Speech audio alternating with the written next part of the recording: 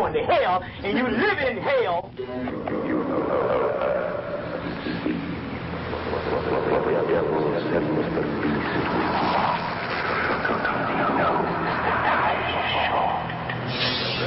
Let him who has understanding reckon the number of the beast. For it is a human number. It's my number. 666. So on to the end.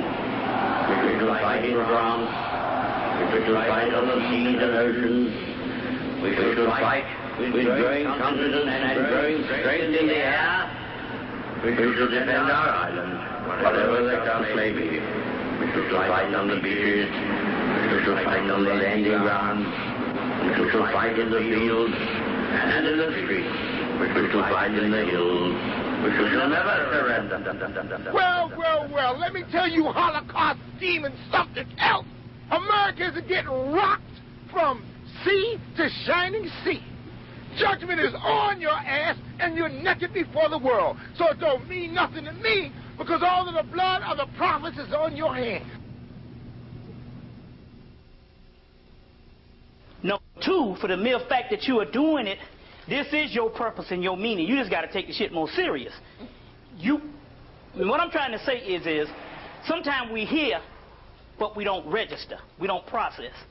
So when I say you are the ones that are fortunate enough to tap into this knowledge when the whole world is crazy, you need to process that for a minute and understand the importance of that. First of all, the greatest thing on the planet is the knowledge of self, and basically the knowledge of the universe. For the mere fact that you are even interested in this or remotely interested in this at this particular time when shit is going on crazy out here, it means that you are the special evolved beings. And so when I'm saying you need to process, you got to process that everything that you read in these books that you admire about the gods in the heaven and the gods in the universe, you must understand that that is nobody but you at this particular time.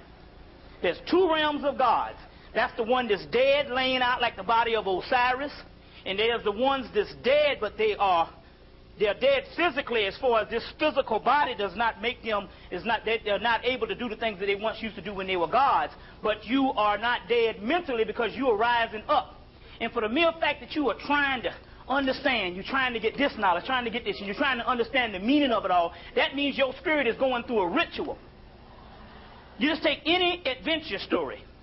And you know, they had to go and they had to fight this particular person, they had to fight this particular person, and at the end of the movie, they get what they're supposed to get, and they are glorified. That's what's going on with you now as your struggle. So we had the mystery system that was in the last days. You had the mystery system.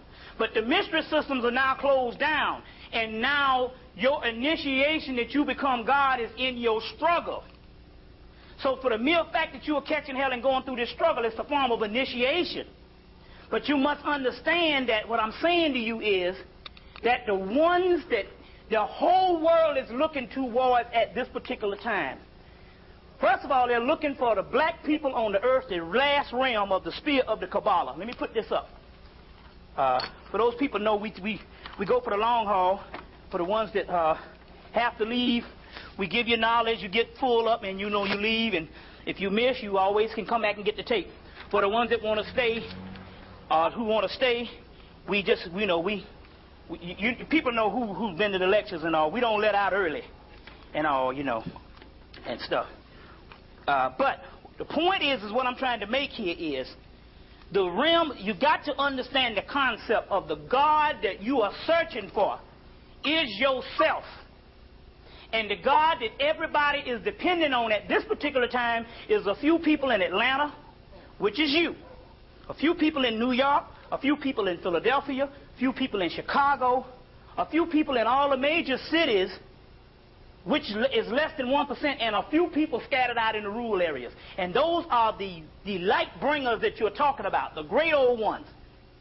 So you have to understand this concept.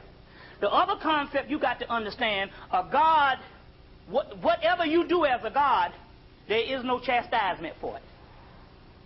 I'll explain to you. You got to stop thinking like a human and start thinking like a God. You see which one, the crayon? Stop thinking like a human. You got to start thinking as a God. G-O-D, generator, operator, and destroyer. Is it not written in your law that ye are gods? John chapter 10, verse 34, 35. You know the whole deal. You have to start thinking this way because, okay, here it is. You have to start thinking this way because I'm telling you, the reason, what is the hold up is that the actual gods do not realize they're gods. It's a good movie you need to get. There's a good movie you need to get. You need to get a movie called A Never Ending Story. You thought it was a child movie. And he gets this little book and he goes through this adventure. And at the end of the movie, midway the movie, they say, hell, coming to find out that the little boy that was reading the book of all these magnificent heroes, the other boy on the other side who was going through all the trial was him. And they said, and at the end they said, well, hell, our world is falling down because he doesn't believe in himself. It's all about you. That's the key. You can't, that's the key. This is the real knowledge. There's a mystery of the world, and the mystery of the world is look for no God to save you but yourself because it's within you. It's within you. It's just that the devil came down about 2,000 years ago, basically, when we get into this, and he made you start worshiping him so you would not cultivate the energy within you. And that's your slavery and your real bondage. And this is the key what we have to deal with here. Because, I mean, we go through, we see things on TV and we see this shit and we say, when is this shit over with? But the key is, in the 60s, we didn't have this knowledge. In the 70s, we didn't have this knowledge. In most of the 80s, we didn't have this knowledge. You see what I'm saying? We only had a few people talking about it in the past years before that, and we all thought they were crazy. But now, we have the knowledge. As a matter of fact, some people saying, you know, they say things like, too much knowledge is dangerous to the untrained ear. That's not true. What is happening here is this. The knowledge is here now. There is no more secrets. There is no more secret societies that's holding back knowledge. You see, the white boy understood that they would keep people dead long enough until they would be so dead until there will come a time where they would be so much immersed in ignorance until they can give them knowledge and they will reject knowledge. And that's when you start putting out all the knowledge. That's why you go to your family members and they reject the shit. And mainly you. So they know that most black people reject this. I don't want to hear that black shit. I don't want to hear that shit, that old crazy voodoo shit. So because they reject it, now they can put the stuff out. So there is no more such thing as secrets. The secret is that the masses of the people hate knowledge. You understand what I'm saying? So up around 1985, they knew that the people would reject knowledge because they knew you rejected it in the 70s and the 60s. So they said, now we can put all the stuff out that we had held for the last 140 years that we dug up around the world. And as a result, that's why we only have less than 1% of the amount of people that really bears witness to what the hell is going on.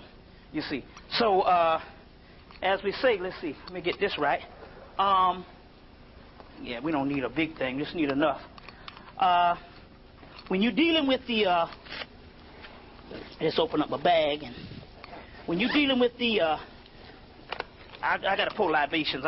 I'm getting ahead of myself, but, you know, while stuff is on your mind, it's best to say it before you get too far in it. And, you know, so when you're dealing with the sphere of the Kabbalah, and there's several spheres of the Kabbalah, which is nothing but your physical body is the real mystery behind this, is your physical body.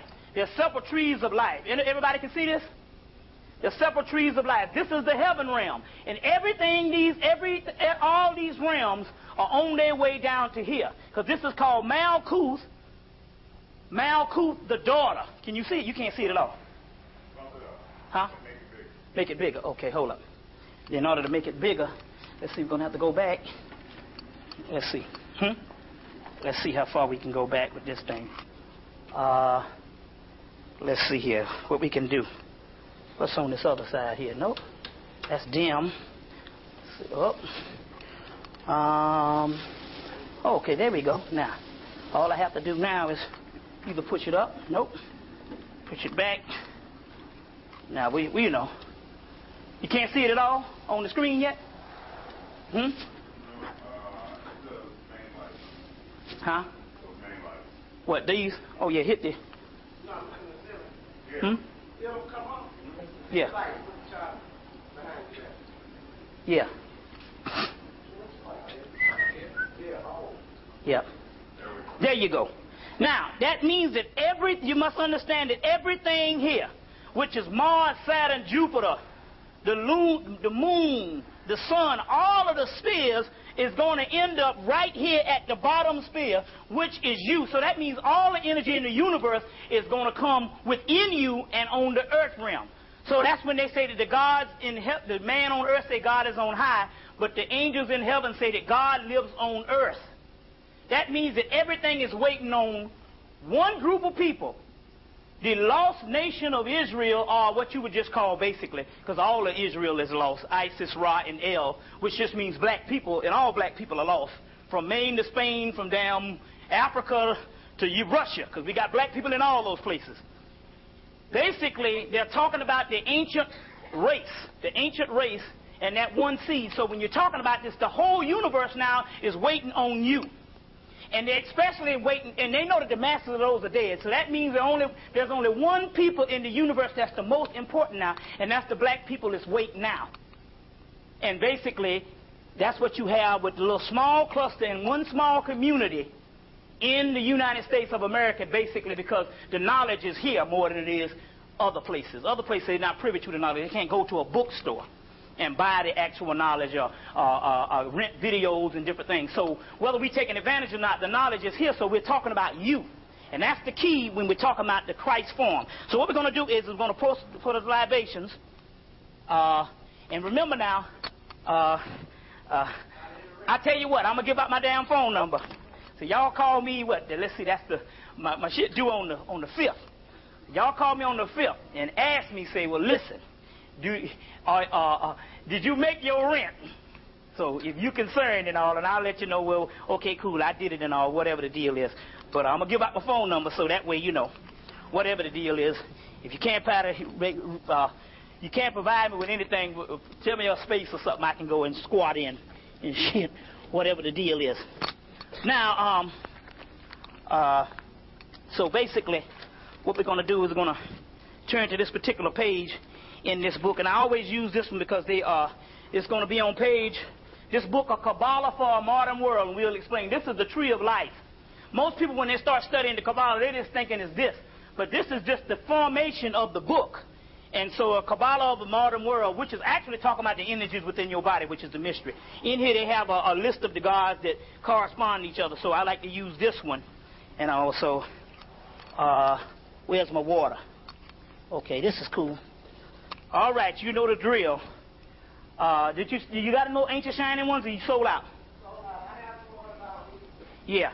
Keva, Ashe, Shakma, Ashe Bina, Ashe Jesed, Ashe Deborah, Ashe Tipered, Ashe Natsad, Ashe Had, Ashe Yased, Ashe Da, Ashe Malkut, Ashe Ain, Ashe Ain Sa'ah, Ashe Osea, Ashe Aset, Ashe Tahudi, Ashe Mayat, Ashe Patah, Ashe Sut, Ashe Ra, Ashe Amun-Ra, Ashe Anpu, Ashe Het-Heru, Ashe Aset, Ashe Nebhert, Ashe, let's see, Kinti Amenti, Ashe Kinti Erti, Ashe Kefra, Ashe Cones, Ashe Earthris, Ashe Amuthis, Ashe Raheru Kahudi, Ashe Harpocrats, Ashe Heru Raha, Ashe Mim, Ashe Minavith, Ashe Muntu, Ashe Mintu, Ashe Sashet, Ashe Sekmet, Ashe Selket, Ashe Vasheshetu, Ashe Aether, Ashe Uraeus, Ashe Rhea, Ashe Zeus, Ashe Ares, Ashe Apollo, Ashe Aphrodite, Ashe Hermes, Ashe Demeter, Ashe Demeter, Ashe Yima, Ashe Odin, Ashe Frigga, Ashe Balda, Ashe Laki, Ashe Thor, Ashe Freya,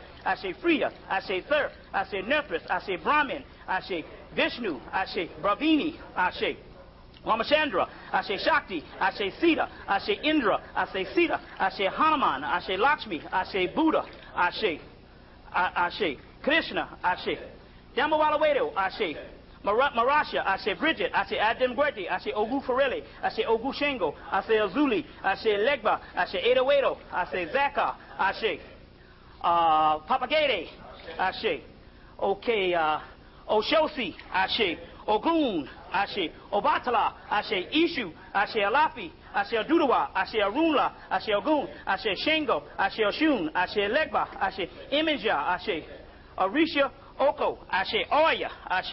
You want to put that there? Huh? What you said? Ashe Babaluaye, Ashe. Olakun, Ashe.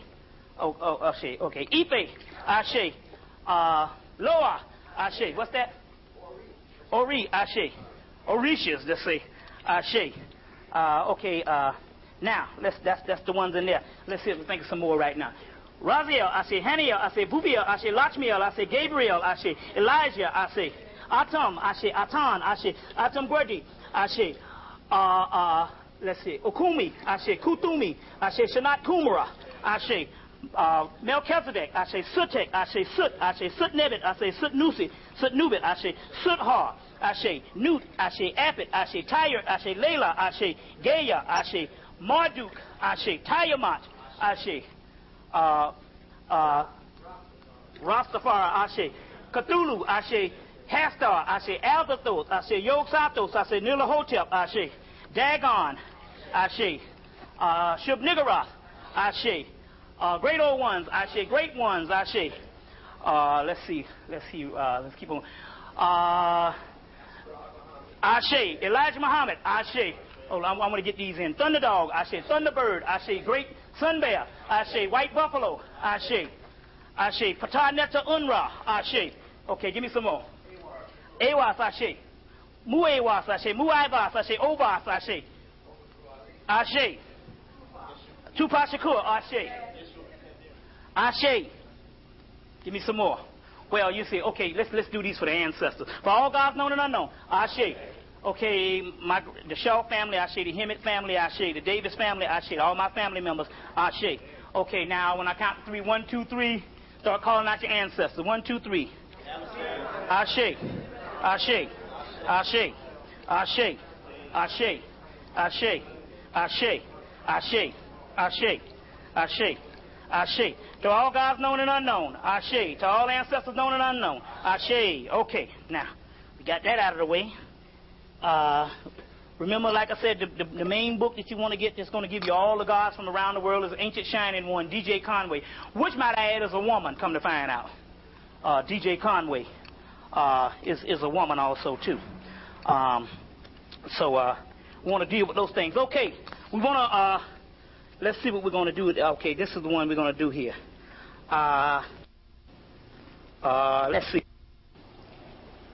Okay, here it is. This is what we want to do. This is one aspect of assuming the Christ form, which is a ritual. Which, if you all want to stand and do this, this is like putting energy in yourself and assuming the Christ which is in you. So that's like tapping into the melanin. For those people who want to participate, just stand up right quick and we just read this thing and you repeat after me. You ready? Hear me, O Lord. Hear me, O Lord. Thou art the first and the last. Thou art the first and the last. The beginning and the end. The beginning and the end. The Alpha and the Omega. The Alpha and the Omega. Who are the nameless and the formless ones. Who are the nameless and the formless ones. Creator of all. Creator of all. Lord of light. Lord of light. Lord of life. Lord of life. Lord of love. Lord of love. Hear my prayer. Hear my prayer. Thou true son and daughter. Thou true son and daughter. And I ask that thou look with favor upon this ritual. And I ask that thou look with favor upon this ritual. Of the assumption of the heavenly Christ. Of the assumption of the heavenly Christ. Aid me in my becoming. Aid me in my becoming. I seek rebirth in thy light. I seek rebirth in thy light.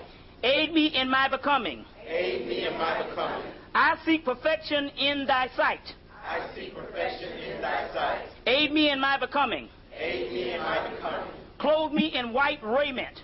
Clothe me in white raiment. In my crown of gold. No, excuse me.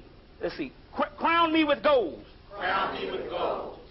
Set me upon the throne of mercy. Set me upon the throne of mercy. And with the white horse of judgment. And with the white horse of judgment. Into my right hand place the scepter of rule. Into my right hand place the scepter of rule. In my left hand place the sword of law.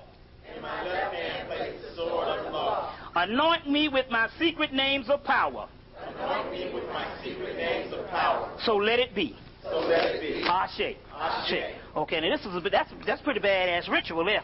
I'm gonna sell these babies for like $2. And it's about that's just one aspect. There's about 7 pages, and it goes through this whole thing, and it gives you all the different names of your particular Christ energy names and stuff. Because the Christ who is to come is within you, whether it be Obatala in Yoruba, whether it be Ishu in Yoruba, whether it be also that would be also in Vodun, whether it would be the Christos in Greece, the Christ in Egypt, or the Christ in Egypt, the Buddha in Hinduism, the buffalo, the white buffalo is a form of the Christ in Native American, and whether all around the world. And that's the problem that we got here is the devil came in and told you of a historical Christ who did not exist. Who did not exist. And that's the problem that we have at this particular time. So now let me go through some things that's going on, because you know it's a beautiful day.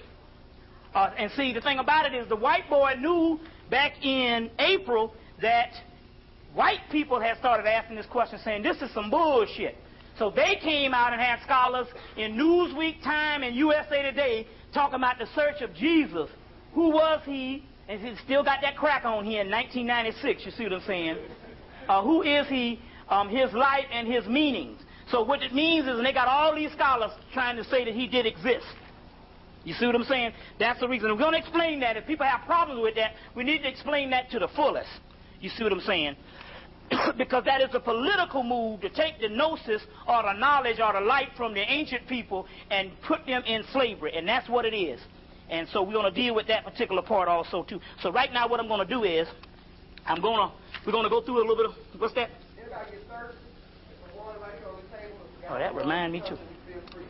Okay. Yeah, so let's go into some things. First of all, a brother got a channel from Tupac. He got a channel from Tupac, and it's interesting.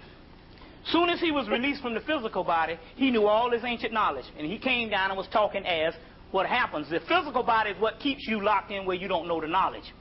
So soon as he was released, he knew a certain amount of knowledge, and he came to this brother, was telling the brother, hey man, there is no more such thing as a time is over. It's just a matter of when the damn room get filled up. You see what I'm saying?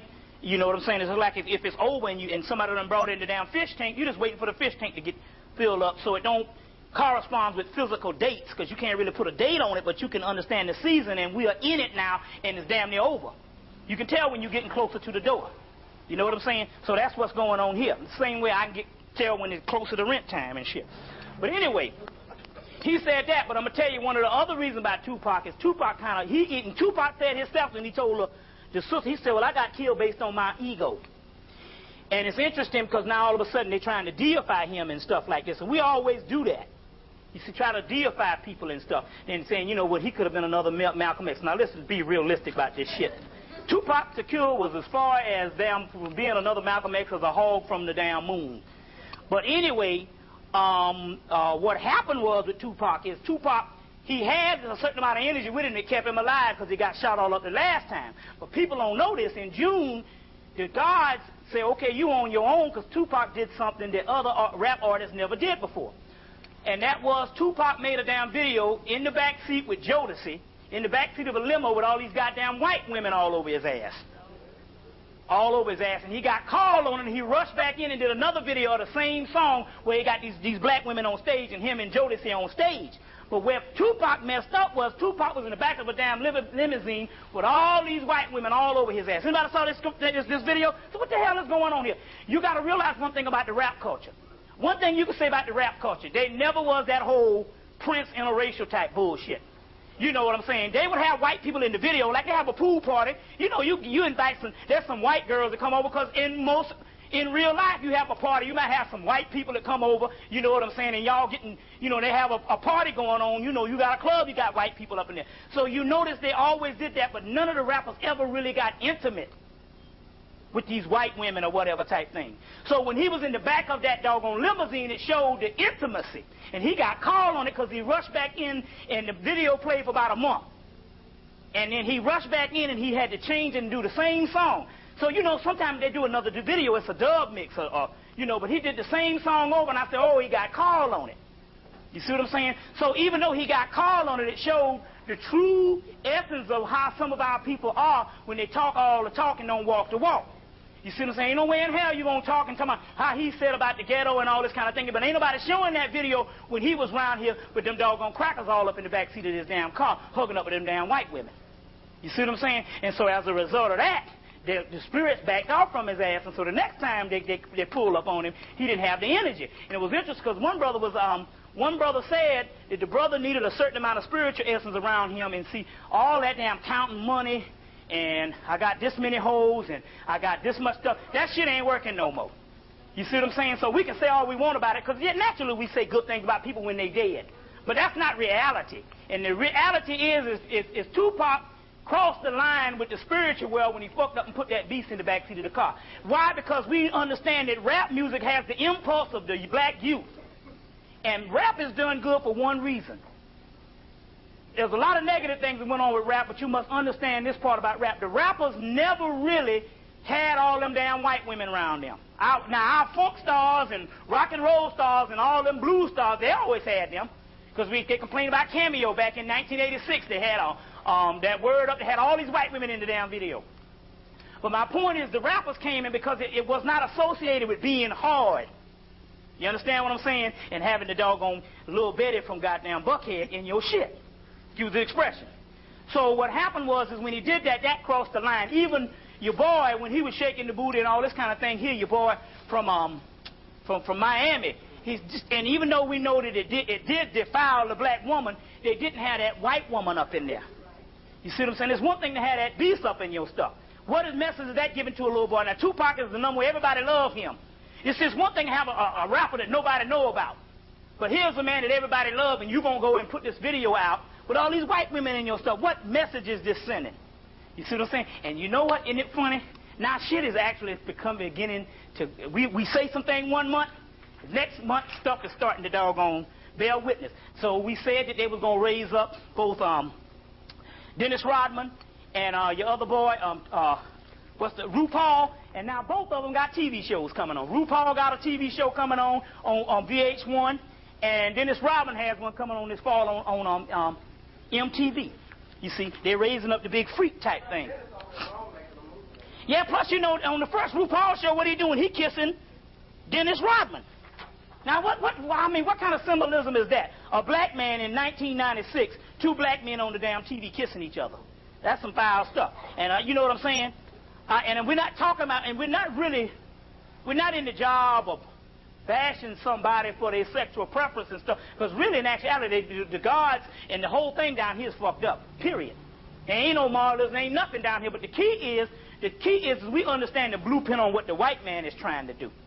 You see what I'm saying? What the white man is trying to do. Now you see every time you turn around, like they say, they got the sisters freaking in every doggone thing. You see what I'm saying? So that's interesting too. Now it's interesting because we got some new information. First of all, we know that the whole OJ thing is back. Now, I told you, and it's funny, and this is the funny part about it, how stuff play out. Now, I told you last year that we had found that the O.J. Simpson trial, let me see if I can find this book. I think I put it in here. The O.J. Simpson was an ancient trial that they talked about, this great trial that would be held in Egypt in the last days, where they would try to mess the credibility of the black man up. So don't look at O.J. as the figure. Black people was on trial, right? And so this ancient trial, it was verbatim, but it was interesting because in this trial that they talk about, which is in the section of this book. In this book, which is a valuable book, From Fetish to God of Ancient Egypt by E. Wallace Budge. In the back of this book, they have papyruses out of the British Museum. This is the last book of his life, Budge, and so he decided to give up all these papyruses that he was actually writing all his books from. So in the back of this book, there's several papyrus, like the winged disc of Heru of Edfu, which is talking about if you didn't have the melanin, they cut off your head, which you get the movie Highlander from. You see what I'm saying? They say only one can be the Highlander, or the blood of kings running through you. So in this particular section of the papyrus in the back of this book, that when you see the legend of Heru Behutet, of the winged disc of Edfu, they're talking about if you didn't have that black dot, they would cut off your head. And in the legend of Heru Behutet, Behutet is an ancient word for melanin. It means the black dot or the black circle that we're talking about here, or the black dot or the black circle, which we give a figure of the Gnostic Christ Abraxas, and it gives you the black dot also right here in the wings and the Kundalini energy and all of this too. Which we have several things of the black dot. And like I said, I always like to put this one up here because, you know, that's how your spirit looks outside of the body. And like I said before, some of you people, you might have seen some of these things some night that you see a black silhouette and stuff. That's actually a person. And it can take different forms and stuff, but that's how you look. And so based on the people in England, based on the occultists in England, they're saying if you don't look like this, then in actuality you ain't real or you ain't the gods. So therefore we know how that is. But listen. But we do know that in here there's a trial in the part called the Contendings of Horus and Set. Wherever you want to go. The Contendings of Horus and Set. And in there, well, there's a chair here if you want to, but whatever. In here, in the Contendings of Horus and Set, they talk about an ancient trial. But it's interesting now, as so, the devil in here, which is the doggone white boy, he loses the trial. Just as on August the 3rd of 1995, he lost the trial because, number one, that's 10 and 3, which is 13, which is his unlucky number in the first damn place. But anyway, he lost the trial. But in the back of the book, they said that he begs the people, he begs the gods. When the devil loses, he said, no, I want a second trial. Now, what are the odds of that shit?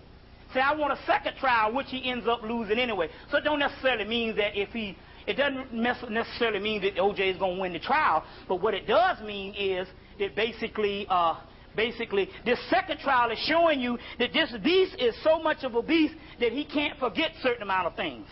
Now, in 1936 or 35 or 36, they had another crime of the century where they killed this white boy, that Jew boy, for the Limburg baby. Now and all of a sudden now they brought this movie out, The Crime of the Century, and where the white boy literally killed this person because they needed somebody, and because he was this Jew person that they didn't like. Now, isn't it funny that almost 60 years later they would have another trial? You see what I'm saying? Of the same magnitude, and call it the trial of the century, and that was called the crime of the century. You see, very, very cheated, and nothing is by chance when they do certain amount of things like that. Nothing is by chance. But isn't it funny how these people cannot bring themselves to believe that this man is innocent? You see what I'm saying? Is innocent. And basically, the reason why they can't bring themselves to believe this man is innocent, because they can't bring themselves to believe that they're so arrogant to say that no one could ever plant evidence. Although they can make movies about their white boys and little children getting planted and getting framed by the police, but a black man can't be framed. That's what you're talking about, a sociopathic type of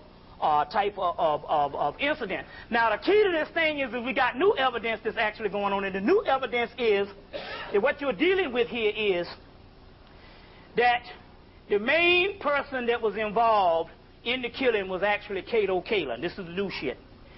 Kato Kaelin is the one that gave him the gloves, gave him the boots, and gave him all the stuff. You see what I'm saying? And also we understand that he did this particular information. He gave him this particular information for the simple fact that he was planted there in the get-go to do the whole 9 yards and cooperate with the police. That's why they knocked on the door. He's the one that put the bloody sock in the living room. Kato Kaelin is the biggest part of this thing. But what the government did and what they do to fool you, they made Kato Kaelin as he's this dunce, this homeless house fella. You see what I'm saying? That's just like this valley boy that's stupid. See, they always do this to throw you off. See, that's what they did when they give you a Bill Clinton. They say he's stupid and all this kind of thing, and they do this stuff to throw you off. You see what I'm saying? So you're thinking, okay, no, he's a so stupid homeless person. He's the main person around this thing. So like I said before, they released the movie The Chase, which we have to go in and you need to go to the public library and you need to find out. You look on the Friday edition. You look on the Friday edition, let's say somewhere around June or April. And you need to find out when was the movie The Chase, that starred, what's his name, Charlie Sheen. You need to find out when did this movie actually come out, because this particular movie came out, I think, a month before the actual chase scene of the Bronco. You see what I'm saying? And a month before Nicole died. You see what I'm saying? And then what happened was he's being chased, and they got the TV cameras and all this, and then what happened? They said, well, he said, I was accused of something I didn't do. I was an innocent person. He said, what happened? He said, but they accused me, and I got time because they expected O.J. Simpson to get time. That was the guards that intervened. He said, I got time because I had a cut on my hand, and they took the DNA from the cut on my hand and convicted me. Now, what are the odds? It's no coincidence. What are the odds of they're having this movie come out, and he's getting convicted with the cut on his hand, and they got the chase scene in the movie cameras, which the movie came out. How can this cracker can take a movie and actually make a movie of what he's going to do a month before, release it a month before, and then do the exact same thing the next month?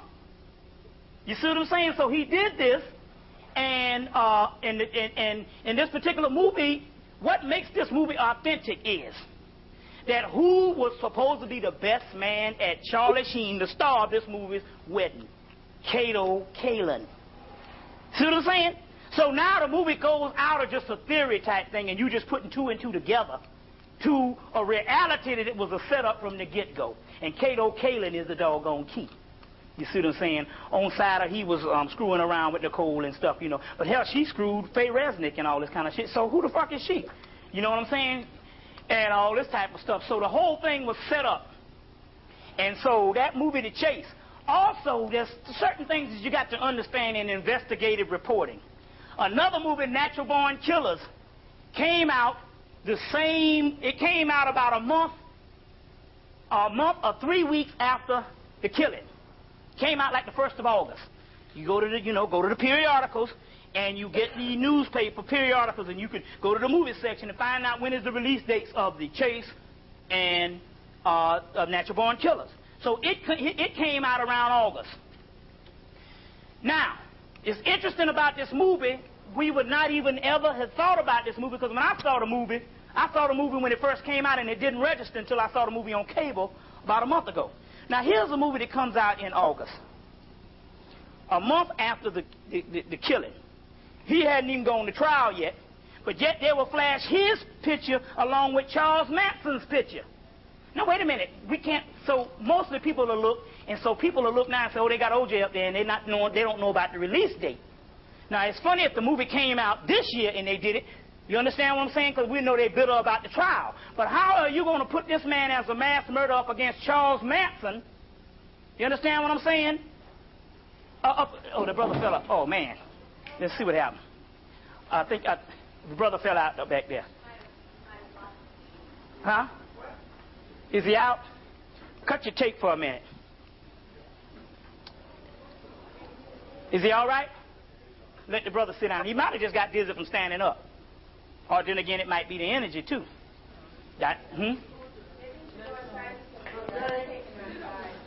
Yeah, you need to go outside, brother? Are you all right? You think it's because of you standing up? It's, yeah. You might have just, sometimes when you stand up like that, hell, I get weak like that, too. Whatever. Get you some water or whatever. Then come on back, brother. You see. If you want to go outside, or you want to come back or whatever, yeah, that's, sometimes standing up like that, just, or you can get a brother a seat, whatever. Or you can cut it back on. You cut it back on. You got it back on? So what I'm trying to say here is, what are the odds of them convicting this man and putting him against, the magnitude of putting him against doggone Charles Manson before the trial even started?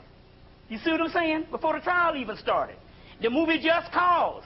So they had the movie Just Cause, and both Sean Connery and the guy Blair Underwood argued that, no, we didn't do this movie based on the O.J. Simpson trial because the book was written in 1982.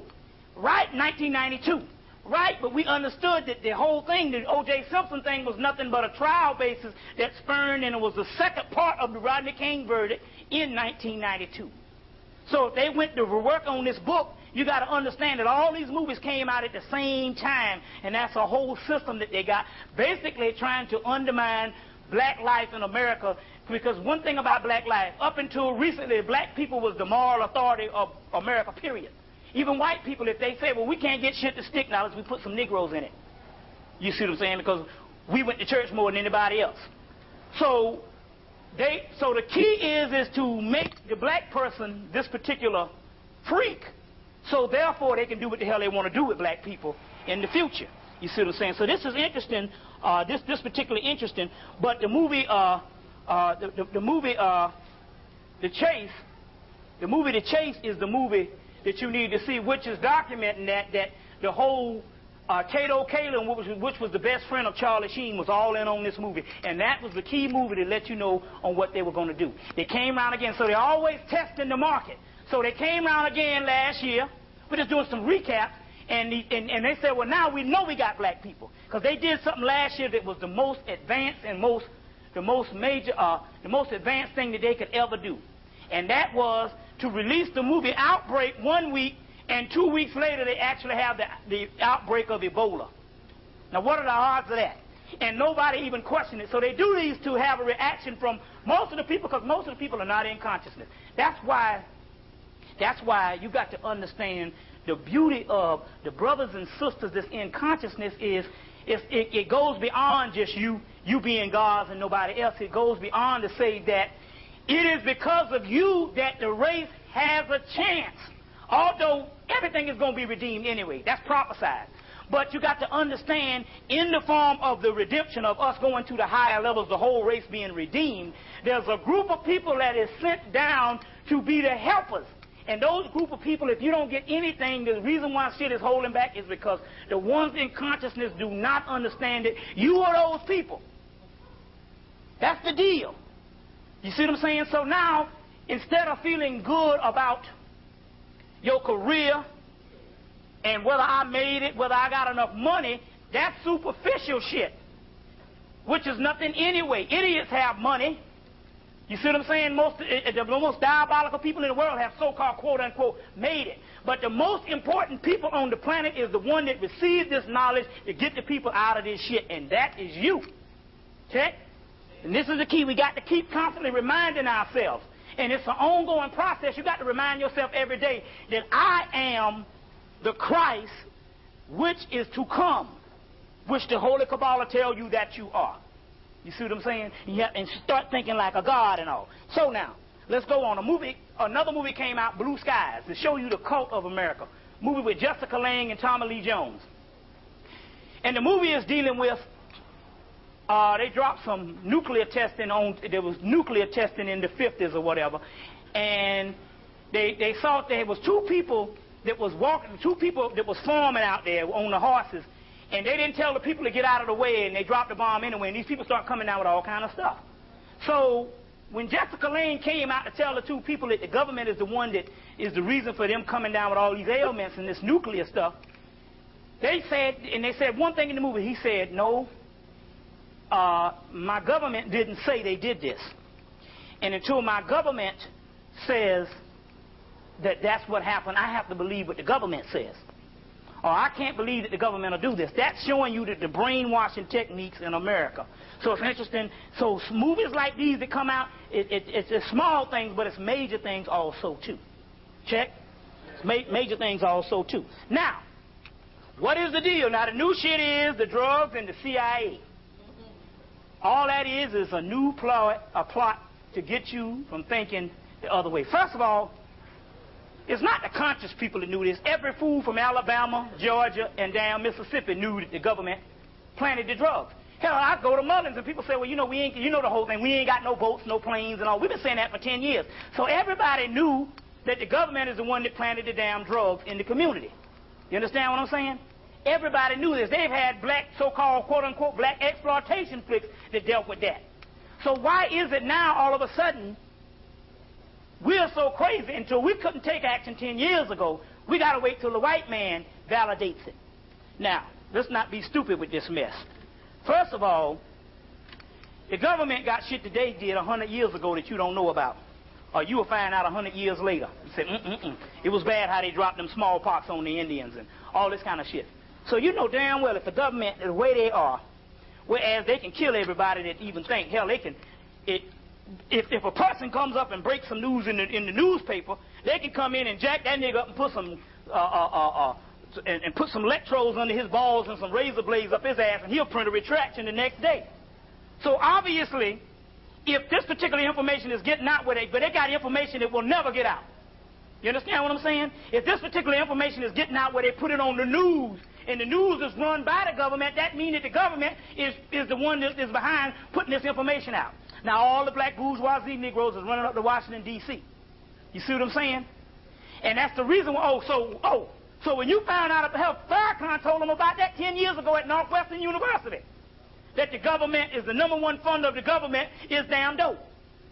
Any fool know this, but you mean to tell me, now here it is, this is the sickness of it, because it's all a test. You so sick that you can't damn stand up as grown people, as spiritual people, and say, hell, we know the deal back in 1988, 1986, 1987, in 1990 when you finally realized the shit. We know the deal that you're the one that's putting it in. No, you got to wait till the damn white man documents it. And he always put the shit out, he always documents it 10 years too late. Too late now, you don't even know who. Hell, half the people could be dead. Hell, all the black people already in jail. Half of them dead now. Half of them will never be no good. So it's not the object to come in and say, oh, we got the information now that they did this, when the black, it's in the story. Hell, he done put your man in jail now, and he's ruined for life. You see what I'm saying? But that's the way they do it. They always come out with 10-year-old news. So this is old shit that they come out with now and bring it up now, and all the black people think, oh, this is the new shit. Oh, you heard about it 10 years ago, but now all of a sudden it's new on your mind because the white man said it, and life does not exist until the white man documented on his news for our people. So he brings it out now. Now, why is he bringing it out now? He's bringing it out now to basically counter his new thing, which is black body snatching, which is tons and tons, like I said before, tons of projects around the country that closed down, and you got black people in concentration camps. And as a result, we got at least 12 million black people in concentration camps. So to get you to stop thinking about that particular thing, he'll give you some old news about some crack and some shit that done happened, whereas they just disbanded Red Dog. Crack basically is damn near gone compared to what crack was 5 years ago.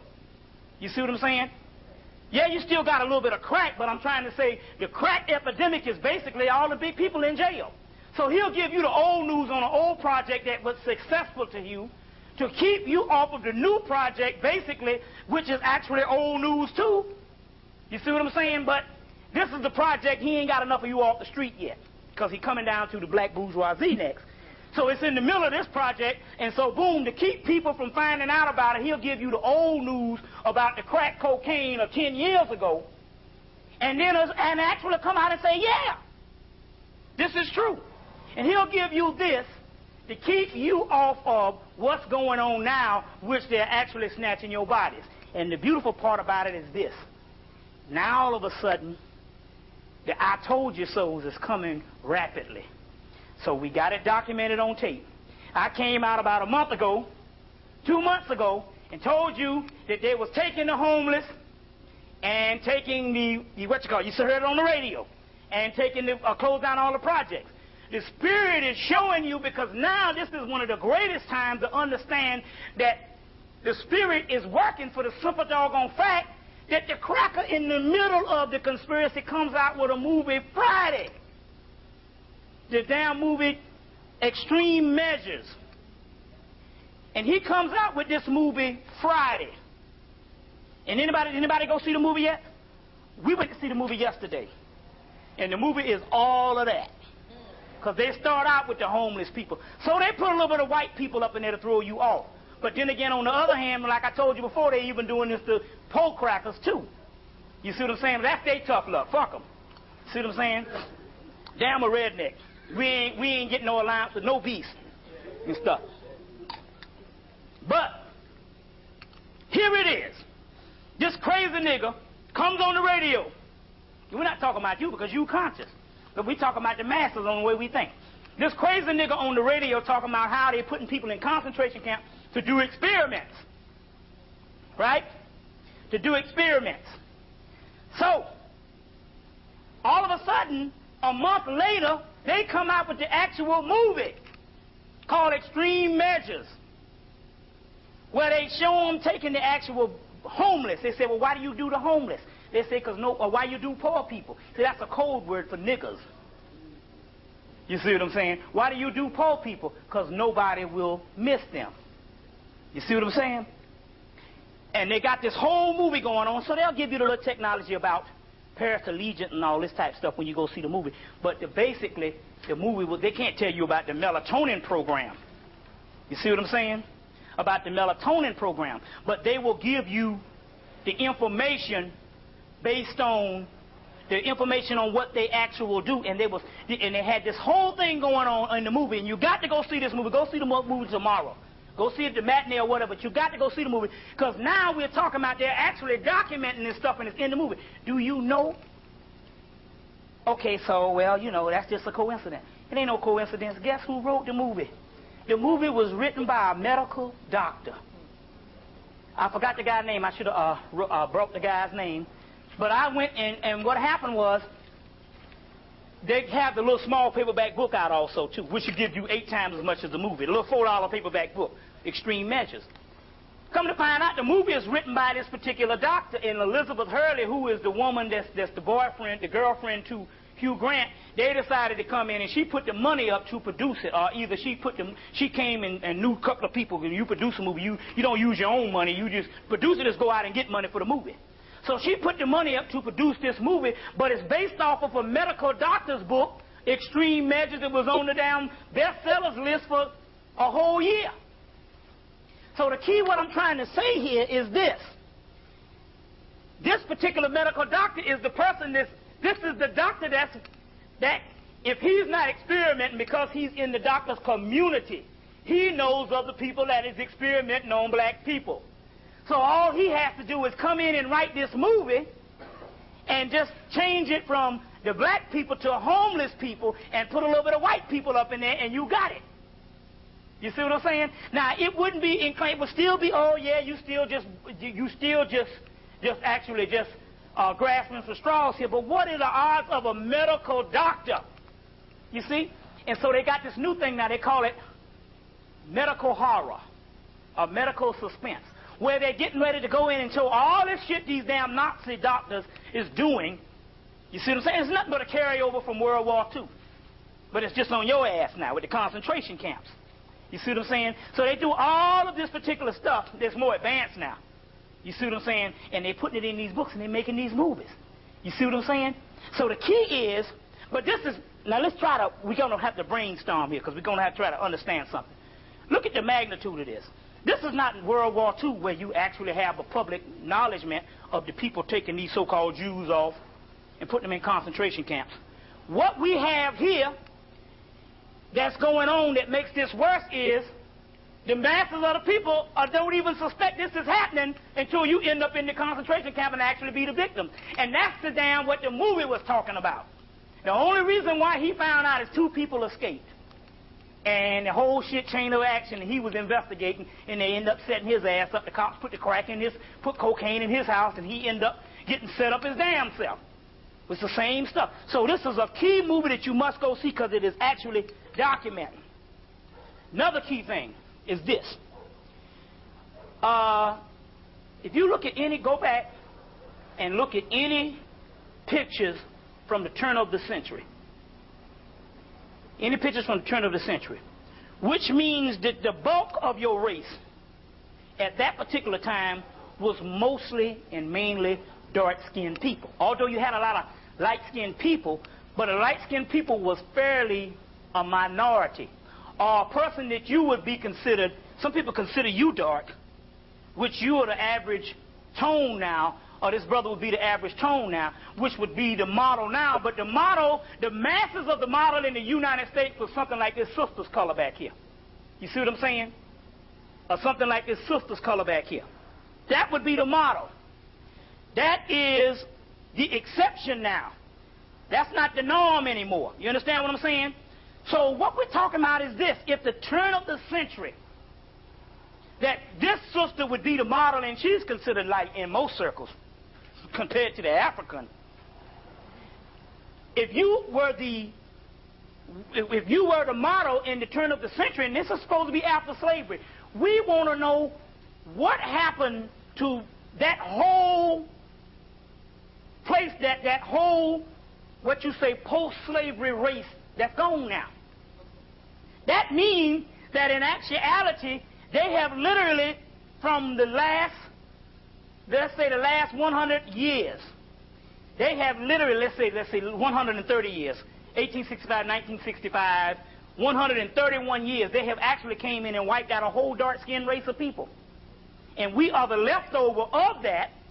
You understand what I'm saying? But like I told you before, there was not a hanging unless they had a barbecue grill, because they ate a lot of those. You see what I'm saying? So now the movie actually bears witness that the white rat theory, that is not even white rat theory. 98% of all stuff, all medicine that we have now, pharmaceutical medicine that we have now, was done by human subjects. You understand what I'm saying?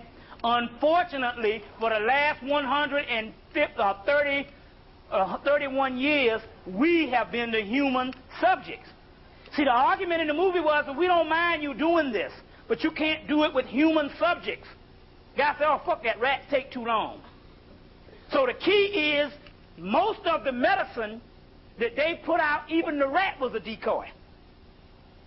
Most of the medicine that is made in the United States has been made from human subjects, and we have been at the damn bulk of that. It's been at our expense. You understand where I'm coming from? So it's interesting. So we got a whole dark-skinned race of people that's gone. And the reason why I know this, because you can go to any form of the Caribbean. You go to Jamaica, and you go to several places, even though they have light-skinned people in Jamaica, and they have light-skinned people in the Caribbean.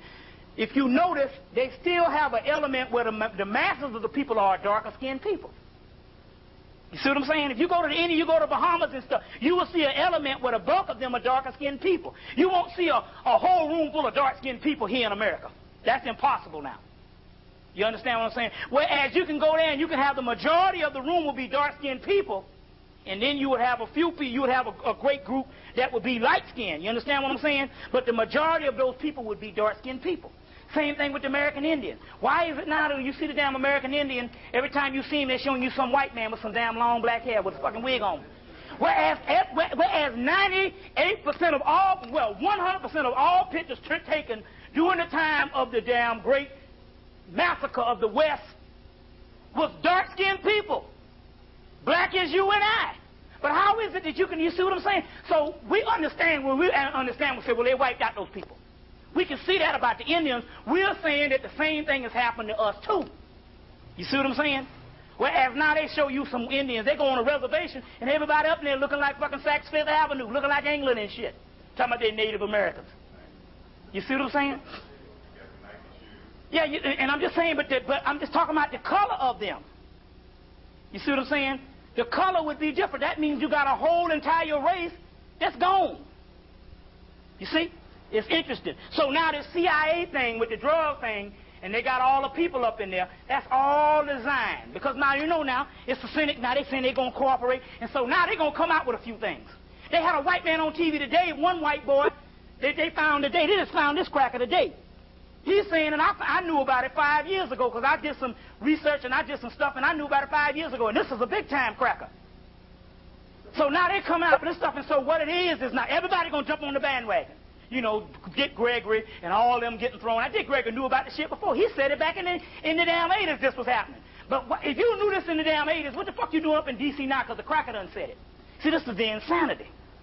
So now they're going to come out, and this is going to be the big thing.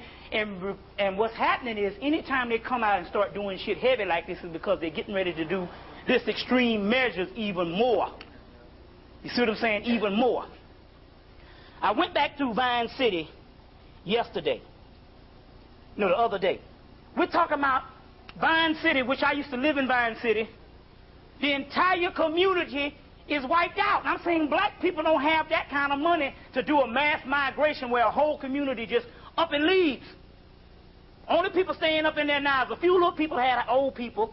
You know, they was killing off them. But the majority of them is new people with new houses that they built. But we're talking about complete streets gone. They don't relocate people like that. You see?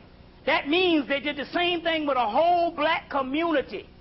Vine City and the majority are past Simpson. That whole area is abandoned houses. That means that they have come in under the nose of our people and literally, well, under the nose of the idiots, which we call the black bourgeoisie that don't give a fuck about nothing, no way, that make jokes about the so-called soulful ghetto people. They have come in under our nose and have cleaned out a whole community. You see what I'm saying? So, I'm talking, but I'm actually visualizing this. You got to understand the magnitude of this shit we talking about here. You understand what I'm saying? To understand, my God, the stuff that's on the move is only a damn drop in the bucket of what these crackers are actually doing. You see what I'm saying? So they've come in and it's funny now. It's funny because now we got shit. Now I got some news last week that some of these goddamn churches is in on this shit. Yeah, the damn Vine City, come to find out that half the houses that was bought up in Vine City, or so-called bought up in Vine City, was bought up by a group called the Vine City Housing Ministry, based on some damn black churches, which we know that they can control our people, that our people might not even know nothing about it. But under the guidelines, or under the people who finance the church, they can come in and they're putting people in concentration camps.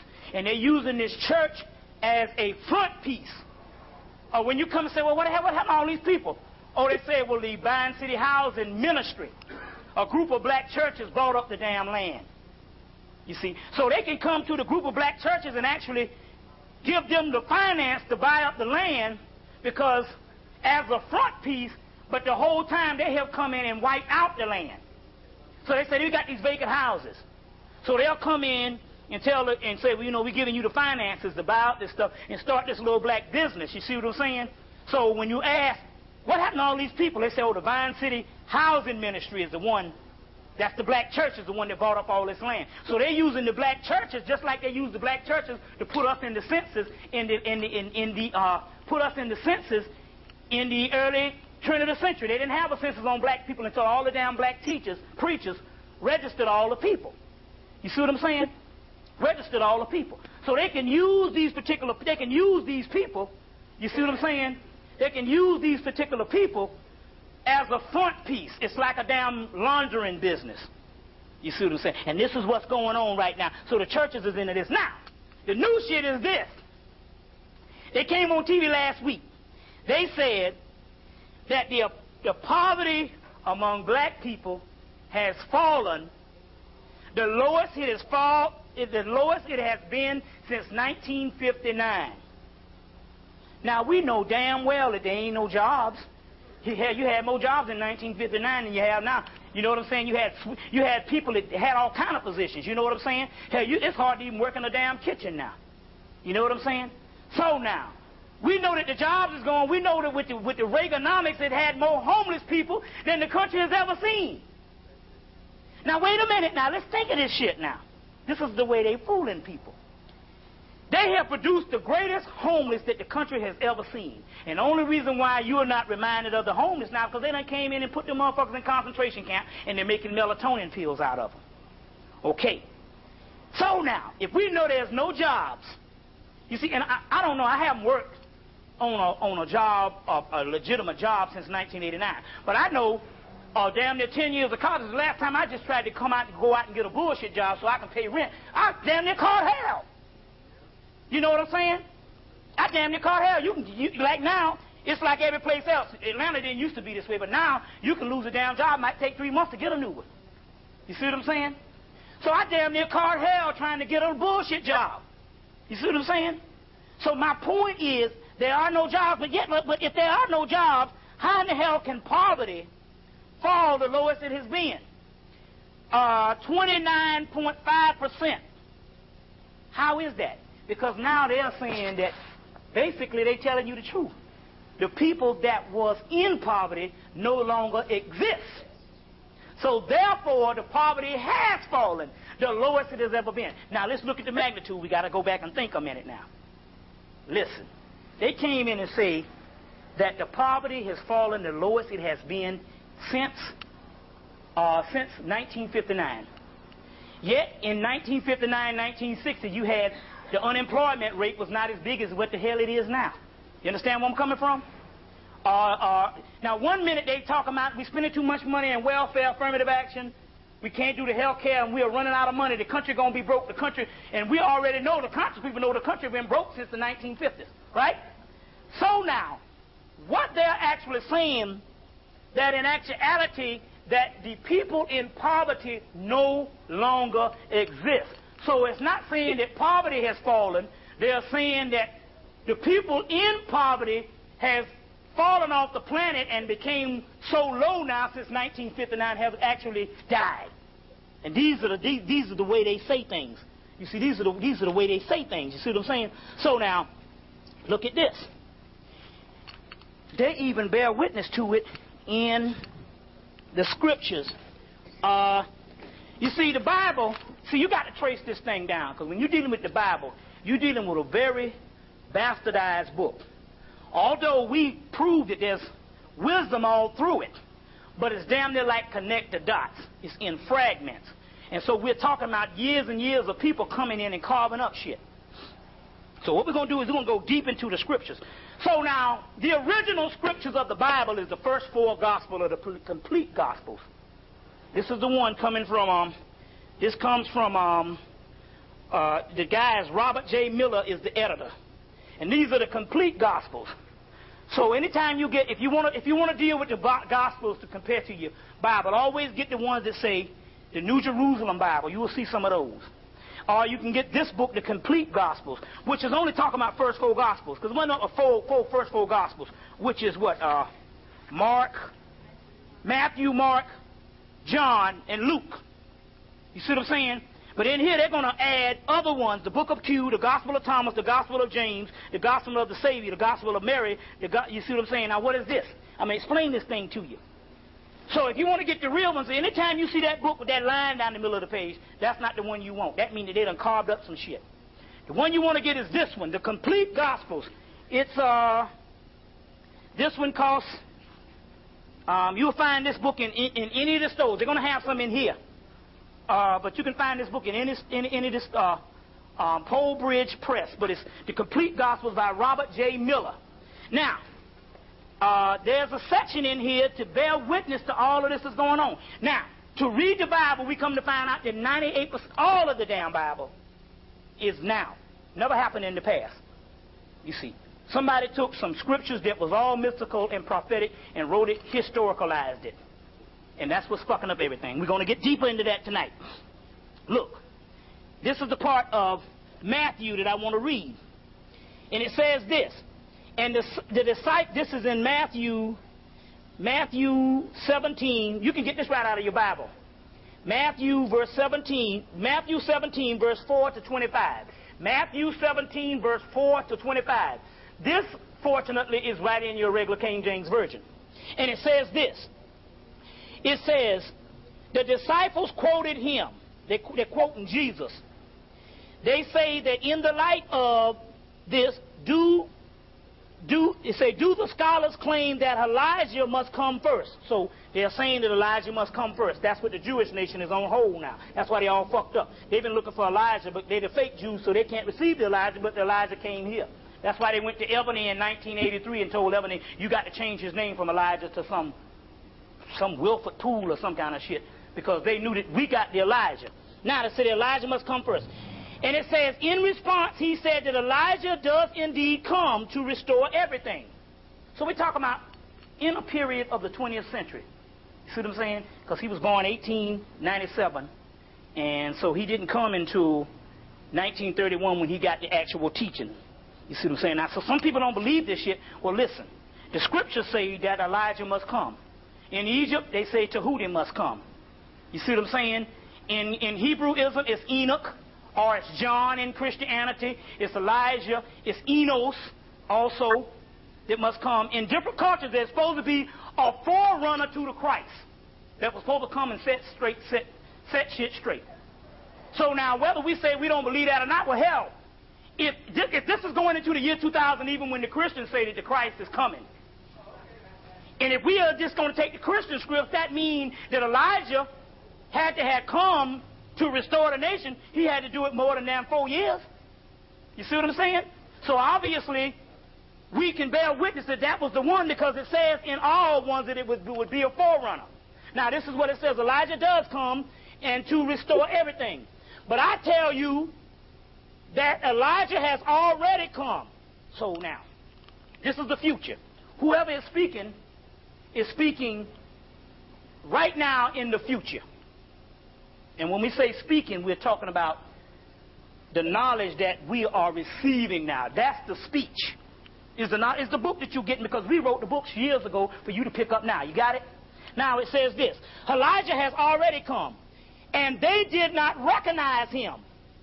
Oh, damn, that's true. This person came. We didn't recognize this person as no biblical Elijah. You see what I'm saying? The Islamic people recognized him as a heretic based on Orthodox. You understand what I'm saying? But remember now, the Messiah script, the Messiah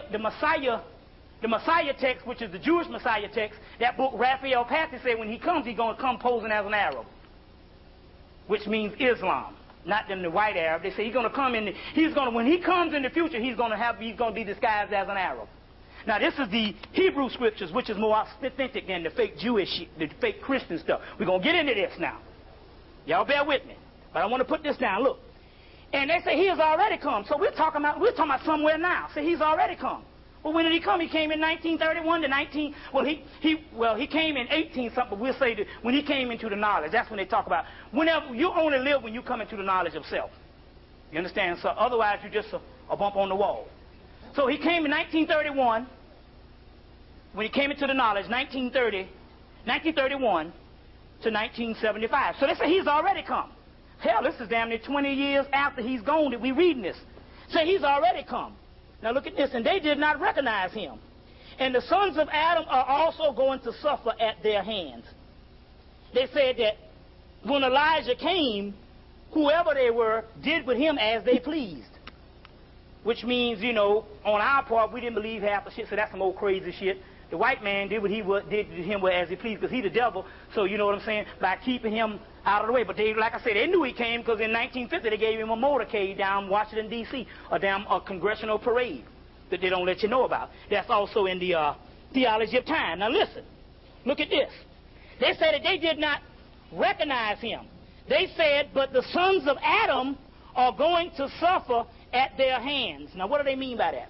They mean that they're saying that basically what I told you when he was on the podium in 1973 and he was speaking, and then all of a sudden he saw a vision and he said, oh God, it hurts me to see what they're going to do to you. That means he's looking in the future and he's seeing the concentration camps now. In this particular part in Matthew 17 verse 4 to 25, they say because of his coming and both us not recognizing him and both the white boy doing with him as they please when they did the whole thing with the Malcolm thing, based on that, they say that the sons of Adam are going to suffer at their hands. Their hands is talking about the doggone powers that be. So, first of all, we didn't really fuck up because it was already destined that we was going to not recognize him, because they say that he comes at a time when light shines in the darkness and the darkness comprehends it not, or they would reject knowledge. So right in Matthew, they're actually talking about that. They're actually talking about that particular part, which the suffering at their hands is AIDS, Ebola, concentration camps, crack cocaine, and black insanity at an all-time high, and black self-hatred at an all-time high, where they give you their woman, the white woman now. You see what I'm saying? And they're suffering at the hands, and that's very interesting that with this particular part in Matthew that they would deal with that particular part. Now. That particular part. Now, let's deal with some things. We're going to go right ahead so we can get into this particular part here, because I want to say a couple other things. Number one, like I said, to understand your stories, you got to rent that movie, The Never Ending Story. And when you see, they put it out in children's movies because they know adults ain't going to never see it. And the little boy, what the little boy is going through, come to find out that the whole adventure that he was going through was in actuality him. It's just the person on the inside of him projecting out. And so the actual story is going on in his small universe, which is in the brain. Which everything that is projecting out here is going on, is predetermined inside of you. And you go through it every day. That's what your dreams are. You see what I'm saying? Also, get the movie Clash of the Titans. Go back and see. It comes on TBS all the time. Clash of the Titans. The guy Perseus, which is a modified word of Perseverant, which is a later word, Parseverant, who is the one who gets the Holy Grail. Get the movie Excalibur. And put yourself in the adventure. So you are Perseus. And they show the gods. They show two realms going on. The gods are putting little toys and say, we're going to do this to Perseus. We're going to put this in his way. We're going to put this in his way. And then they had the mortal realm, which is the earth. And this shit ain't nothing but a big ritual we going through. And that's the way the shit is. The stuff is more of a ritual that you're going to and more of a damn computer game. More of a computer game or a role-playing game more than it is reality. Because you can't make heads or tail out of reality. Long as you're looking with these two ways out. You see what I'm saying? So get the movie Clash of the Titans. Key movie. Clash of the Titans. Excalibur. Key movie. Never Ending Story. Key movie. Key movie. These are movies that you need to get and try to understand your role as you're going. But Clash of the Titans is surely they just show you bit for bit on what's going on in you. But you just got to put yourself in the role of the Christ. You see what I'm saying? In the role of the actual Christ. And that's the key to the movie and all. Now, the white boy, what he's doing is he give you careers and he awards you. And as long as he's giving you awards, he traps you. It's just like the MARTA bus drivers. What they do is like the MARTA bus drivers. You can be running and the woman can see you on the bus and step on the damn gas. Because you know what I'm saying? So now she's gone, or he, but mainly they do it with a lot of, the reason why I say she, because they got this thing where they condition the sisters. That's why they always pick, most of the sisters that drive the buses are over 40 in their 50s. You see few young sisters, but not that many. And they can condition them, and a lot of the brothers are older brothers also too. You see what I'm saying? But the brothers is a different type energy that's going on. So this is not talking negative to the sisters, but they can manipulate the sisters a lot. So what they do is they come in and they give them a safe driver patch. Once they give them that safe driver patch, it locks them in forever. It's like a robot. That's like giving them a war, and they won't do anything outside of the rules. So they become non-humane. They see a motherfucker running to the bus in the damn lane, but you know they got a damn spot to pick up. They just keep on going because I'm following the goddamn rules. He wasn't there, I gotta leave. So when they award you, and that's the same thing happened in careers. When they award you with your career, they do this. And why is this? Because they understand, basically, because they study us every day. They understand because you have no culture, none whatsoever. And because you have no culture, therefore your career becomes your culture. Same thing with damn fraternities. That's why black people took fraternities and sororities far beyond what white people did. Motherfucking Qs and shit.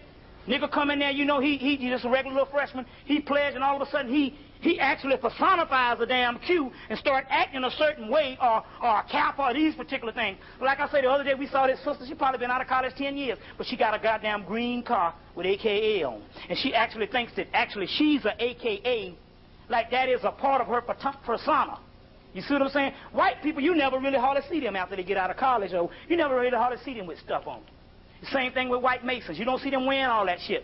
Why is that? Because we don't have a culture, we become our career. You see what I'm saying? We become our career. So they put that safe driver patch on there, or they put a gold medal around your neck, or they give you the MTV awards. They always give you an award ceremony, and that locks you in. And that kills your spirit even more. That's why you can't never get our people to do nothing once they go into a profession. Because the profession becomes them, and that means they are no longer black, basically. Although they might say like African American and all that old shit, that's a terminology. You see what I'm saying? So there are no, and so that's when the white boy come and say, I don't see you as a black person, Michael Jordan. I don't see you as a black person, Oprah, because she has identified with that particular job.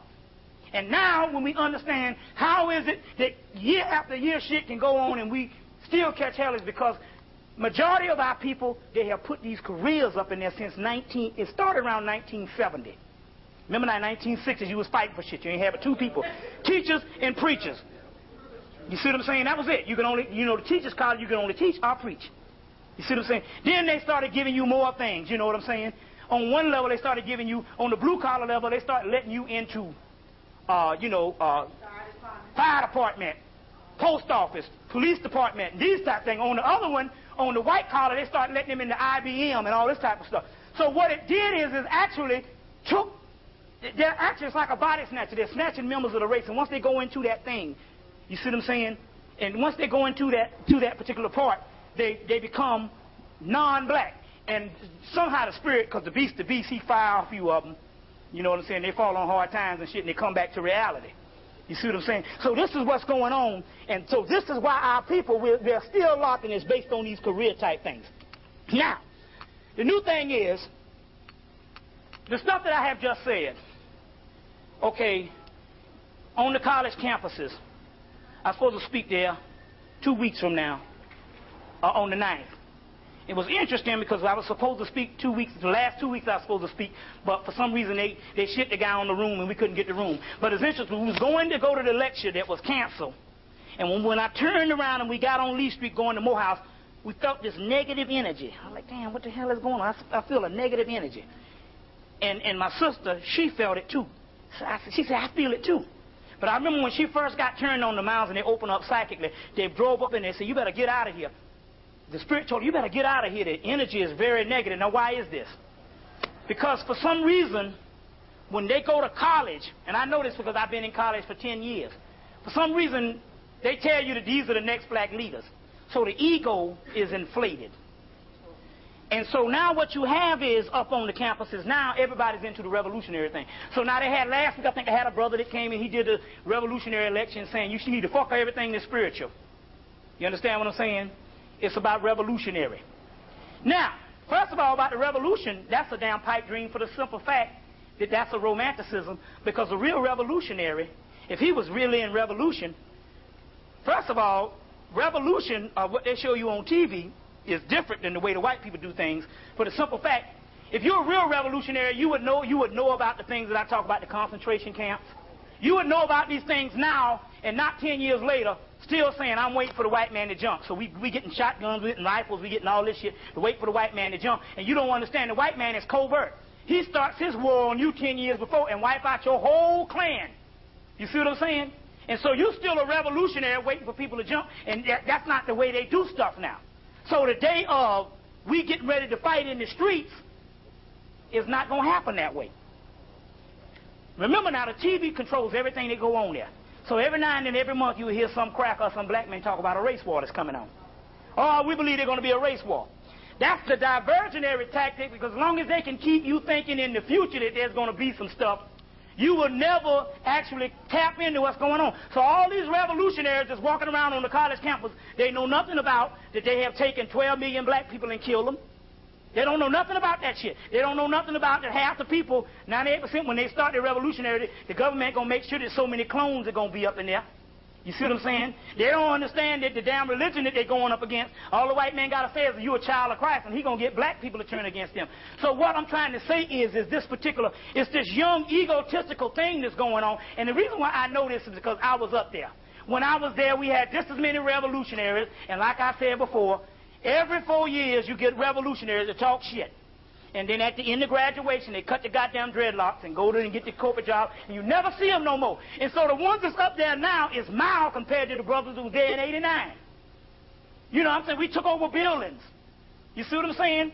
We was raised in hell. Niggas was going and fighting the Ku Klux Klan and going to jail. You see what I'm saying? 92, they was fighting all this here. But what I'm trying to say is that's only something that you do in college, because ultimately nobody ain't going to give up nothing for black people. And so basically they can go and get their groove on in college. You see what I'm saying? And they can go to the white man shit. And so when the black people say, you a damn sellout, they can go, their child say, you a sellout. They can go, no, you don't understand. I did this.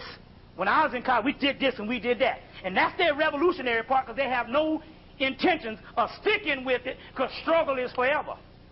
You see what I'm saying? So now you got this whole thing. So it's a whole new crop of revolutionaries that come up talking about stockpiling, getting guns and all this kind of shit. You're supposed to start the goddamn revolutionaries in the 70s. I mean, the real revolution in the 70s, before AIDS, before crack. But why is it it's always a damn reactionary when it comes to the real shit? Because the white boy is 8 steps up ahead of us, because we deal on the physical and not the spiritual. And these are things that's actually going on. Now, I mentioned to you the last time that Gandhi was a government agent. Did I mention that to you? About Gandhi being a government agent, which in actuality was under the same government that Martin Luther King followed that particular pattern is because the government, when they got to him, who was a government agent, they said you follow the Gandhi type thing, as well as your boy that in the spiritual thing they had to get a spiritual guru, and your boy that was a government agent, or the British spy was your guy that wrote the book, the autobiography of a yogi, Yogananda, which was also one also too. Now we're dealing with some things we're gonna go right on because we gonna keep on going right on up. We're dealing with some things. When you deal with more science, like I said, the reason why I said you need to get that cup of destiny and take the white people out of it, because when you're dealing with more science, the more science is that holy grail that they're talking about. But now it's going to be a little better, because when you rent the movie The Excalibur, you can see the actual stuff of the holy grail. And the movie First Night, they give you a little bit of stuff in it. Then when you read the book The Cup of Destiny, and another good book, this is an excellent one here. This is one that is called The Secret Tradition in Arthurian Legend. Also, you know, you're going to rent the movie Raiders of the Lost Ark, The Last Crusade. But in here they're going to deal with Merlin coming from Atlantis, and basically Merlin was nothing but a black person. You see what I'm saying? So this particular book is going to deal with the Atlantean period. It's also going to quote Rudolf Steiner's book. Did you ever get any of those, Sister Afrokiti? Universe, Earth, and Man. Rudolf Steiner's Universe, Earth, and Man. But anyway, he's going to quote in it. But if you got spiritual hierarchies, he's usually repetitive. You know what I'm saying? He usually does the same thing over and over again. Universe, Earth, and Man by Rudolf Steiner. But if you got any more spiritual hierarchies by Rudolf Steiner, you sold out. No, not spiritual hierarchies, cosmic memory. Well, spiritual hierarchies is good. Any Rudolf Steiner's work, he's just so hard to read, you got to really stick with him and all. But in this particular book, they're going to do, his name is Gareth Knight, who wrote this particular book. The Secret Tradition in Arthurian Legend is the one. That's more science. More science. So, more science. Like I told you before, they showed the Moor in Mall, Flanders, which will be coming on video soon. Which is, that's more science. Any science and stuff. The Kabbalah. They're going to tell you the Kabbalah was given to the white man by the Moors. They brought the Holy Kabbalah up and give to the fake Jew, because the fake Jew had converted and stuff. They said, well, we're going to give you some information, so because we know you're going to take it, believing you the Jew, and that way it'll be around for us. So we said, why did the Moors give black people, give the white man all these secrets? They gave them the secrets because they understood that the white man would rule the world, and that's the stuff that we would get now. So by the Moors giving them the Kabbalah, giving them the secret keys of Enoch, the secret of the Gotia, the book of Gotia, talking about these spirits, the lesser keys of Gotia. So you got a spiritual realm that is kind of, then you have what is called the lower spirits, lesser spirits. What do they mean by lesser spirits? The lesser key is, if you got a spiritual realm up here that you can't get to, you need to use the lesser keys, the lesser spirits, which is down low enough that they connect with you, and you can connect with the higher spirits. So anytime you see the book of Gotia, you got any more of those keys of Solomon? That book of Gotia. The greater key of Solomon is the book, the keys of Solomon. The lesser key is this Gotia spirits. You see what I'm saying? All that's more science. Which more, they'll tell you, the more, when you see Sufi, they're talking about more. Suf means woolly head one. So all that's more science that they're giving them. So your Kabbalah is more science. The Kabbalah came out of Egypt. And the Moors went in and got that particular information and took it to, when they took it to Spain, they had to train all these crackers. They gave them all this particular information.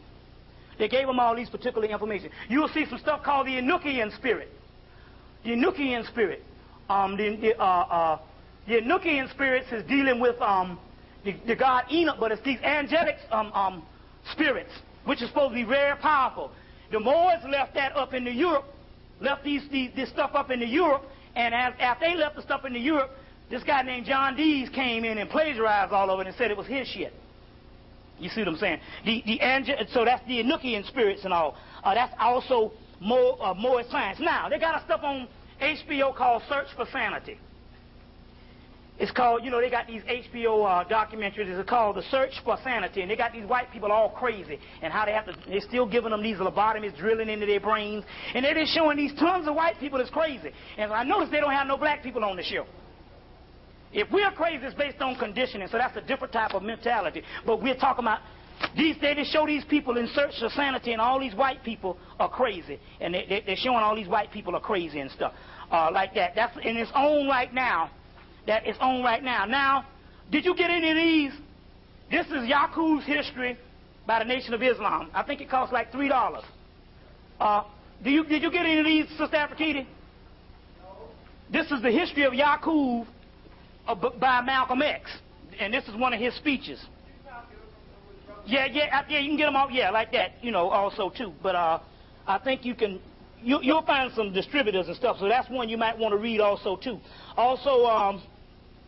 Also, now they're talking about evolution from apes and stuff. They got a lot of stuff coming on about evolution from apes and the hominid. Remember now, don't get in, that's their history. When they first made, that's why you have to go and see. Oh, okay, Malcolm's? Okay, you got it on audio. Okay, cool. Now they're going to come in, they're going to give you evolution of apes. They're talking a lot about that now. And they're showing all these Piltdown Man, Nubian, what they call it, Grimaldi, and all this kind of stuff. That is not our history. Remember now, if you get Mary Shelley's Frankenstein, remember when they first made Frankenstein, he couldn't talk, he had to evolve into the person that he became at the end of the movie. You understand what I'm saying? Well, they just gave you one little part on how he evolved in a matter of months. You see what I'm saying? To a year, but in actuality, it took them years to evolve to the person that they are now. You see what I'm coming from? It took them years to evolve to the person that they are now. You see what I'm saying? And basically, you know, basically they borrow the temporary intelligence and stuff. But in actuality, they are vampires. Now there's some stuff on, I got an out-of-print book, and there's some stuff on vampirism. Now what is a real vampire? This is what a real vampire is. Your magical fluid is an elixir of Aiwass. Now, what does they mean by that? Your magical fluid is an elixir of Aiwass. Aiwass is another name for the Christ, another name for Heru, and another name for the ancient black god, Melchizedek. So, if your magical fluid is indeed an elixir of Aiwass, anytime you hear the word elixir, they're talking about alchemy, so that means your magical fluid is melanin, right? Okay, now listen. For this, you must be one.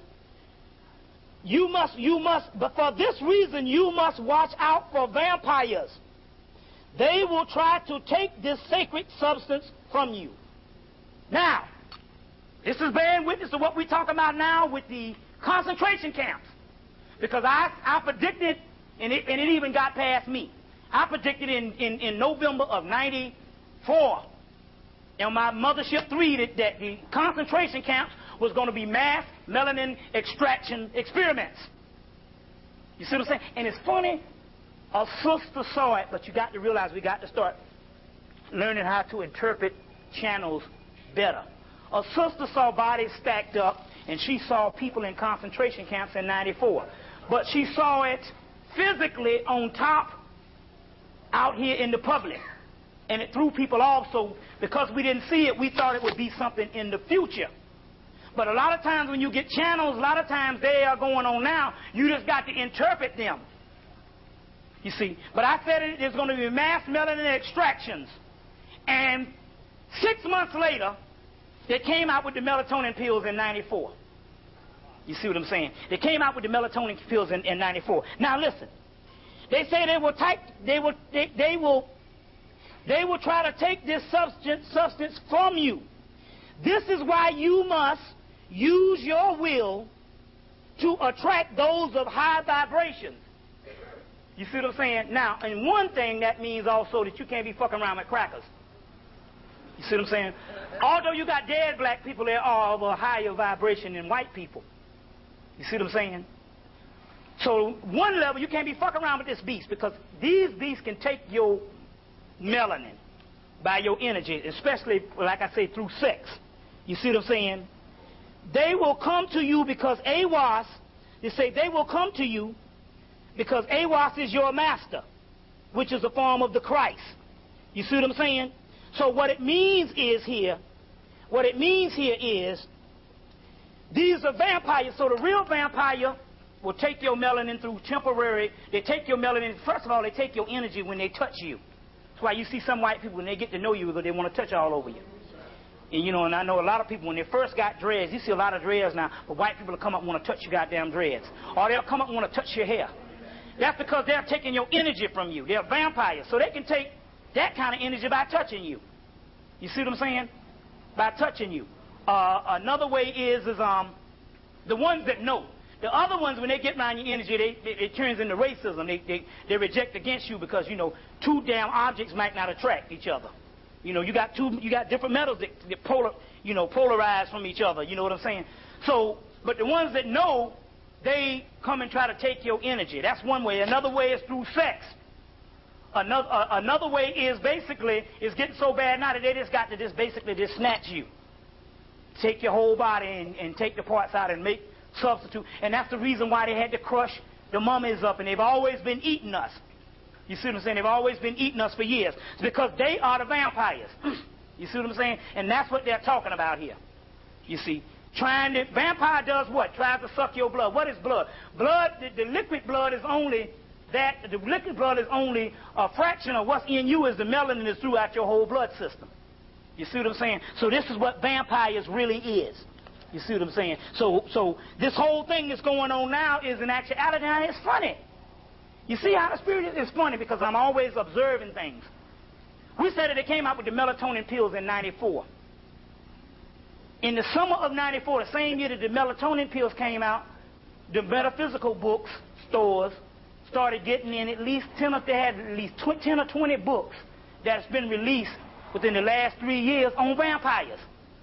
They got all kinds of books on vampirism. Vampire this, vampire that. And these are not like storybooks or stuff like that. These are metaphysical books talking about vampires. But we know that the other one, and you know, then in what 94, the fall of '94, the movie Interview with a Vampire comes out. You see what I'm saying? This year you had the movie From Dusk to Dawn came out.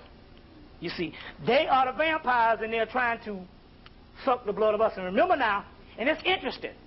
Now in the movie Interview with a Vampire, they said that the best blood is that of a Creole woman. When they came on down HBO, they cut that out. So they even cut shit on HBO. You see. They cut it when he said, oh, but the best blood is that of a Creole, which basically, they couldn't say black, so they said Creole, which shows it's still a black person. To show you the best, they talk about melanin.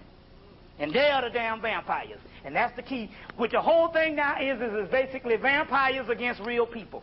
And that's the whole shit that's going down now with the concentration camps. Check. Okay. So also, I want to say this because some brother, get on top of this, because some brother jumped up in Philadelphia and told me, well, brother, didn't we sell people into slavery in Egypt?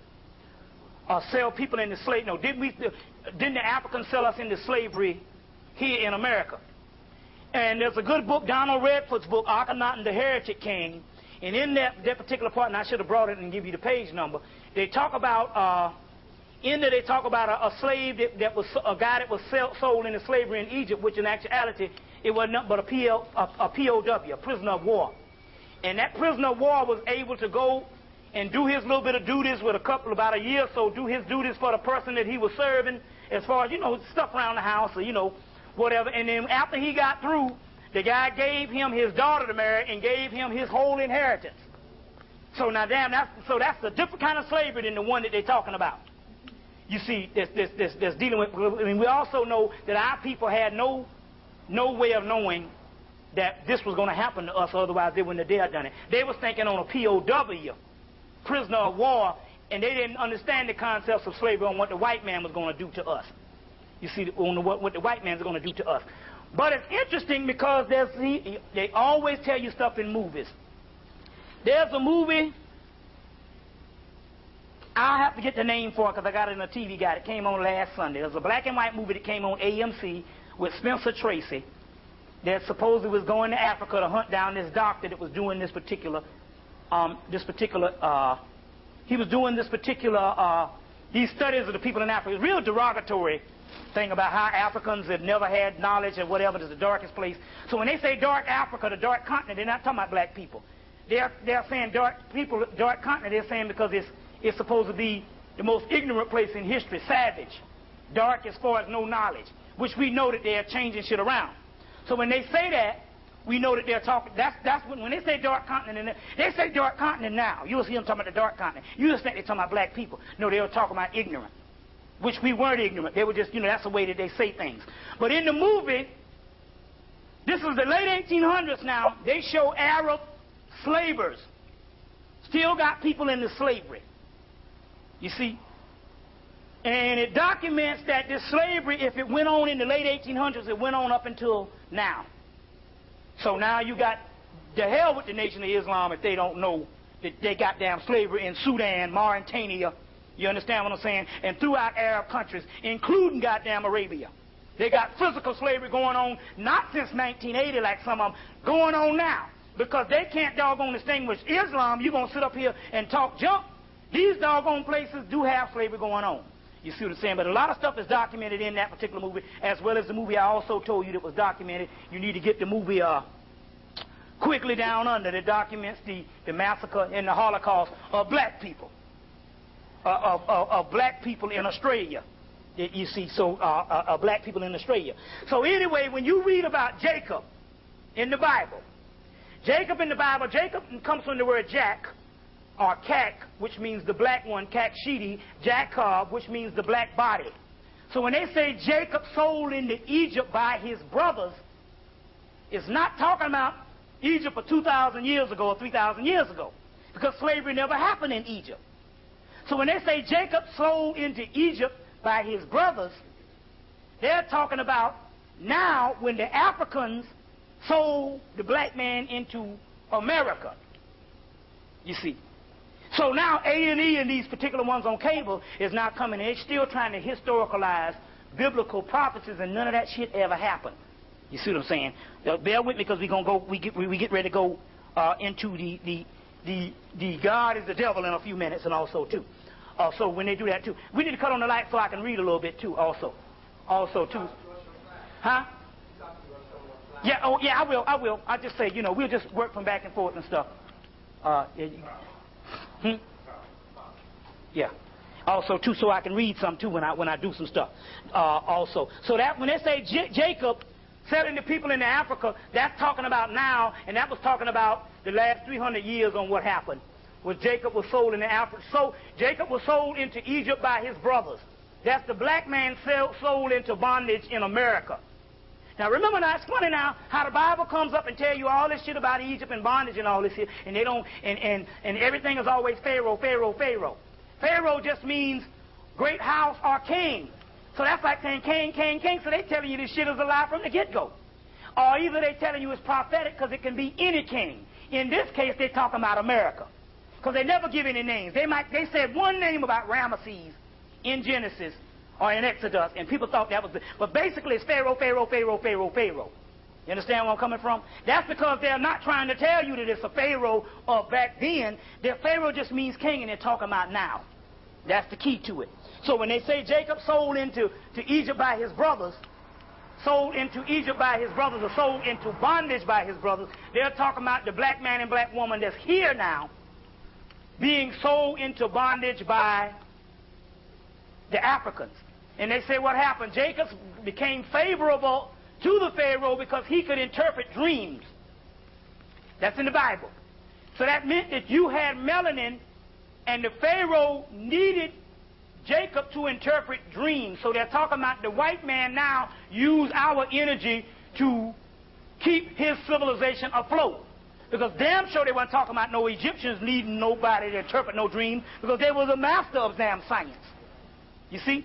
So when they say that Pharaoh became Joseph became Pharaoh and became royal, they're also talking about black people using their energy to give to the white man, and the white man basically putting them in the house as the house Negroes. And basically that's the role of the black bourgeoisie. They have used our energy and our knowledge and our skills and our talents to keep their civilization afloat, and they give them a segment of us They put us in the big house, but that segment is the headpiece of us that is supposed to help all of us, but they separate them, and so the rest of our people just wither away. So very key when you read the Bible. This is just another thing to tell you, if you're going to read this stuff, read it in the future. You see what I'm saying? Read it in the future. Now, we got to start dealing with alternative surgery. This is very important for you. Not the masses, because the masses ain't never did nothing but died, and because if a person is dead, a person don't need to do one thing anyway, leave the body so they can get some knowledge. So death ain't nothing bad. Death is actually good for a mug that's just walking around a zombie. He's dead anyway. So you might as well be a spiritual being because you don't die, you understand, other than being a fool down here in bondage. So death is actually good for a lot of our people. You see what I'm saying? Although we do say we just looking at how bad the white man is. But you know what I'm saying? Everything happens for a reason. We got to start using the gods or the orishas or what we call the spirits as alternative surgery. Healing, but alternative surgery and everything else can be healed by using the gods. In the book Universe, Earth, and Man by Rudolf Steiner, he explains that the Egyptian god used to take a sick body that needed surgery. They could cure things, you know, sickness, you can cure things through herbs. But more severe things that they needed surgery, they never cut on people like we thought. That was later. Although they did do some parts of surgery, it was very minor compared to the white man cutting you open and doing things now. But they understood because there was two realms, the stuff that they couldn't, that they needed to use, the stuff that they didn't necessarily want to cut on somebody. They just take a person in the temple and call on certain deities that would come in and do operation. And they could prepare the body without all these stitches and all this kind of stuff. You see what I'm saying? You got some tissue, some more tissue, and stuff. So this is a way that they would do things also too. This is stuff that we need to do now, is as far as using the spirits as certain alternative surgery. You see what I'm saying? Certain alternative surgery. There's several ways, there's so much stuff on healing now. Until there's no reason to be cut open, there's no reason to really die off anything. You understand what I'm saying? Although death wouldn't be so bad in this day and age, because it's not a transformation. Check. Also, you know that it's very significant that things are going on, because now remember now, they're getting ready to celebrate the 2,000 year of Israel this November. And remember, when Israel 2,000 years ago, there was no such thing as a white Jew. You see what I'm saying? So they're getting ready to celebrate this 2,000 years this November. So therefore, we're talking about something spiritual significance. Now, some people say, well, you know, you've been giving these dates and all this kind of thing here, but remember, I had to even learn when I would ask the questions, why didn't this go on and why did this go on? And the spirits would come in and say, it did go on. It just didn't go on the physical realm, because the physical realm will not be here. It went on in a certain amount of energy that went on. It went on either as an initiation in your body, you understand what I'm saying, or initiation in another dimension, which in actuality still goes back to the innermost regions of your subconscious, which is a whole nother ulterior universe. You see what I'm saying? And a parallel universe that is inside of you. So these things did go on. A lot of this stuff did go on. It just didn't occur on the physical. There's a good book to get. It's a book called, let me get the name of this book. A book, I found the Ultimate Ritual book. Let me see if I can find the name of this book. I think I got a list of books. I think the name of it is, let me see if I can find the name of this thing. Ritual Magic is the name of this book. Ritual Magic by, his name is Donald, what's the name of that guy's name? Donald Tyson. The one is called Ritual Magic, Ritual Magic, How to Do It. In the book, it's going to tell you what to expect from magic and what not to expect from magic. Now, the reason why I chose this book, because they got a lot of magic books, they're real intellectual. This book is simplistic, where he don't treat a subject no more than 2 or 3 pages, he'll go into the Sufi, he'll go into the Vodun, he'll go into the Egyptian, he'll go into the Kabbalistic, where he's a Jewish guy, and he was fair where he tried to deal with all types of magic and a lot of African stuff. He deal with the Orishas, he deal with all of it. And he tells you what not to expect and what to expect. So this is the stuff with him. Is that the one, that's the thick one with the pictures, or the little thin one with no pictures in it? It has pictures in it. It's got a little white girl sitting on the cover she drew a circle with the hexagram with the 5-pointed star. She got a candle out there, and it says ritual magic, what to expect and what not to expect.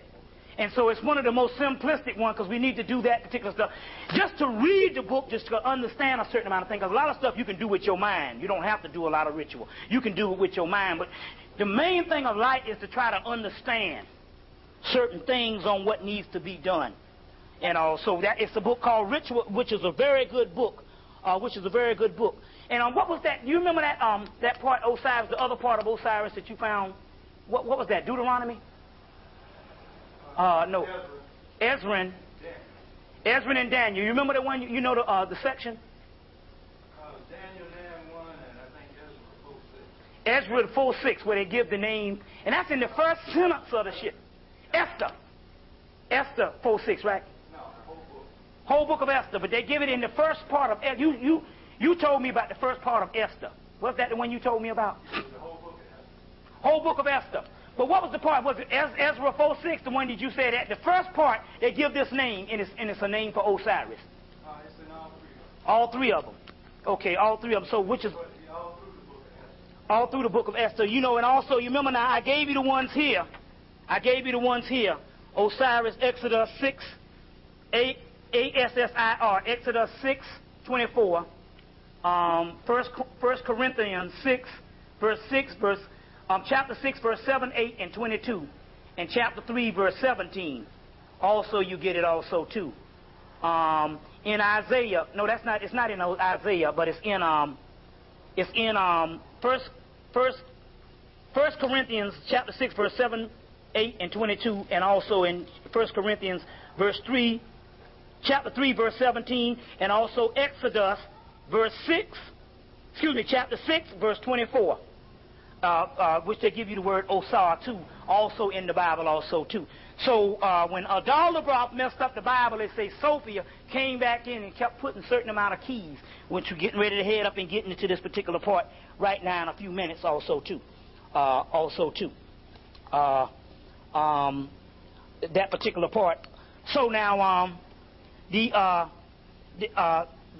it's funny because I read up on something where they talk about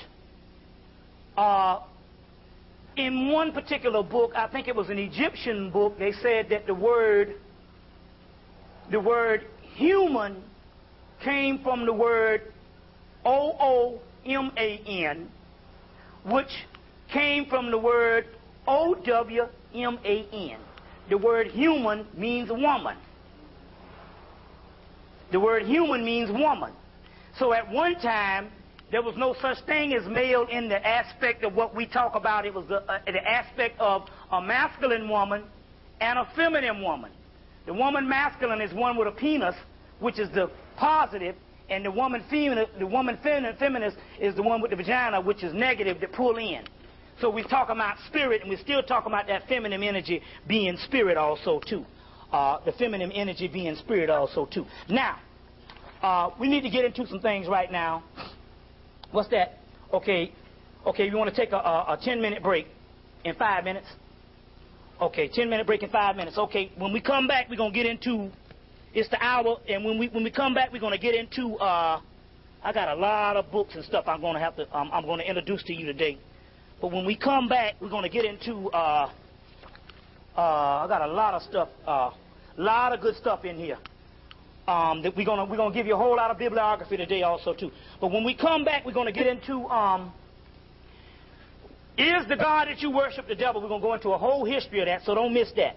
But we had to get the current events out the way also too, because this is beautiful. Now we actually seeing this shit come down, because the same things that we see, the same things that I said on the radio know about them snatching them bodies, Invasion of the Body Snatchers. The white man came out with a movie Friday, Extreme Measures is done by this doctor. And for some people who want to do more study, you need to get the book. And come to find out, this cracker got other books.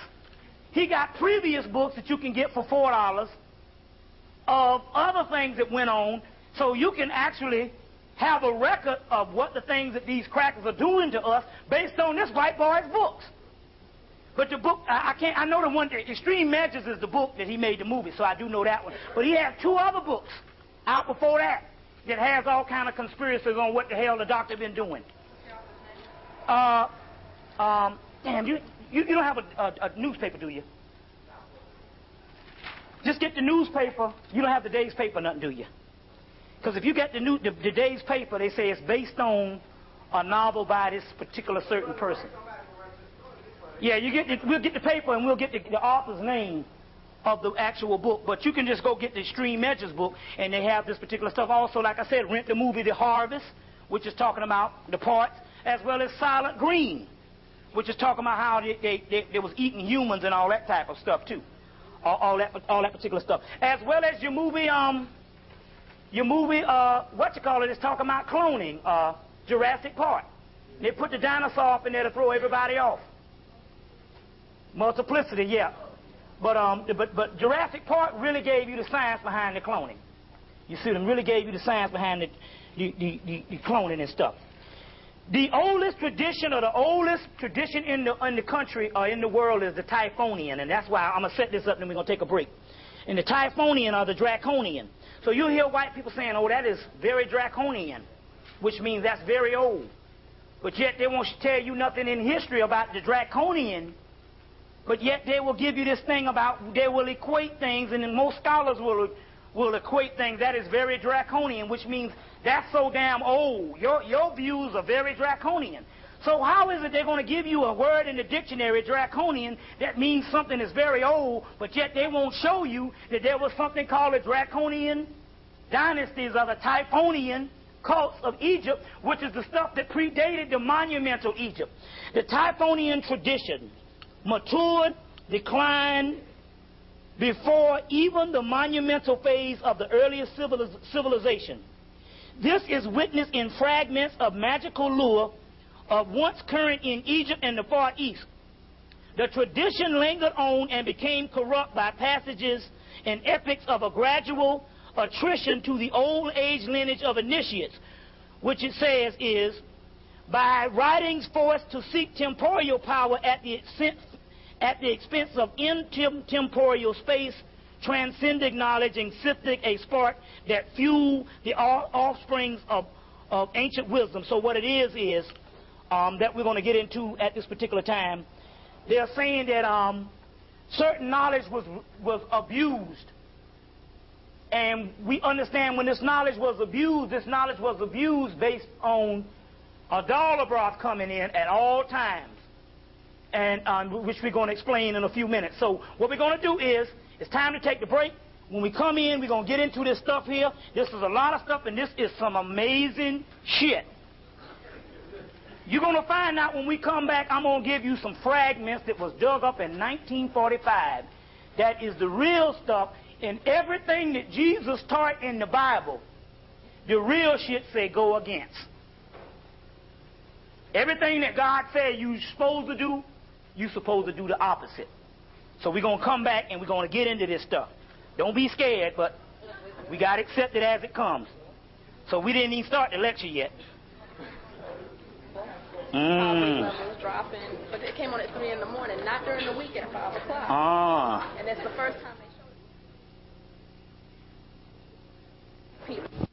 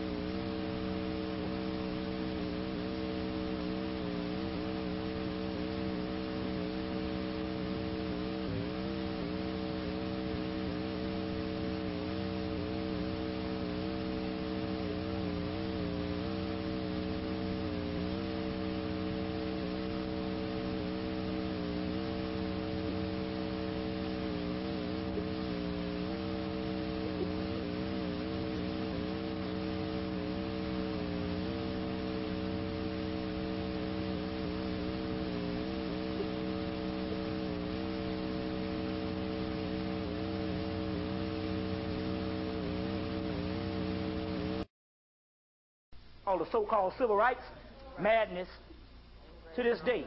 You see, that really messed us on up. So basically, it's under the same system, but they used it to do with Gandhi. It was under the same doggone system that they used with Gandhi. It was under the same system that they used with Martin Luther King also too. They used with him too. So Martin Luther King was one. As a matter of fact, he knew all the whole time what he was doing because he was a Negro Boule. You see what I'm saying? He was a Negro Boule and all. You see what I'm saying? So he knew what's going on. And you know the same damn thing that went on with the Jews in Germany, where you had the Jews that were, the head Jews,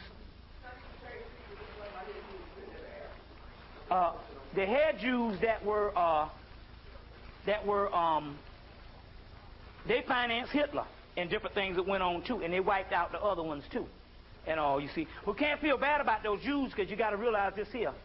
Those Jews before World War II, they treated the Germans like dirt because they were people that had a history. They had a history coming from Spain. They didn't have an ancient history because they was converted into Judaism in Spain. It had nothing to do with the real Hebrew. But those particular Jews, get Arthur Koestler's book, The 13th Tribe, to deal with the Jew, the origin of the white Jew. That particular Jew was very arrogant in Nazi Germany, and they treated the Germans like dirt. Huh? You got two down there. Yeah, which is the best book ever written on how that white Jew came about. But they were very arrogant. They treated the what's called like peasants, the Germans like peasants. So when the Germans got back their power and stuff, it was easy for them to kill them off and stuff because they remember them was the same Arab crackers. It's the same thing now it's the same thing now if you ever get something, you wouldn't take nothing light on no damn Korean. Or none of them old Hockmead mugs that's in the 7-Eleven. Because they treat our people like dogs. You see what I'm saying? They treat our people like dogs and stuff like that and also too. So, that's what happened on that particular thing. You know. So, yeah, okay. I'm on already, yeah, okay. So, let's see, let me give you some water.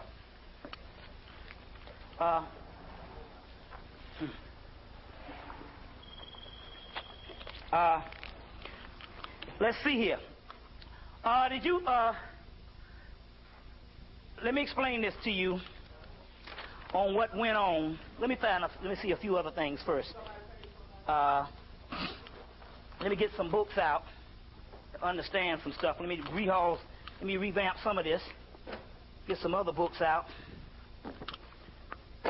And yeah, somebody got it, but the part in there, they got the advertisement, but the author in there is not the author is the person, but they didn't put the author in the paper. They didn't show the full ad. They didn't show the full ad and stuff. And all. Let me explain this to you, what's going down. Let's break this thing down once and for all. Now there's truth and there's how we feel.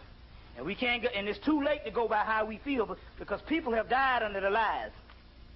People have died under the lies. And so now it's to the point where as we can't treat Christianity with a small teaspoon no more. We got to doggone tell the truth. Tell the truth at the core of it. And all. It is a conspiracy to keep this lie going on, and this is the reason why A&E has put out Bible Mysteries of the Bible. It's bad that they don't put out a lot of other. If you notice when they talk about other mysteries of other places, almost archaeological, I don't really get into the metaphysical science or any kind of science of any other religion. Only mysteries of the Bible. You see what I'm saying? Now, we don't say that the Bible is not of an ancient origin, but what we're trying to say is, in this day and time, we understood that the Bible came from some other source. Now, let me give you the history on this, on how this happened. Yeah, but people, okay, let's take one of these, yeah. This is what happened. You don't have Thrice Greatest Hermes, do you?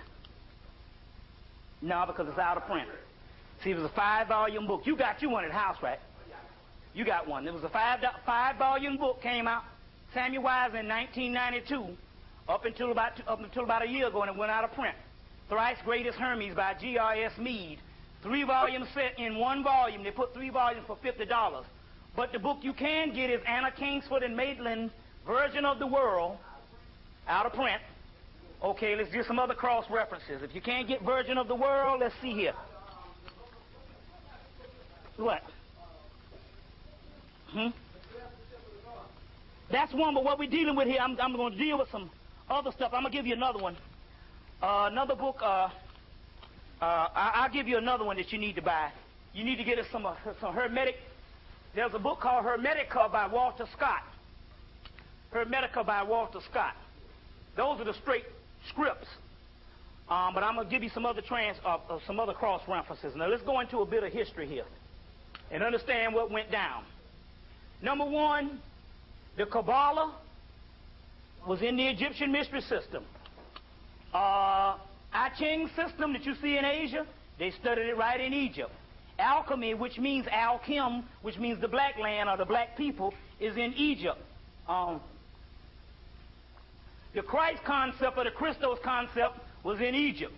Every discipline that you have and stuff, your Sufi masters of the Kushite Empire, which goddamn Arabia, excuse the expression, Arabia at one time was nothing but a part of the whole Egyptian dynasty, because there was nothing but black Arabians there, and there's 85% of Arabia right now is black, and they were the ancient Kushite Arabians, which Drusilla Dundee Houston's book talks about the ancient Kushite based on history. But all of your Arabian, and so your Sufi Arabs or your Kushite Arabs are the mystic Arabs. And Muhammad's father was a Kushite Arab. And so the real deal is Muhammad didn't get nothing revealed no more than his damn daddy knew, and all the other black people that was on the damn in Arabia before him. There's evidence of that right now. How the hell he gonna be revealed the Quran, and the Sufis had all of that particular stuff. So what we're trying to say is that the white Arab wants you to believe that all their stuff came in history based on a squabble with them. But in actuality, all they did is went and took an ancient black people stuff that was already there. Because like I told you before, Muhammad could not read or write. He was illiterate till the day he died, and Bilal is the one that wrote the doggone Quran, and Bilal was an Ethiopian Kushite Arab from Arabia. So what we're saying is we talk about every knowledge came out of one system, the black African. And that's the whole deal. So the Greeks started ruling in the Ptolemaic period. They went down the Nile and took all the temples and took all the doggone books out of the temples and put it in the Library of Alexandria. And they built this Library of Alexandria. The Egyptian people built this Library of Alexandria, and it was the first high-rise. And the high-rise that they had there, which was a high-rise that looked like a building downtown. And they took that, and the white man took those blueprints and built his first doggone skyscrapers from. So we built the first high-rise, and the Egyptian priests did. So now, they took all the books and put in the Library of Alexandria. And then the Greeks had reigned. They came in and literally had all these papyrus rolls, and it was thousands of them. And they carted them off to Greece. And what it is they have some stuff called the Hermetic text. And the Hermetic text is the mystery of alchemy and the metaphysical workings of becoming Christ, Christ, which is Greek Christos, anointed one, because the original Greeks were black also too. So when they translated into Greece, it was black people that translated that into Greece, into Greek. The particular Hermetic text, because there wasn't just no book. See, when we can't look at modern looking back into history. We got to somehow look at history was, because when we think, like you see the Quran is the book of Islam, the Bible is the book of this, the Torah is the book of that. They didn't have no one book in Egypt. They had millions of books, and the Book of the Dead is just a pyramid text, but it is one of millions of books. So the Hermetic text, which is the science of becoming God, and the devil said we got to destroy these people because they're getting past me when we go into this. So the Hermetic text was the science of becoming gods, where they dealt with alchemy. Now, one of the best books, out-of-print book on alchemy that came out in 1980, and I just so happen to have the book, is back out now. It used to be called, the guy's name is Kenneth Rayner Johnson. And the name of the book used to be called The Fulcanelli Phenomenon, the one from 1980. The new book now is under a new title and it's called The Immortal. Fulcanelli was working around with some alchemy. And the white people, since the Moors introduced alchemy up into Europe, they produced alchemy into Europe because alchemy, somehow they was trying to make this white boy into a higher spiritual being. They was trying to give him a soul or trying to raise what spirit he did have. They couldn't give him a soul, so they tried to raise what spirit he does have. There's a spirit, there's a difference between a spirit and a doggone soul. Now, in Spain, they gave them all this particular alchemical studies and stuff. And you had the guy Alberto Magnus and all these particular people in alchemy that were studying this. So when you go see Mary Shelley's Frankenstein, that's what they was dealing with alchemy. When they are dealing with alchemy, and alchemy is what they did on the original Yakub thing. So now, the key is Yakub was in the junior high school and he could only make the body and put life into it, but he couldn't make a soul. It's the difference between spirit and a soul. Animals have spirits. You see what I'm saying? But the soul that we're talking about, the soul of God, comes from the original God plane or the Godhead. So Fulcanelli was a cracker that broke some of these particular secrets in the 70s on alchemy in the star system Sirius, using the Quran and using using the Bible, the Quran, and ancient Egyptian mysteries. And he also studied Aleister Crowley. And he broke a certain amount of secrets. So what happened was the government, the CIA and the government of America got after him because they wanted to get these mysteries. This was before they really started making melatonin. And so he disappeared. And they never saw him again. But anyway, the guy Kenneth Rayner Johnson wrote the book The Fulcanelli Phenomenon in 1980, and he somehow received some of Fulcanelli's papers, if not all of them. So the book is called The Immortal now, and it's in print again. It's not so by the guy Kenneth Rayner Johnson is the name of the book, and it's a book on alchemy, and it's dealing with those particular disciplines. So the Hermetic text went to Greek. At the same time, the Egyptian priests said, hey, the world is becoming a place where they don't have priesthoods anymore. So what we have to do is we got to break these scriptures, or we got to break this stuff that we had in the mystery system down enough that it can be plain and simple, that you don't have to be in no mystery school. You can just read the text, and if you got a good teacher, you can learn this stuff. So out of the Library of Alexandria, a group of Egyptians also along the Nile Valley called the Coptic race, or they spoke Coptic, and these group of preachers, let's say each priest took a part of Egypt, a part of Arabia, part of Mesopotamia, a part of different places, and they went to certain parts. So each priest, they had 80,000 priests that came out of the Temple of Karnak alone. So each priest went to a certain part of the whole Mediterranean. And they started teaching breaking this particular stuff down, and they call it Gnosticism, which means gnosis. And gnosis means knowing or knowledge. And they started breaking the stuff down that it took 40 years for the priests to get. They started breaking this stuff down simplistic.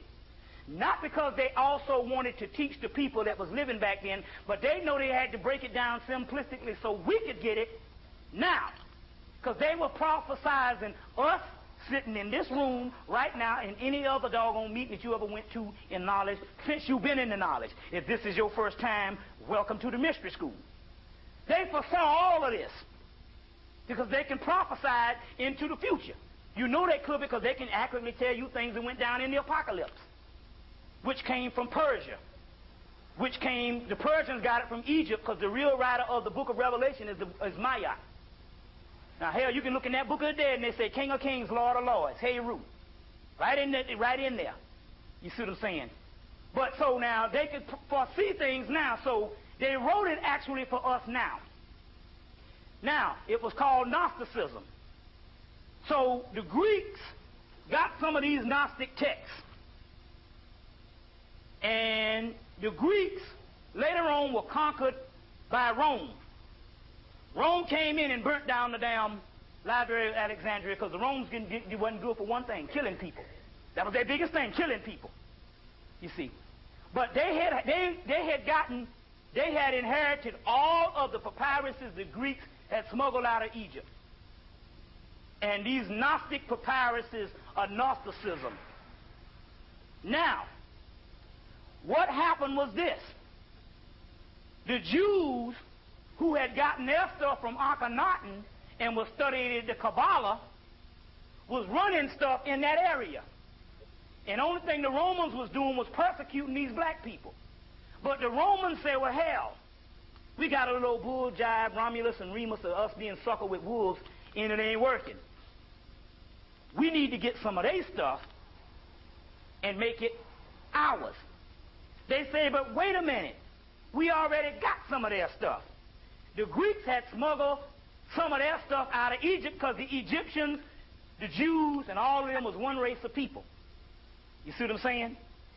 They said, we got some of this. We got a whole library of these Gnostic texts that was translated into Greece from Egypt.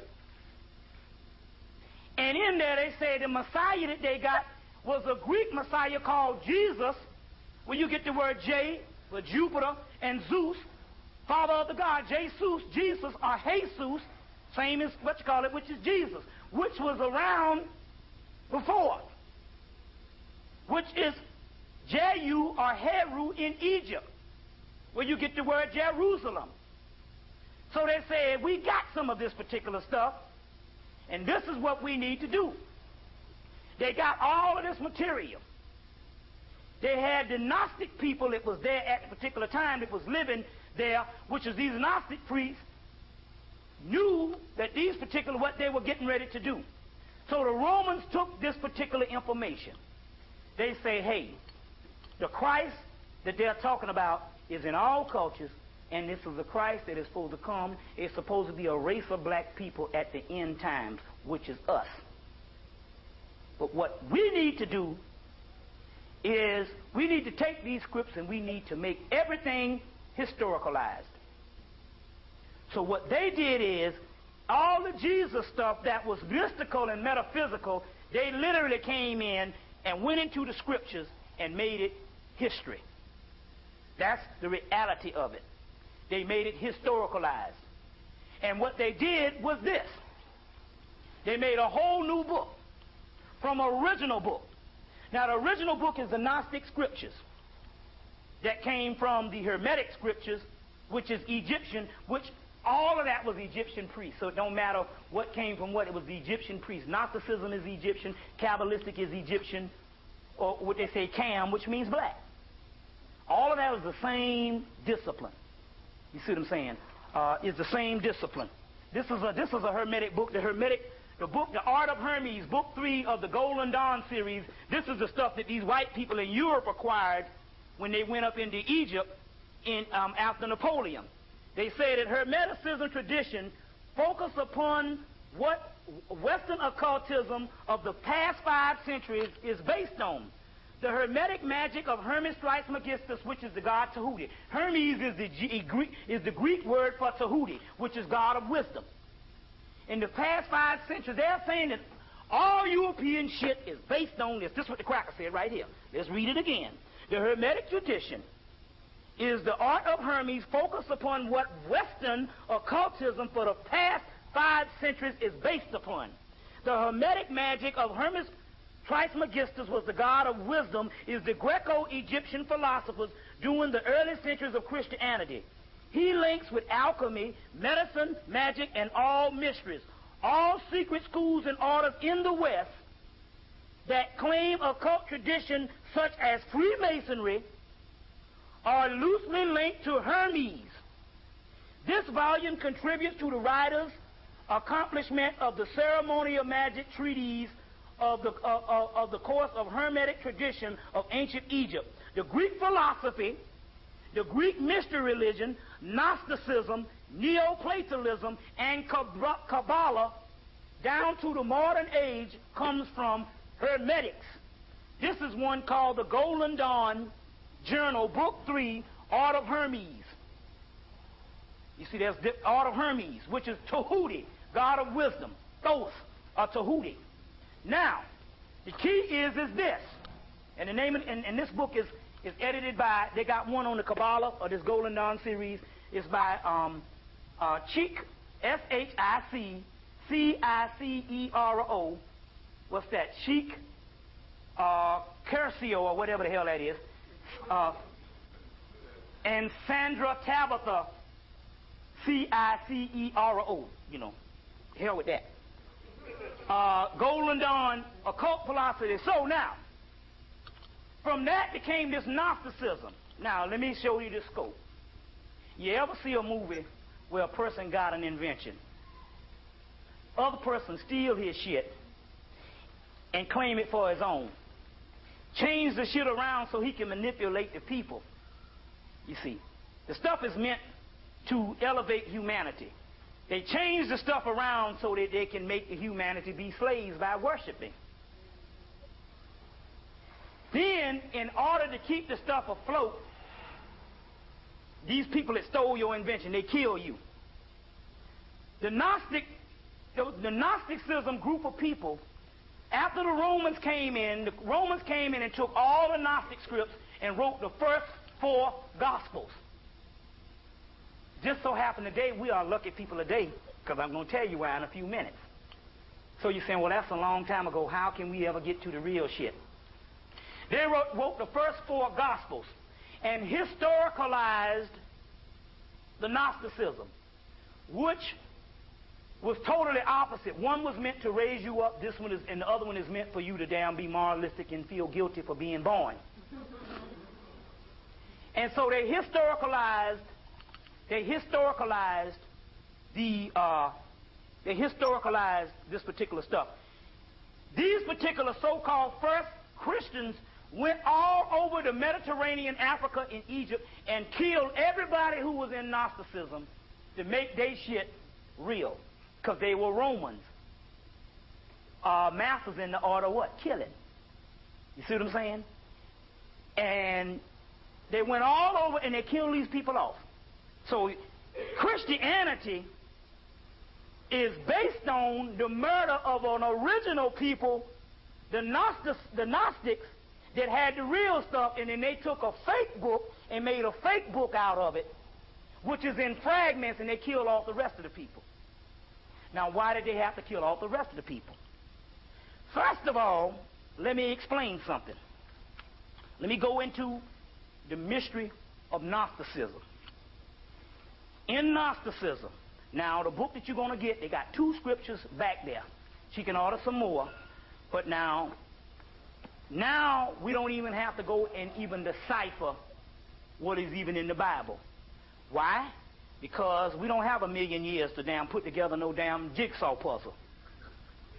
Once you read this, you can somehow recall in the scriptures what you have already learned about the Bible, and then it can make that stuff clear, and you can see clearly where they got it from. You already know the damn Bible. Basically, you know what I'm saying? We learn scriptures just off the damn street. Never read the Bible, just, the Bible say this, the Bible say that. Now, what you need is the complete Gnostic scriptures. The one that you want to get, there's several Gnostic books. This one is called the Gnostic Scriptures, Ancient Wisdom for a New Age by Bentley Layton. This is the new one. This is the 95 one. The other one was called the Nag Hammadi Scriptures by James Robinson. That's the one that came out in 1977. These and Bentley Layton worked on the other one, so he has an updated version where he breaks it all down. Now let me explain this to you, because we got even new insights on the Adalabra. Now, let's read something. Let me see, I think I got it over here. Hold on 1 minute. Let me find this book for you right now. Bentley Layton. There's 2. Hold on. Let me see, did I bring it? I know I brought it. Wait a minute. Hold on, I had another book down here that I wanted to read something. Here it is. This book is called Hermetic Magic. This book is by Stephen Edward Flowers, Ph.D., and it was based off of a papyrus that they got out of Greece. And it's got all this magic up in here based on this ancient papyrus. The ancient papyrus, Hermetic Magic. Now, in Hermetic Magic, on page 27, I want to start this off because we're going to explain what the devil is. The Gnostic sects hold that the material world is ruled by an evil force, and mostly say that the material world is actually a creation of the evil demiurge. Surprisingly enough, the Gnostics' thinking is applied to the Judeo-Semitic Genesis because it is the original Genesis. And Genesis means what? Genes of Isis. Gnosis means genoisis. Gnosis. What's Gnosis? Let me spell this right. If you look, Gnosis, G-N-O-I-S-I, gene of Isis. You see how it's broken in? Genes of Isis, Genesis, genes of Isis, Gnosis, G-N-O-I-S, genes of Isis. You see what I'm saying? Or Sophia, genes of Isis. Now, that's what Genesis means. You see what I'm saying? Now, so the Genesis come from Gnosis. So this is the original script. Now, it says that the Judeo-Semitic myth of Genesis, understanding completely contrary to the conventional interpretation of the images. In the Gnostic mind, Yahweh, Elohim of Genesis, is identified as the demiurge and the creator of this world, who is the evil one. Yahweh is also called Adal-Labra. Some people say Adal-Labra. I say Adal-Labra because the brother I say, well, hell, it's I-A-L-D-A-B-A-O-T-H. So I said, damn, Adal-Labra. I said, the brother said Adal-Labra. And that's what came out of the brother's mouth. And I said, that sound. I said, that's it. Adal-Labra. Yahweh is also called Adal-Labra. Many Gnostic sects says the created world and the natural parts of humanity, this is what it says. Adal-Labra created the world and natural parts of humanity, but tried to keep humankind in slavery and darkness from the transcendent light. You see what I'm saying? Slavery of and they say the savior of humanity is the serpent, who is the bringer of light beyond the cosmos. So that's what you get, the serpent in the tree of life.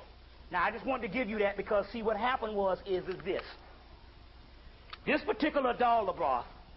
I'm getting ahead of myself, but I'm gonna bring this thing back. He came in. He comes about every time the black man and woman start taking enough people and raising them to get them to a high level. He comes in and he messes with the scripture by taking a certain amount of people in society and manipulating them to do different things and mess up the scripture. So they say God gave us the truth, but the devil came in and said, let's organize it, and gave us religion. Because that's controlling. So there was a certain thing that was going on, and the Gnostics had made it plain and simple what the Egyptians, the priests, knew. They made it plain and simple for everybody that God that was ruling the earth was the devil. We're going to go into this in a few minutes. And so he came in and manipulated the Romans to come in and kill them all off, and they suppressed the scriptures. But they fucked up because what the white man didn't tell you is, in 1945, when they dropped the atomic bomb. They dropped it in 45. The same year, they went to Egypt, and the real scriptures was dug up, called the Nag Hammadi Scriptures. And the guy, Bentley Layton, is one of the translators. So, ever since 1945, the white man knew that God was the devil, and let me get into this. And he knew that not only God was the devil, but God was on his side. The God of religion, the God of the Methodists, the God of the Baptists, the God of anything where you got to constantly worship is the devil. Now let me explain this to you. Let me go into the history of this thing because there's new insights came out since I introduced it in the spring of the year. This is the new insights. You had the goddess Sophia. And the goddess Sophia had this birth. We're going to go through this again. This birth was halfway created. You had a whole heavenly realm called Sirius, the star system Sirius and all of that. Then the goddess Sophia had this child. So there were gods before this. There were gods in the universe. She had this child. This child was halfway created. It's in the Dogon mystery as Ogu. It's in the Egyptian mysteries as Set Typhon, but there's two kind of sets. There's the first set, the creator of the human race. Let me get this right. The first set. You're going to read Gerald Massey's books. Will give you the first. Gerald Massey's books. Will give you the origin of Set. But let me get this right. Y'all all right? Okay, then it's on tape. So if you don't understand this, we're gonna go back. We got to get a little scholarly tonight because we got to explain this thing. I advise you to get this tape and study this tape. Set or Sut. Lit means the black one, or Sut derives from an incalculably ancient name. Set was the primordial god of the Egyptians. No earlier god existed in recorded history of the pre-human race. That's Sut. That's the original Set. The one that the Egyptians talk about is another later Set Typhon, which is the devil. You see what I'm saying? Which is the devil. I don't have time to read. I'll read some other stuff, but let me say. It says that this particular one, while being formed, you call him Set Typhon in Egypt, Ogu, or Dalabroth, or whatever. While he was being formed in his mother's womb, he tore out the side of his mother's womb and jumped forth into the universe. This threw off the balance and the order of the universe. There was something that got screwed up, or as we say, fucked up in the universe a couple of millions of years ago. And the whole earth and everything is being as a result to recorrect this damn thing. This particular person jumped out, and he was not all the way created. And he jumped out the side of his mother's womb. He had a little bit of light within him. But not by him being not created, he was arrogant and ignorant and blind. But by him being so arrogant, he says, "Let it be known, I am a jealous God, and I shall not have no other gods before me." You heard of that one before in the Bible. So, does your Bible speak with God is jealous? Right? And I shall not have any gods before me. But he was so arrogant and ignorant that he didn't look up and see that there were gods before him, the universal prime creator of the cosmos and the whole Sirius star system, which even the Quran says our God is the one who created both male and female from one single ejaculated semen. He is the God of Sirius. In Egypt, the God of Sirius is Osiris, which is now down here. Explain this. So, to make a long story short, he created 7 planetary archons. That's why when you look into Kabbalah, and I want to get the right one, this is interesting. I want to get the right one and show you. When you look into Kabbalah, you will see the spheres. You will see Saturn. You will see Jupiter. You will see Mars. Why is it that they don't talk about Sirius, Aldebaran? Why is it that they don't talk about? You see Mars. Let me get this right. It ain't gonna come up on the damn tape no way, but I'll point it out. Mars, Jupiter, Venus, Mercury, Luna, Sol, which is the moon, Saturn. Why you got these 1, 2, 3, 4, let's see, the planets. 1, 2, 3, 4, 5, and then you would have some other planets that they don't have on here, but I guess the moon would take the place of those 6, 7. So 1, 2, 3, 4. Oh, the Earth is 1. 1, 2, 3, 4, 5, 6. And I guess that the 7 would be the moon, but the 7 would be the other ones. But they talk about 7 planetary archons. What he did is Adalabra came down and he created 7 physical planets.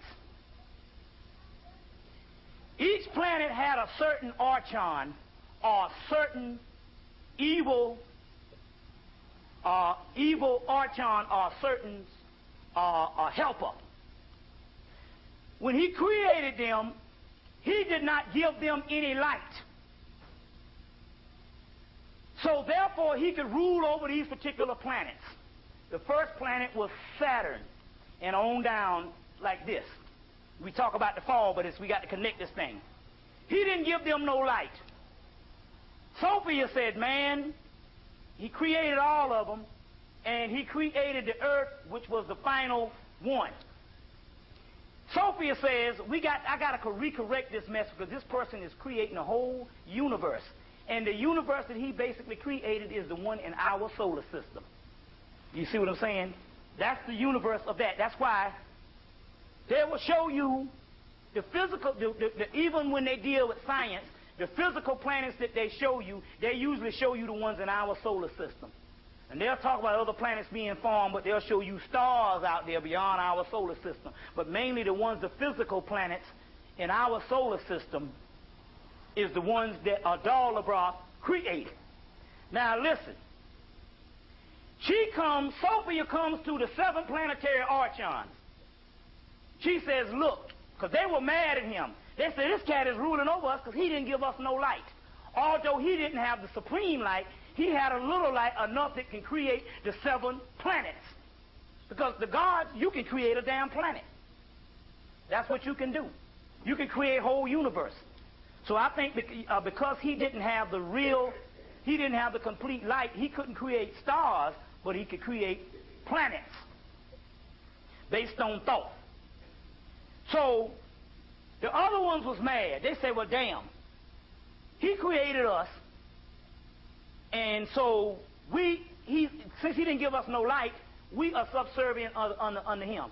So Sophia comes, and she persuades the other ones to get together and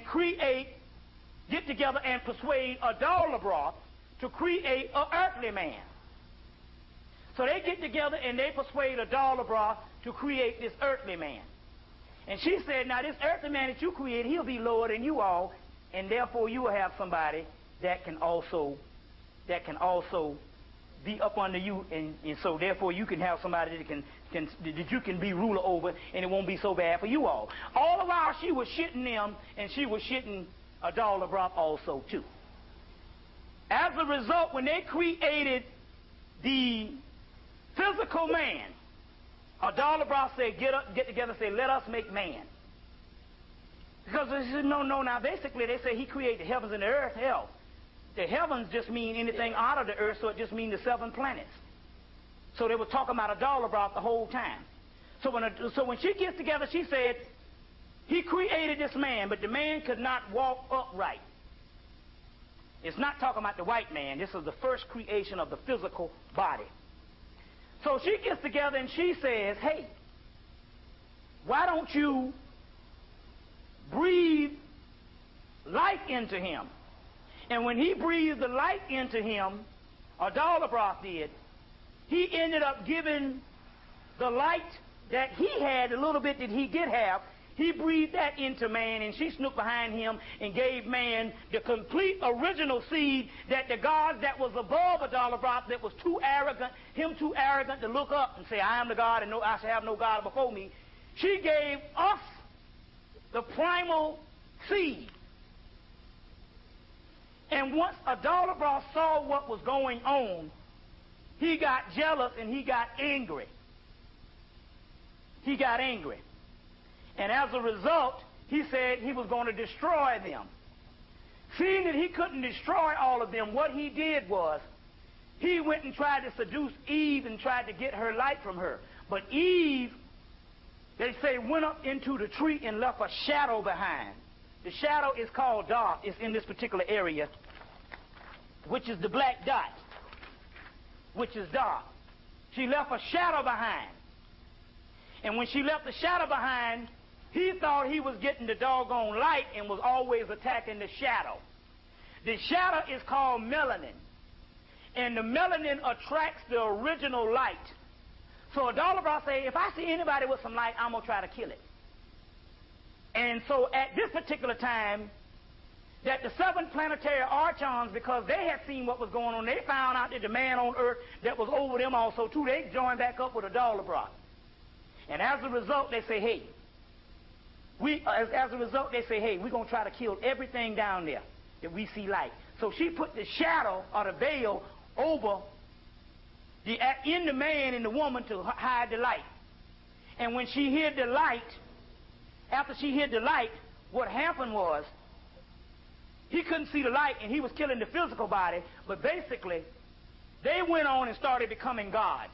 So they built Atlantis and Lemuria. And for millions of years, so the earth is older than what you think it is. They were ruling as gods down here for millions of years because they were they was physical, but they was on a higher dimension so they could do greater things. Disappear, all kinds of things. They could do greater things of what a god could do in the physical body. And so he was mad at that particular time, and he ended up coming down to Atlantis in the final stages after millions of years and sinking it. Usually by manipulating priests and manipulating a certain amount of people. Now, also while he was in Atlantis, he said, man, this is the deal. We do not have a direct input with the man, so what we got to do is we got to create a counterfeit spirit.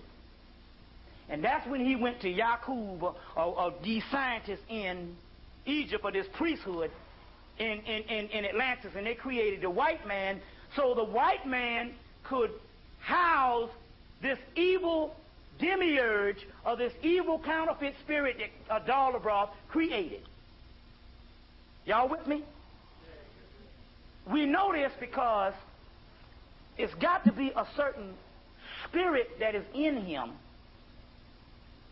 for him to keep evil up year after year after year after year. There's things that he didn't do in the 1800s that he don't do now, that he did in the 1800s. But if you notice, the racism lasted up to now, and it has become more advanced.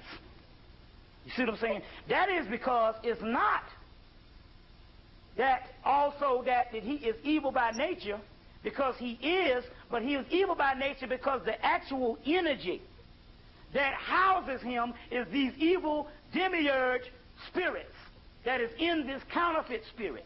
And all of this is in this Gnostic stuff. They had to get rid of this shit because this stuff is telling all the stuff. So they had to kill them all off.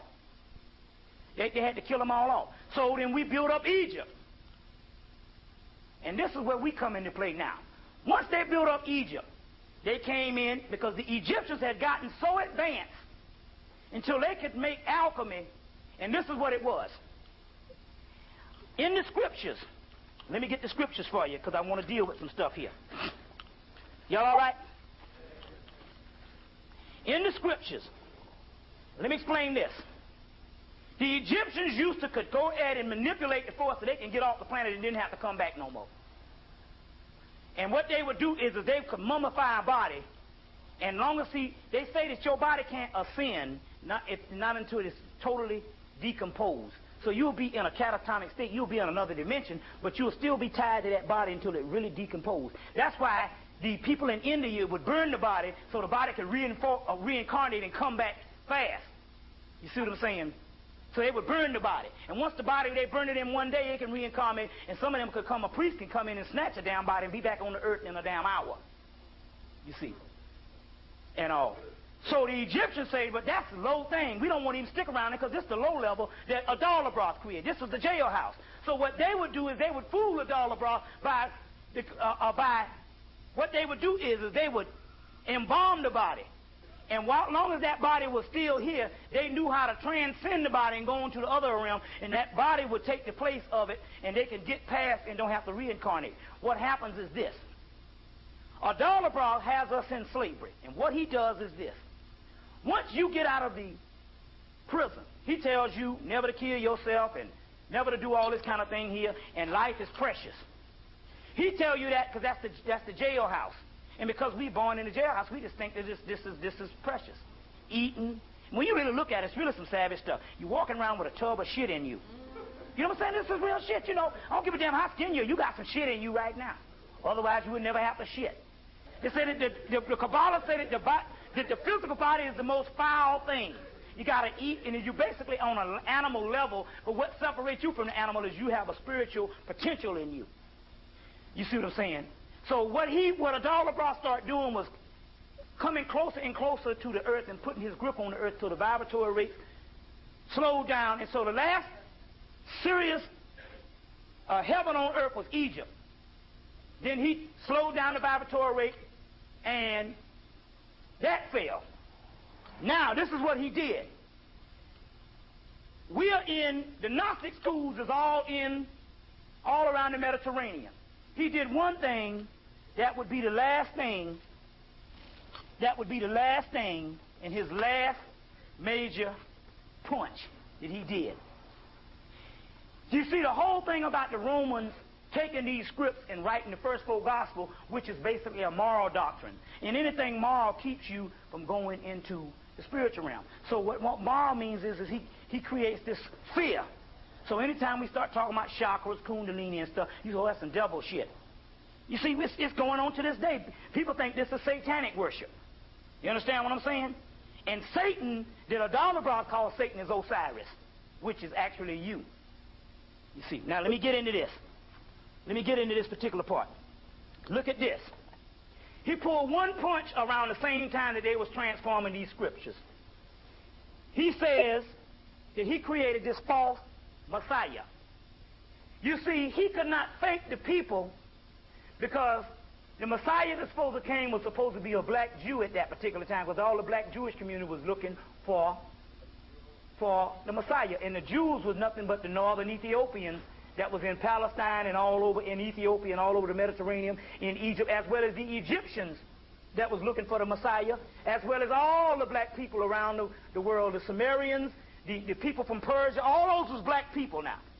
You see what I'm saying? And they were looking, the Arabians, they were looking for the Mahdi, everybody looking for the Messiah. So now, but they were looking for a Messiah that was going to come in the end times, which is now, because they were masters of prophecy, so they knew it wasn't coming no 2,000 years ago. You see what I'm saying? So, in order to get the people's mind off of looking for a later one or preparing for now, Adalabra had to break it. He had first broke it by, well, he didn't break it yet, but this is what he did. First of all, in order to break it, he did one thing. Now look at this.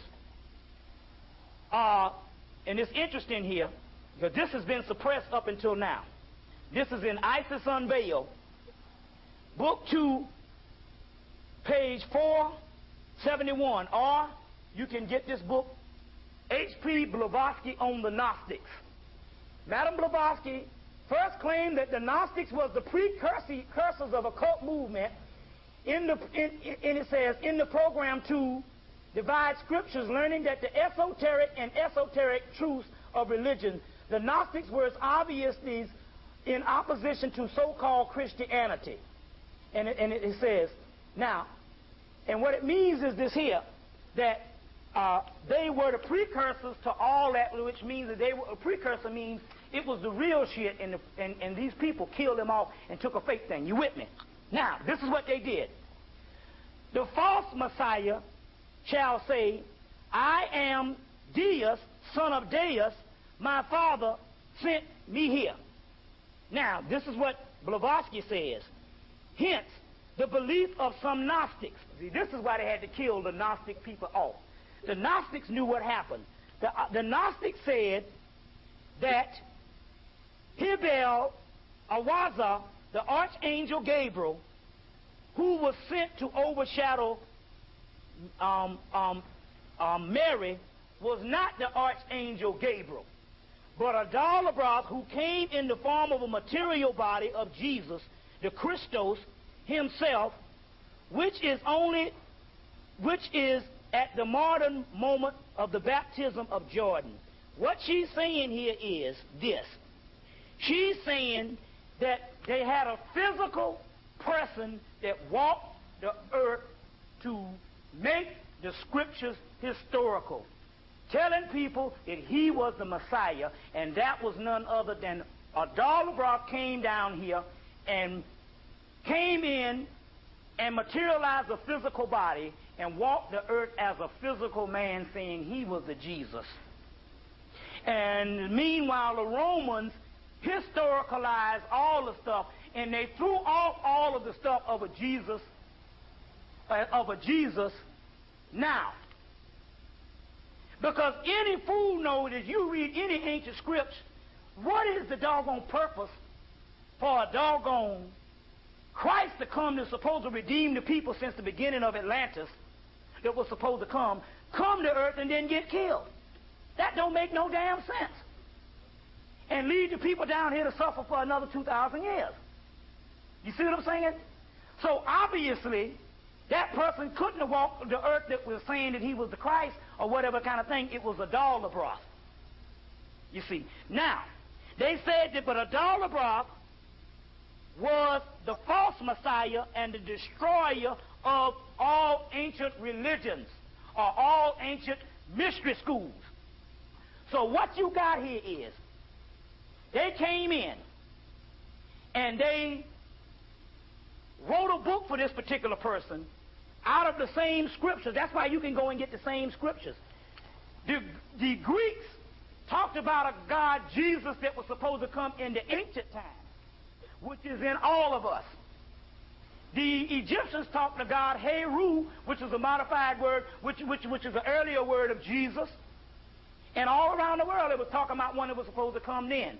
But what this Adar-Lebrock did, he came in and made a physical person to come in and get these people all stirred up in the Holy Land, and then after he so-called died, because he had to die, then they came in because they had to make a martyr, just like the Tupac thing.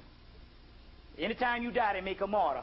Then he came, then it was the stage was set for them to come in and take ancient scriptures of the sayings of Jesus, because, see, we would know that this wouldn't be fake, but, see, the thing about it is the first 4 books that they talk about that's the sayings of Jesus, the problem is we know it's a lie now, because in 1945, they dug up the original scriptures in 1945. It's just that the damn governments around the world made sure that most people didn't know, and they didn't even translate the first books until 1977. They translated part of it. They translated a great deal of it in in the late 1950s, and the guy Hans Jonas' book came out, The Gnostic Religion. The other ones, as far as the complete scriptures, wasn't translated until 1977. So we have no way of knowing that this particular God is fake. You see what I'm saying? Now, let me go into some things here and try to understand some stuff. So Rome basically took all these ancient texts and historicalized them and made them history. They got it because they was copying a part of the Jews that went bad, taking Egyptian texts and making them historical. You see what I'm saying? Making them historical. A lot of that stuff in the Bible and even in the Torah did not happen. It was metaphysical, and a lot of it, if it was supposed to happen on the earth, it's supposed to happen now. You see what I'm saying? Y'all getting me here? This is very important stuff here, because you got to understand some stuff, because I'm explaining something to you. Let me explain something to you about Adar-Lebrock. Yeah, you can cut the light on. Let me explain something to you about Adar-Lebrock. Y'all all right? Because you got to get this. Because what he did was, let me get a glossary here. So now what they do now, they put out the books now, but they parallel with them. They parallel them with Christian things and saying that they went hand in hand, and one was an extension of the other. That's a lie. That's a lie. Let me explain. Adar-Lebrock is the origins of the name is uncertain. One of the most common names of Gnostic mythology, Adar-Lebrock is a god who rules the material world. So, Adalabroth not only was ruling the material world, but how he kept throwing us off. He said, well, listen, in order for me to get these particular gods to keep them going within, I have to create passions. So he created what you call beauty. And in beauty, all the creation of jewelry, all the creation of things, material things that keep you from going. You see, before then, we used to understand that we were gods, and we were just like any other thing on the earth. We could sustain ourselves and go to the highest level of spirituality because we understood that we were gods, or the knowledge of self. So what he did to throw us off, they created all kinds of material things. And so that's why you didn't see as much material things in the ancient world. They didn't need those things because they were on a higher vibration. Now what he did was, after Adalabroth's last thing was, is when he got the Romans and started killing people, Adalabroth knew hell. He said, I got these white people who would control the earth now, because the black people used to control the earth, but they were spiritual beings. But the white people who can control the earth now, I can directly send my evil archons. So each one of these 7 planetary archons, they created other spirits, counterfeit spirits. And those are the ones that's inside of this particular beast. So as a result of them being in this particular beast, they can control the world. And basically, what does he do? The white man controls the world by making the material beautiful. He's 100% materialistic. So, as a result, for the last 1,000 years, well, we can't say 1,000 years because Greece and Rome was built by black people and it was all spiritual purposes. But let's say from down Europe on up, so we'll basically say that his height of his beauty, we could say the last 700-800 years. And this is the magnitude of it, America, which is the home of commercialism. The white man's goal is to create beautiful and create a system that would make the earth look like heaven to trap you in it. That's why now we can't think of one thing, getting more riches. You see what I'm saying? I don't cut this off right. Getting more riches. So I don't tell you to not make no money. I just tell you to make money to pay rent, pay lights, pay water, and keep some gas or whatever for transportation so you can get to the job, to pay rent, to pay light for water. But any other shit, you see what I'm saying? You see? So when I beg for money to pay my rent and stuff, you see what I'm saying? Which I don't think I'm going to make it. But anyway, what I'm saying is, we talking about the bare necessities. So he created beauty and passions to control people. You understand what I'm saying? But he's arrogant. He's so arrogant and so now, when he created the white man, in actuality, the white man, you say, well, how does this God function? You just look at the white man and see how the white man functions, and you can understand how this God functions. He's a jealous God. He's a vengeful and a wrath and brimstone, a killer God. You understand what I'm saying? And everything that functions, that holds this society. So when the white man writes on his dollar bill, "In God we trust," he's talking about his God. He actually has a real God. Now, this is this. Now, we got to stop for a minute because I want you to think about what I'm saying here. This God came in and this God created. He took, all around the world, he took what is called the esoteric scriptures as saying that you are gods and you belong to the host of heavens or the host of stars of heaven, and we are all one. And which scriptures, and he took the same scripture. Now what he would do is he would take the same scriptures and he would take the same scriptures and he would take the esoteric scriptures and make them exoteric where you worship him. In the Gnostic scriptures, the real scriptures, they say that this God made a covenant with Abraham, this God Yahweh. And he made a covenant with Abraham and promised this little group or whatever that he would save them, and everybody else would go to hell or whatever type thing, if they can somehow make the scriptures as if they got to abide by laws, obey laws and all this particular stuff. You understand what I'm saying? To hold us down and hold us down in humanity. So now what I'm trying to say is this too. Then in 1945, they dropped the bomb on Hiroshima and all that. They went into Egypt and they dug up the original scripts. That means you got the scripts of the first 4 Gospels that the Romans and all the Christians are saying that was taught. That all the Christians that were saying that was taught when Jesus walked the earth 2,000 years ago. You see what I'm saying? When Jesus walked the earth 2,000 years ago. And in 1945, they dug up some scriptures in Egypt that talks about the same damn sayings, and it shows that one saying that was supposed to be a person of 2,000 years ago came from an older saying of the Gnostic scripts that came out of the Hermetic scripts that came out of Egypt.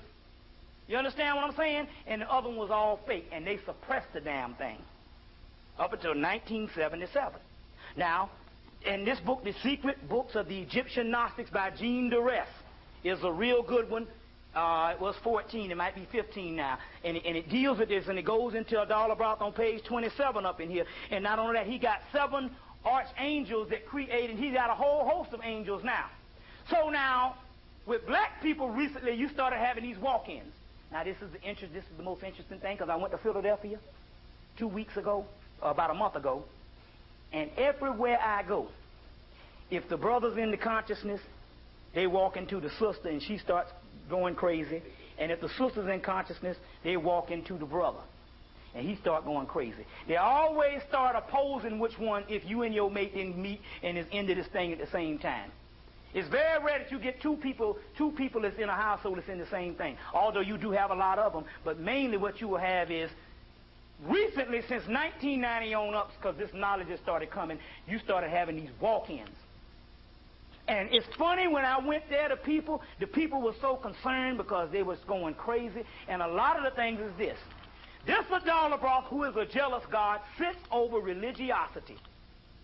And he is the person that sits over these churches. So now when you go in and start dancing and singing and doing all this kind of stuff here, you open up that, and his evil demiurge is the one that's possessing them, because, God damn it, if you ever see some holy, sanctified people, anybody in the church, you talking about irrationale. You understand what I'm saying? And I know this is for a fact. Now, I love it and all this, but see, the reason why I know this, I'm doing a case study. I got an aunt, ultimate intellectual, would bear witness to all of this and everything a few years ago. A few years ago, when I came home, I remember when Farrakhan first started back. Remember when he first started up in there? I came home pumping that stuff. They was into it. Oh, man, look at this. And I told them, this is before the book, because the book was out of print for a while. Destruction of Black Civilization was out of print in the early 80s, and it came back out in the late 80s. We was trying to get that book, and she said, she said, I'm going to the Library of Congress and try to Xerox a copy. That's how much she in to the stuff. In 92 or 93, she came and went and somehow got in the church, and all of a sudden, this person is a whole other person. Irrational, don't want to hear nothing, scared, get quiet, just crazy. You see what I'm saying? Just crazy. You see what I'm saying? And this is what they talk about, like you say, the Ruth Montgomery thing, talking about strangers among us. There is an energy. And that energy, different energy, is controlled by certain people. This particular God is over Christianity. Well, hell, you know it's got to be a God of confusion. Hell, they got damn 12,000 different cults of sex in one so-called order, one so-called religion alone. God, you know what I'm saying? So now the deal is, and you can tell that he's mostly in Christianity because they say that everybody else's religion is messed up. You see what I'm saying? So now the key is this.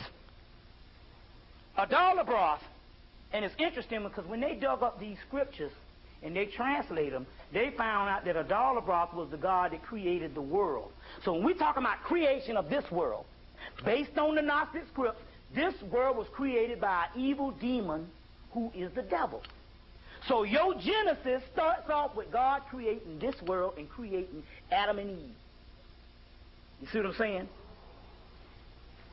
The key is this particular God that sets over these particular religions in 1945 when they dug up, I got some right here. You can take them back.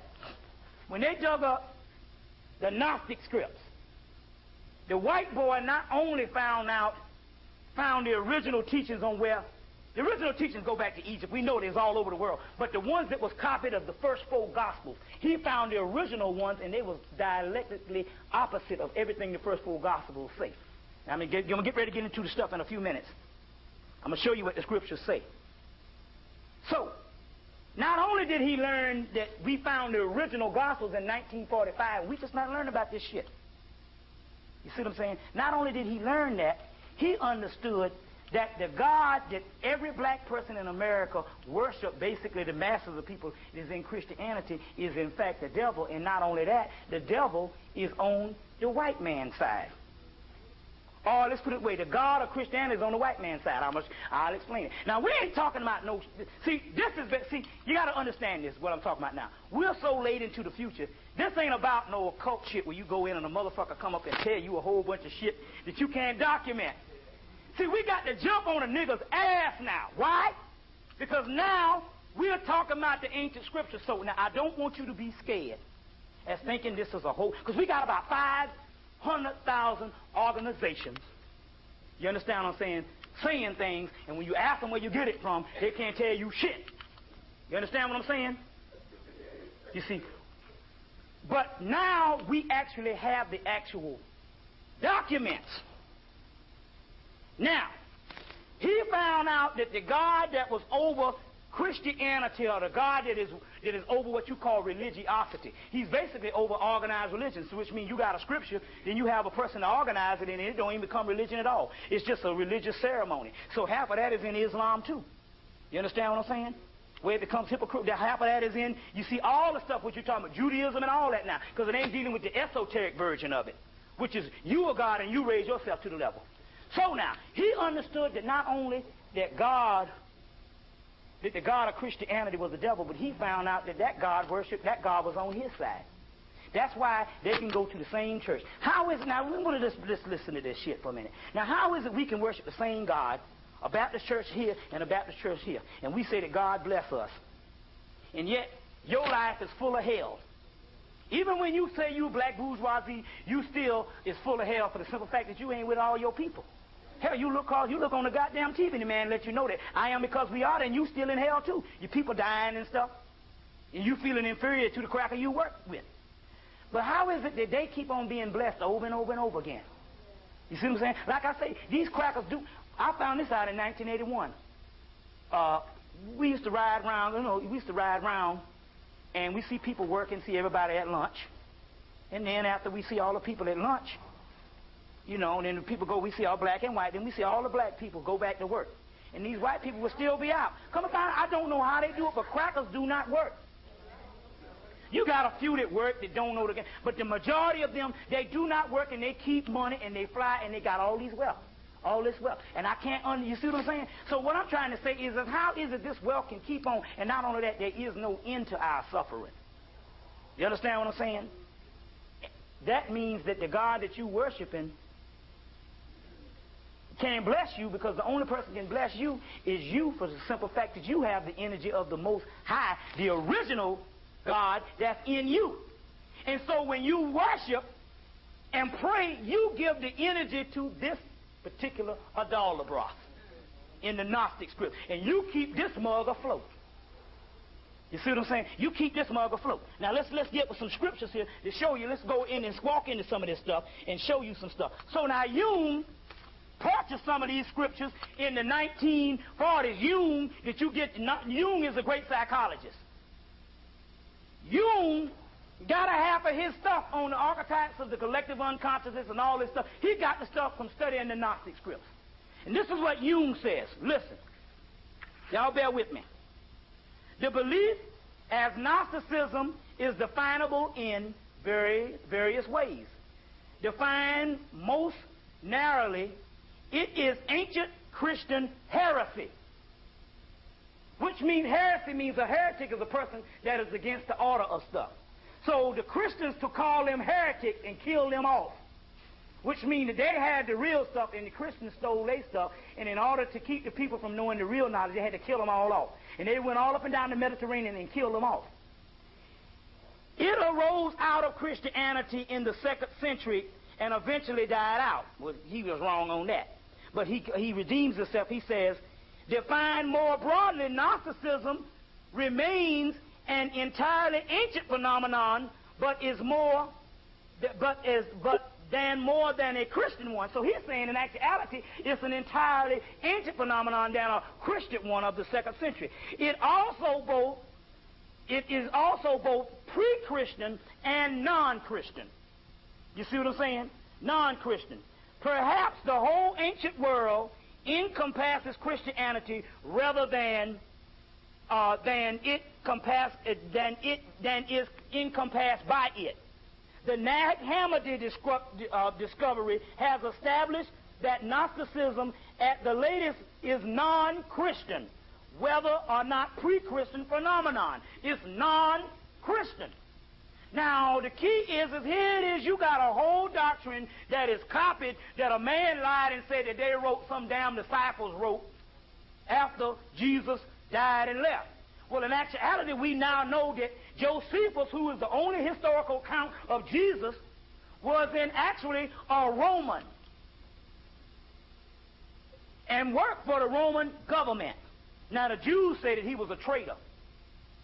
But whether he was a traitor or what, the accounts that they got him to write the histories, where he accounts for a historical one, was a Roman scholar. So he wasn't nothing but a plagiarizer of religious artifacts and a liar that this person walked the earth 2,000 years ago. You see what I'm saying? That he walked the earth 2,000 years ago. You see? And so they're saying that it is non-Christian. Now, let's deal with some stuff here. It's funny that Pope John Paul just came out last week and said that there's a rise and a real surgence of the Christian heretics called Gnosticism, which he's speaking against it, telling the people you don't need to deal with these because these are heretics of Satan, of Gnosticism. You see what I'm saying? The Pope John Paul said this.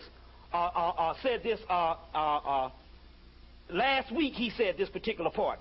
Now look at this. Now,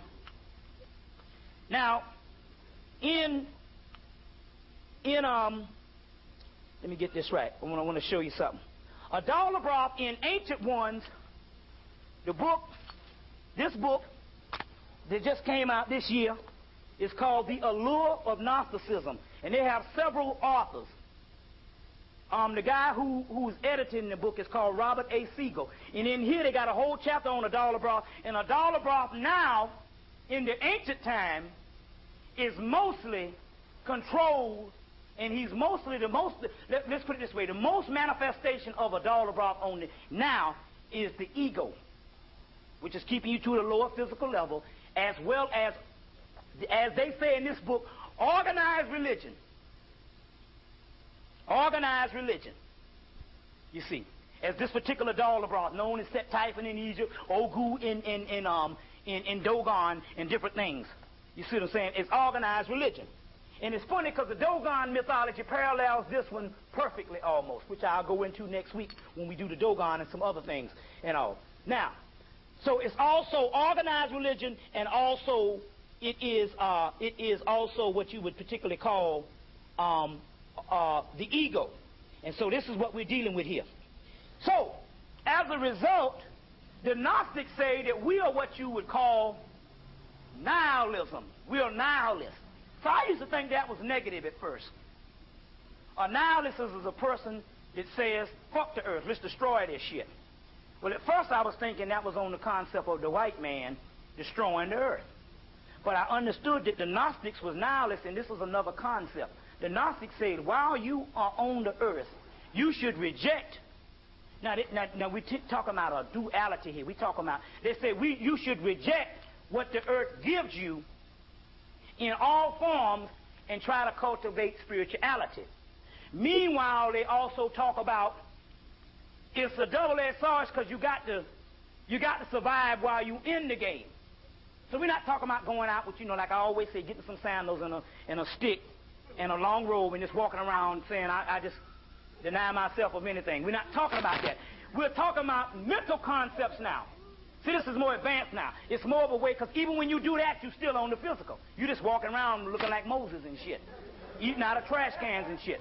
So we're talking about more of a mental, you understand, and a psychological, spiritual manifestation. Whereas that you know that basically everything ain't about nothing. And it frees you up. I always talk about this. That's what the nihilism, what they're talking about here. As well as the apocalypse is not only a goal, it's our damn destiny. Because we understand that the apocalypse for us is the transformation to out of the prison that is created on this physical earth to keep us in bondage. You understand where I'm coming from here? To keep us in bondage. Now, to keep us in bondage. Now, let's deal with some Gnostic scripts. And let's deal with some Gnostic scripts. Now, like I said, one of the best ones you want to get is Bentley Layton's book. This one is the one that came out again in 94. They just translated it out from French, I think, in 94. So this is the one that you want to get. It's $22 and well worth every bit of it. It's called The Gnostic Scriptures, Ancient Wisdom for the New Age. I don't like that word New Age now because, you know, the crackers done messed that all up and all this kind of thing. But it's funny that the Christian now is telling everybody to be against the New Age for the simple fact what you even call New Age is better than that bullshit in the church. You see what I'm saying? So now let's deal with this. Now here's a book. I want to read this little part in the back. This is called Gnosis, Ancient Wisdom in the Christian Scriptures by William Kingsland. Now this book was written in the 1800s or the early 1900s, and they just re-released it. It says this book is extraordinary value, and look, this is what it says: unearthing the real Christian message as understood by the gospel writers at the time before the church turned them into an organ of the state. The author demonstrates that the scriptures were not to be taken literally as biographies of life of Jesus Christ, but they also contain certain allegorical symbols and symbol levels of meaning as well. The figure of Christ emerges as so much not one suffering Savior pouring out his blood and the life of redemption of the world, but rather as a guide for essential gnosis. The kingdom of heaven is within.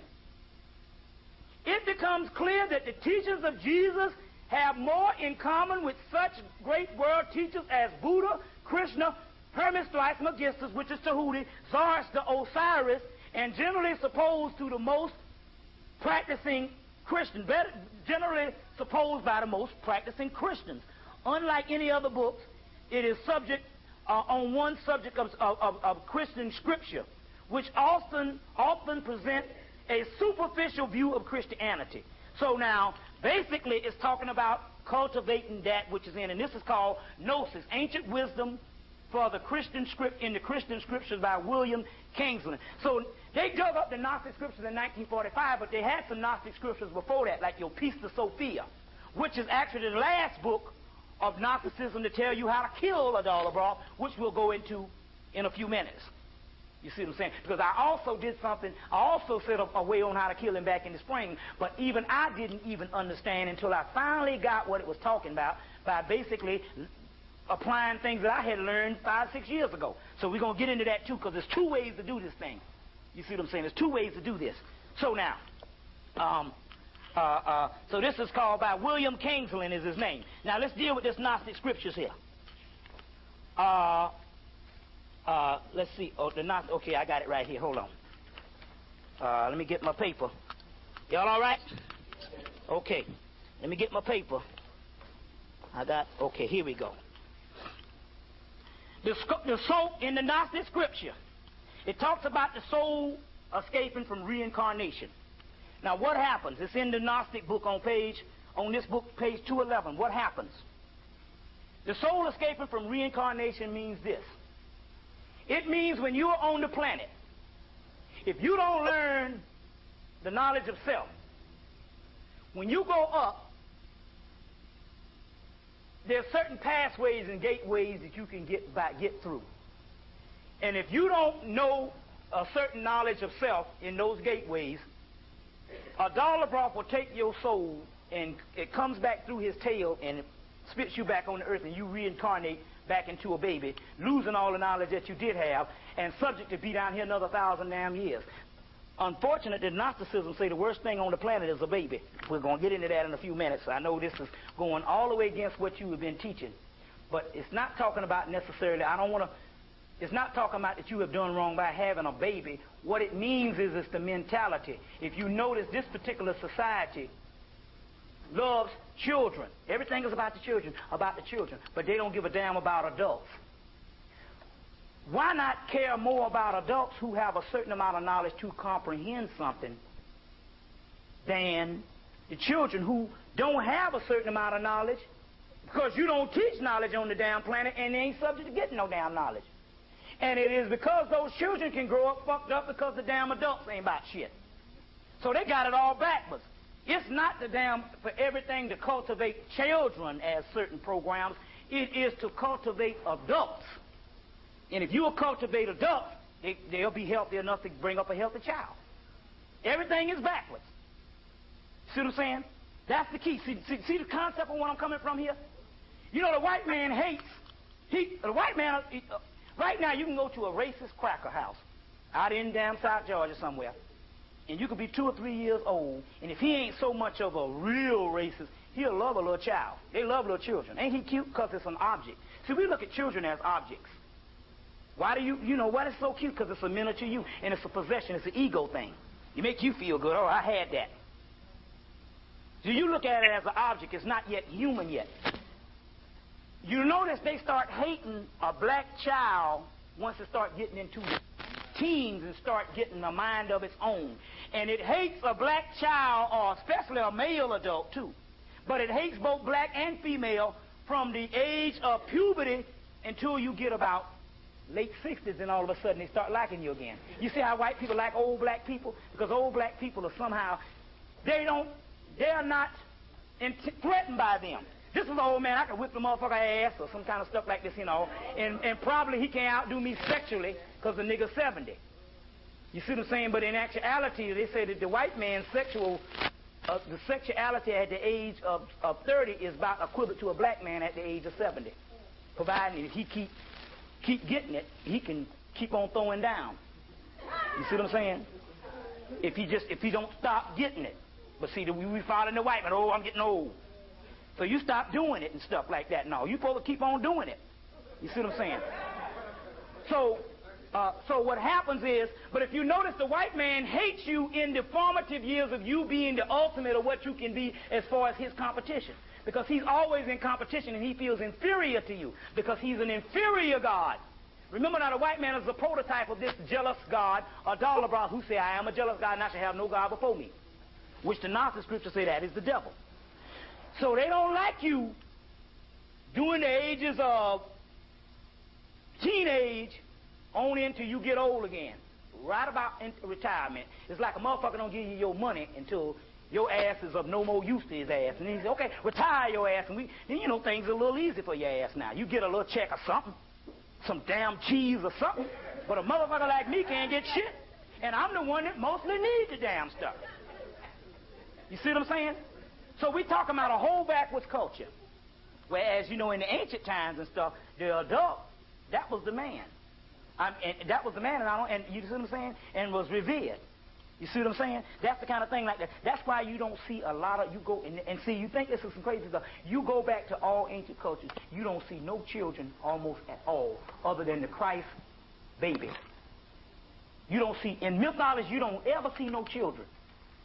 You understand what I'm saying? Because a child is a dead person until it regains a certain amount of things. But then again, on the other hand, we are children now too because we don't have knowledge. Not you. You're the only thing, right now, the people with knowledge, especially black people. White people got more knowledge than us, but white people don't have the black dot. So therefore, they're mutants anyway, so it don't make a difference. But do you know that the only light that is alive on the planet right now is black people with knowledge? That means that they're looking down on the planet and they see total darkness. They see white people which have knowledge, but they don't have no light. They see black people, the masses of them, who have light, but their light is not cut on because they don't have no knowledge. Then they got a group of people who have knowledge. You understand what I'm saying? Even if it's a little bit of knowledge, it makes your light shine even more. You see what I'm saying? So therefore, the only thing that's living on the planet right now is brothers and sisters that's in some form of consciousness. You see what I'm saying? I don't give a damn if you Nation of Islam, Noble Drew Ali, the Moors, or whatever you are.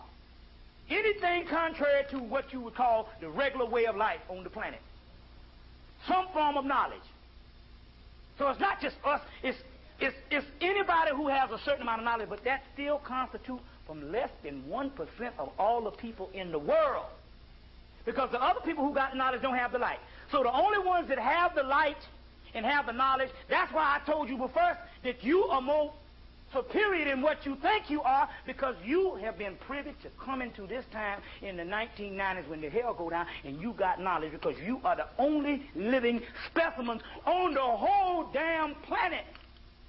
Now, all of a sudden, that should basically tell all your pathologies, your complex, you know what I'm saying, and all your little shortcomings that make you have an ego or make you feel inferior or make you feel worthless or make you get jealous of another damn person. You out here jealous of a damn person because he got more money, but this is a dead person and is a goddamn idiot.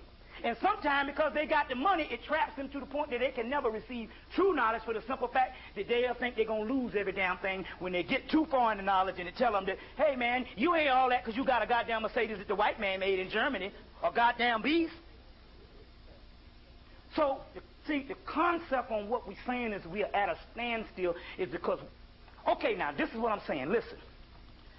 True knowledge is supposed to make you humble. Right? And don't supposed to make you arrogant. That's why fake knowledge, which is a byproduct of knowledge that they teach in university systems, make everybody arrogant. That's because it's not true wisdom. Because it's a byproduct knowledge, it's just like that God, it's a half of God, so therefore it makes you arrogant. You see what I'm saying? But true knowledge is supposed to make you humble. But now, on the other hand, there's a difference in being humble and being inferior and not believing in yourself that you are God's. So now we got another dichotomy. We get in a certain amount of things and we humble ourselves, but we humble ourselves based on physical proportions. But we do not think of ourselves on a higher level as far as spiritual proportions, because we still think of a God that is over us and we're not worthy of being the same magnitude of the first creator. Now this is the shit that you really got to grasp, because I found out that because I get this stuff. I've been getting this stuff for a while, but somehow I don't get the stuff for the simple fact that I have to constantly tell myself, and recently in the last 2 months, I constantly have to tell myself this. And what the Gnostic script says is this. Once you failed, the Gnostics, Sophia, took a seed. It is the seed of the original creator of the heavens that's the most superior in the universe. She broke the seed into many pieces. And those particular pieces, that seed is in you. So that means that the original God that created the earth in the beginning, you are that God. You see the key? So now, this is beyond. Do you understand the metaphysical concept? Because that's what the scripture is saying. Don't listen.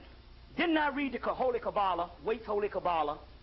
In there they say that the Christ who is to come is in all of us, and it is the spirit of the Messiah, right? But don't they teach you, even in Christianity, they teach you that that Messiah that came, or who is supposed to come in the end, was here in the beginning. He is the original creator of things.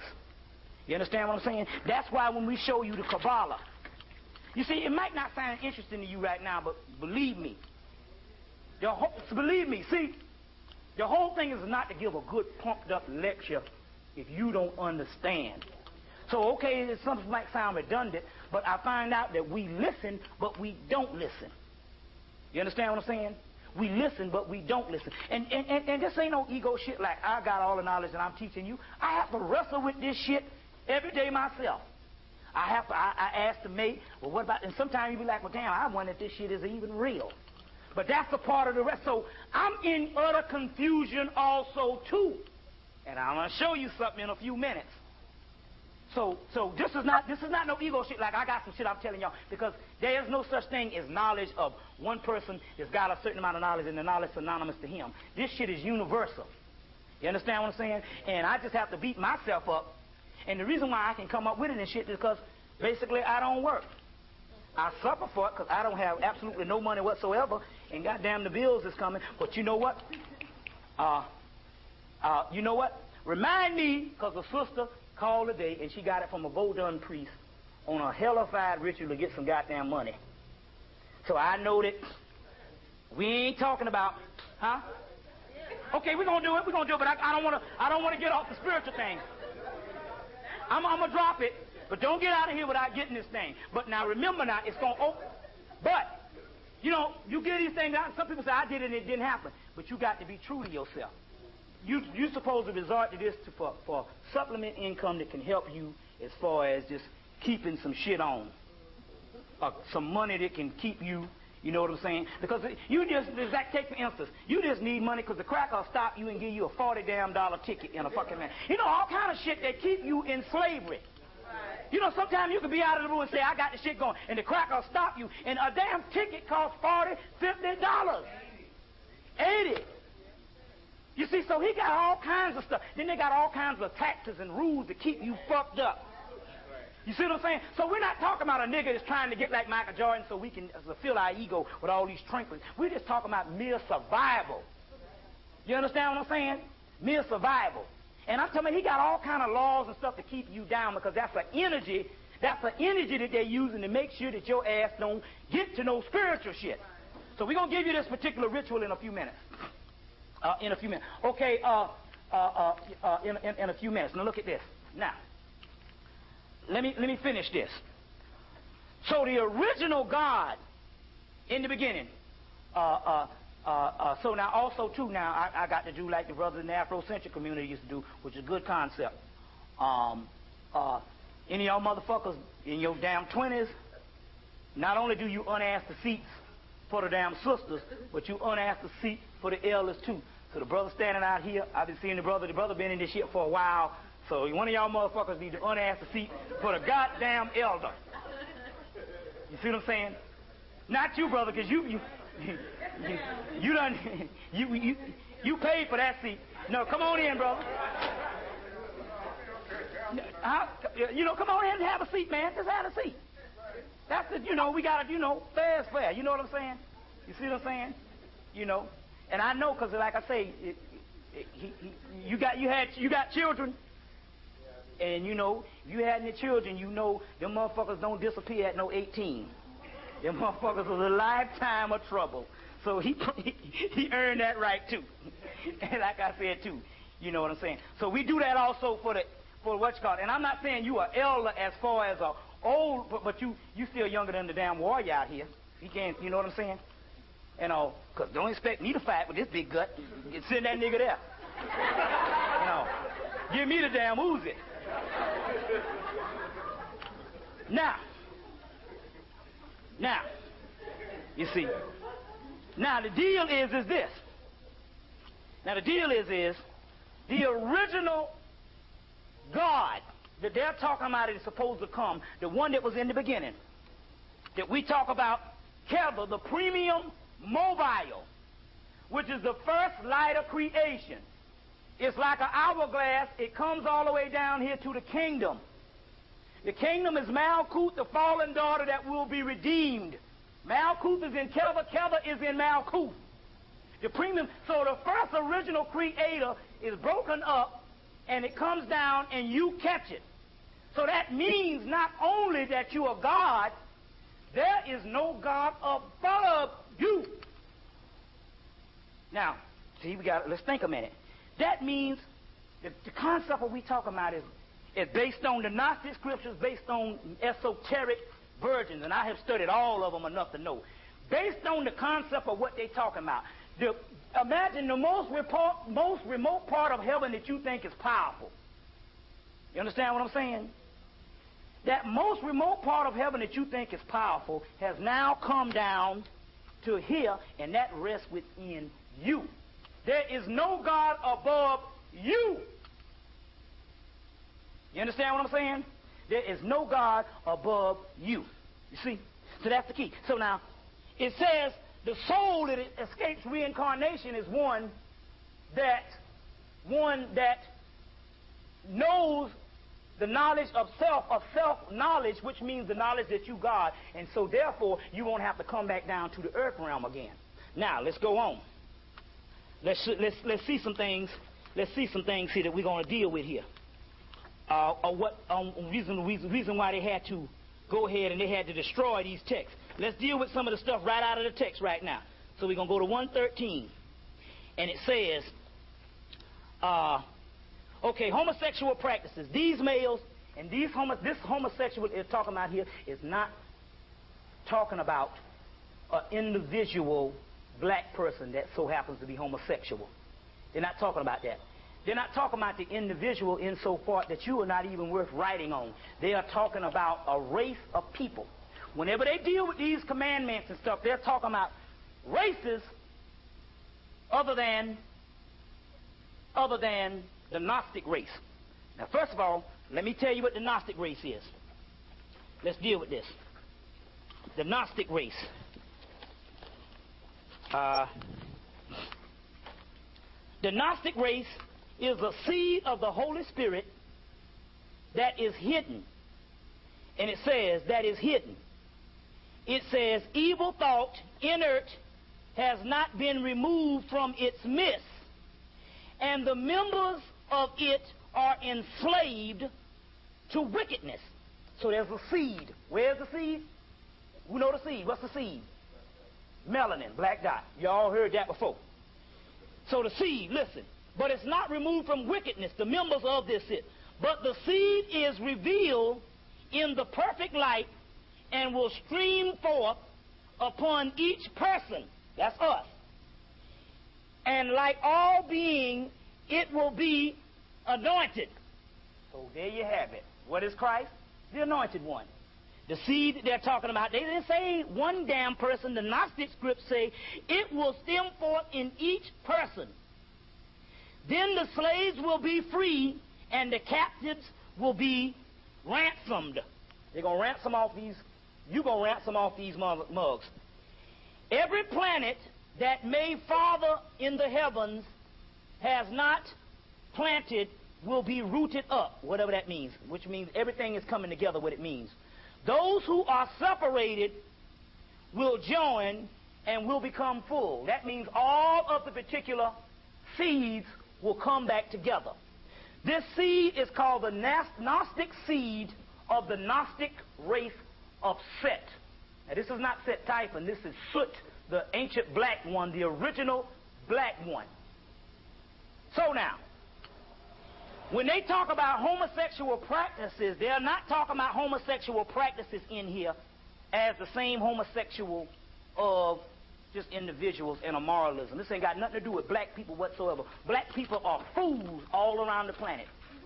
So therefore, we would never make it if it was based on a fire and brimstone God that's going to chastise us. Yeah. That's this is the Bentley Layton's book, and I'll tell you, I'll give you the name of the seed. I'll give you the page number of the seed in a few minutes. We're gonna go through some scriptures right here.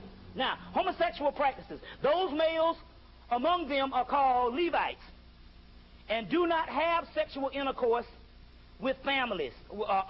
Excuse me. I'm reading too fast. Do not have sexual intercourse with females, but they have intercourse with one and another. One and another. They, of course, are the ones who are preferred and honored among them. Who is honored in the world right now? It so ain't the black man. Talking about the white man. But they scorn those who practice religious behavior and purity. You see, purity. And they look down on this labor in vain. Now, what they're talking about here, they're talking about a homosexual sexual race or asexual race. Even a man hater, which is sexism, is a part of homosexuality. You see what I'm saying? They're talking about a race that is, they're talking about the white race. They're not talking about a homosexual individual, because we have taken on everything as the devil. You see, they're talking about a whole race. Now you find out who the Levites were. Were the Levites white or black? Anybody know? White? Well, they talking about a whole race. You see, why you going to, see, the book is clear. Why you going to call a whole race homosexual when it could just be individual? If not, they're even saying even the most masculine white man has homosexual tendencies. And you know this based on the woman, because the woman is more of a victim. You'd never see a white woman that won't do homosexual relationships in sex flicks or either in sexual flicks, period. All of them are bisexual. You see what I'm saying? You see, that's why I told you before, that's the reason. See, it's a reason why Yale University put out the history of bisexuality as well other than the history of homosexuality. Because bisexuality, based on Yale University, is a whole race of people. Homosexual could just be ones of those just choose to be just total opposite. But so you only have a minority of homosexuals in the white race, but the whole white race is bisexual. That's the mystery. That's why Yale University put it out in 1992. Homosexuality in the ancient world. Most Greeks was gay. They call them asexual. Yeah. Roman and all of that type thing, which was the first origins of the first white people after they conquered the original black Greeks and stuff, because all that land was first black at first. But the original ones of the historical Greeks or the white people that was the killers was gay.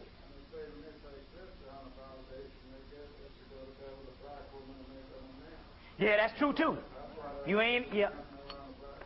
That's true too. So up until this day. You see what I'm saying? Up until this day. So let me show you some other scriptures here. Now see, these scriptures here, they, in so much as the Bible might give you one or two little verses, and they'll have 5,000 books off of one little thing that said, these scriptures are whole and complete. They go complete. You see, they're not all this, and you know, it's not all this gospel type bull, which is all saturated and made this way. These are complete scriptures. These are complete scriptures. Now look at this. Page 273, 293 in the book. Gnostic scriptures. Let me get this right. I want to show you this. 293. It says that the Savior's body was apparent, not material. You see what I'm saying? For he took the first fruits, and they say that those who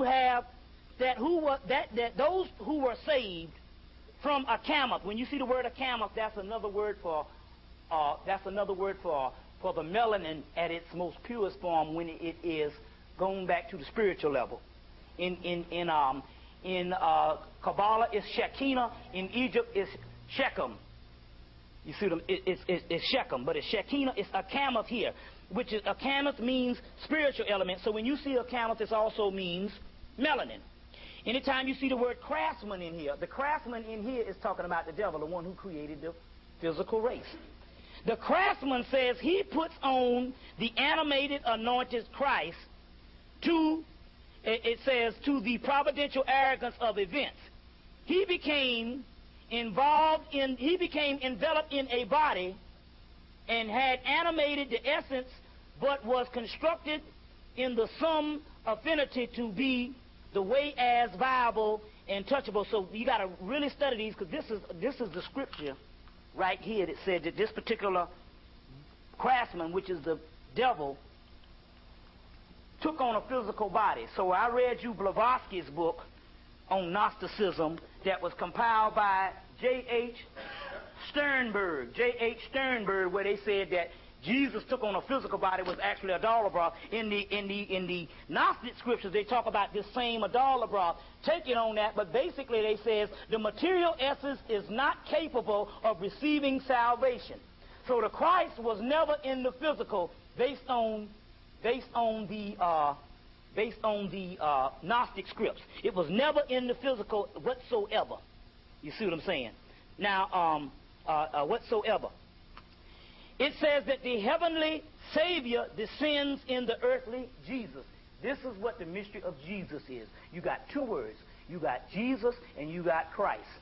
Jesus, son of Joseph, or in Hebrew they say Messiah, son of Joseph, Messiah, son of David.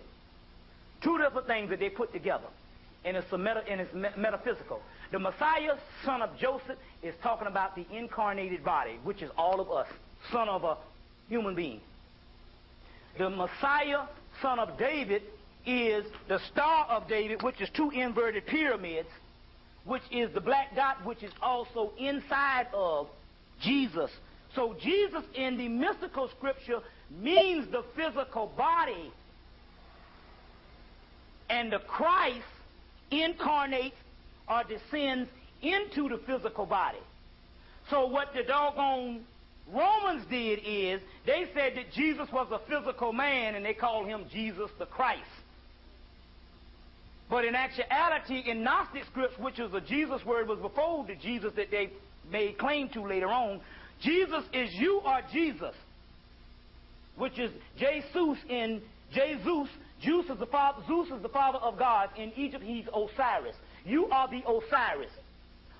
You are the Osiris, the physical body that lays dead. You see what I'm saying?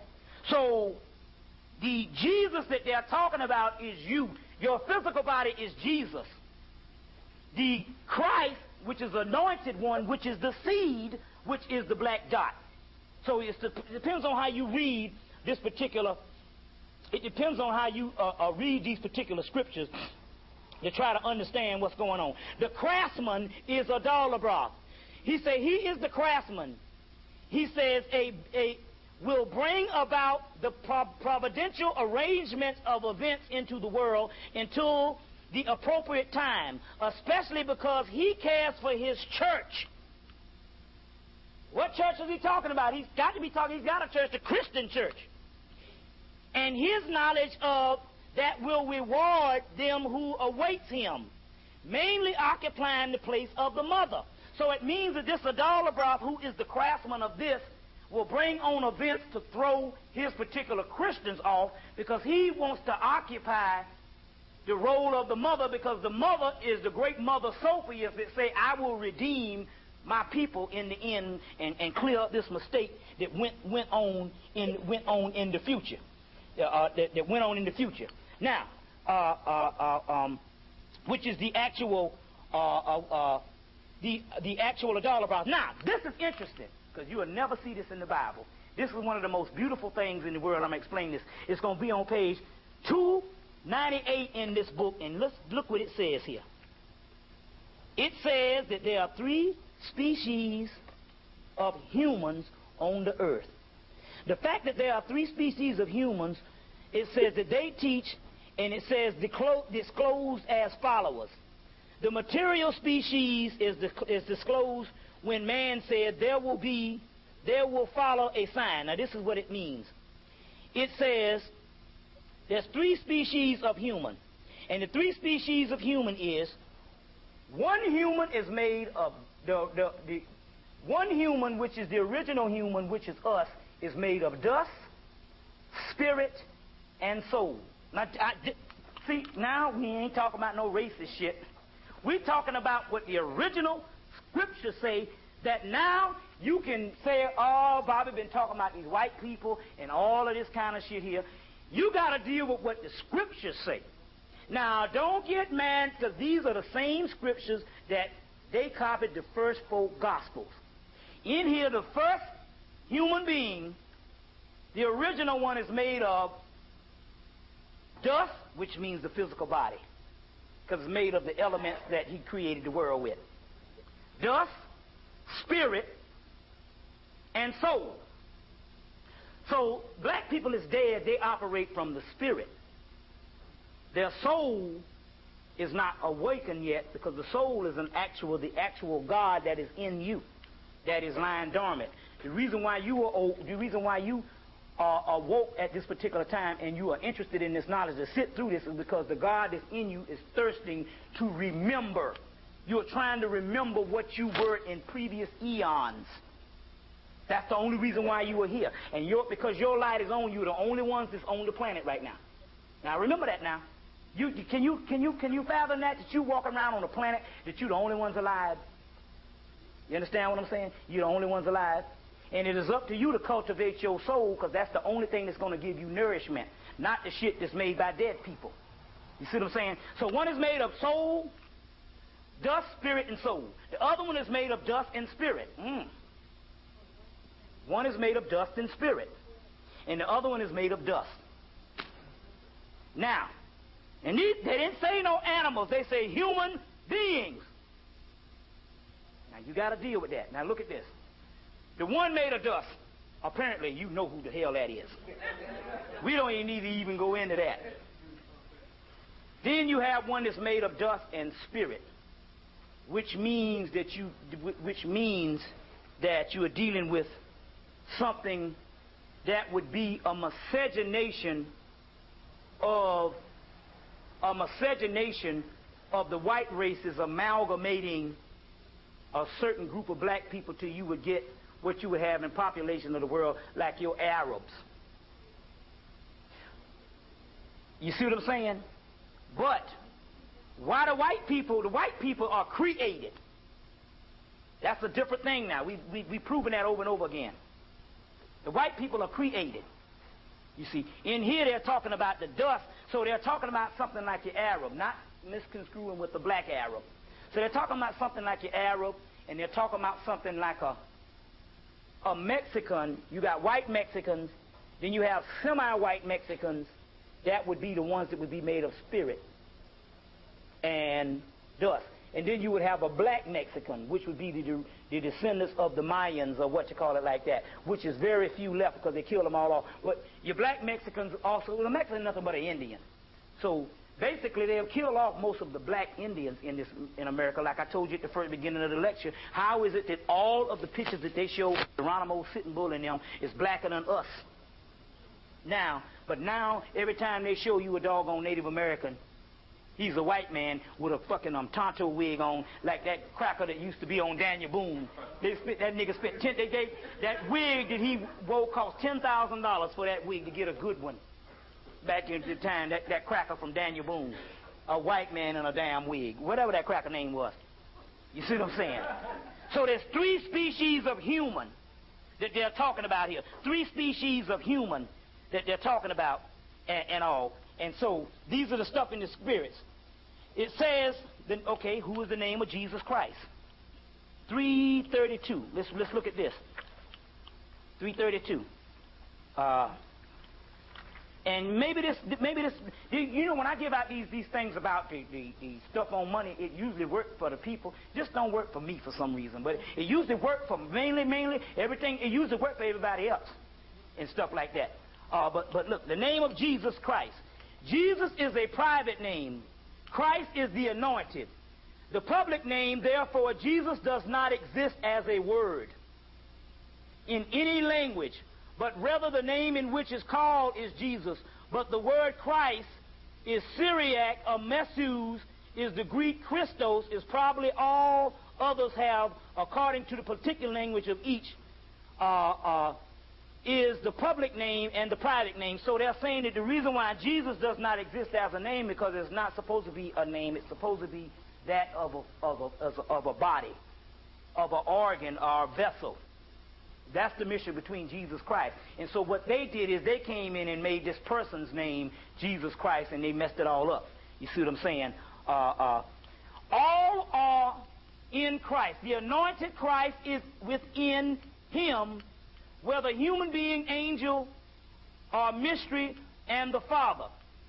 It says, Christ is each within him, whether human being, angel, or Father. So the reason why they had to kill these Gnostics off, because these Gnostics were saying that that's some bull jive. Y'all talking about this particular person over here.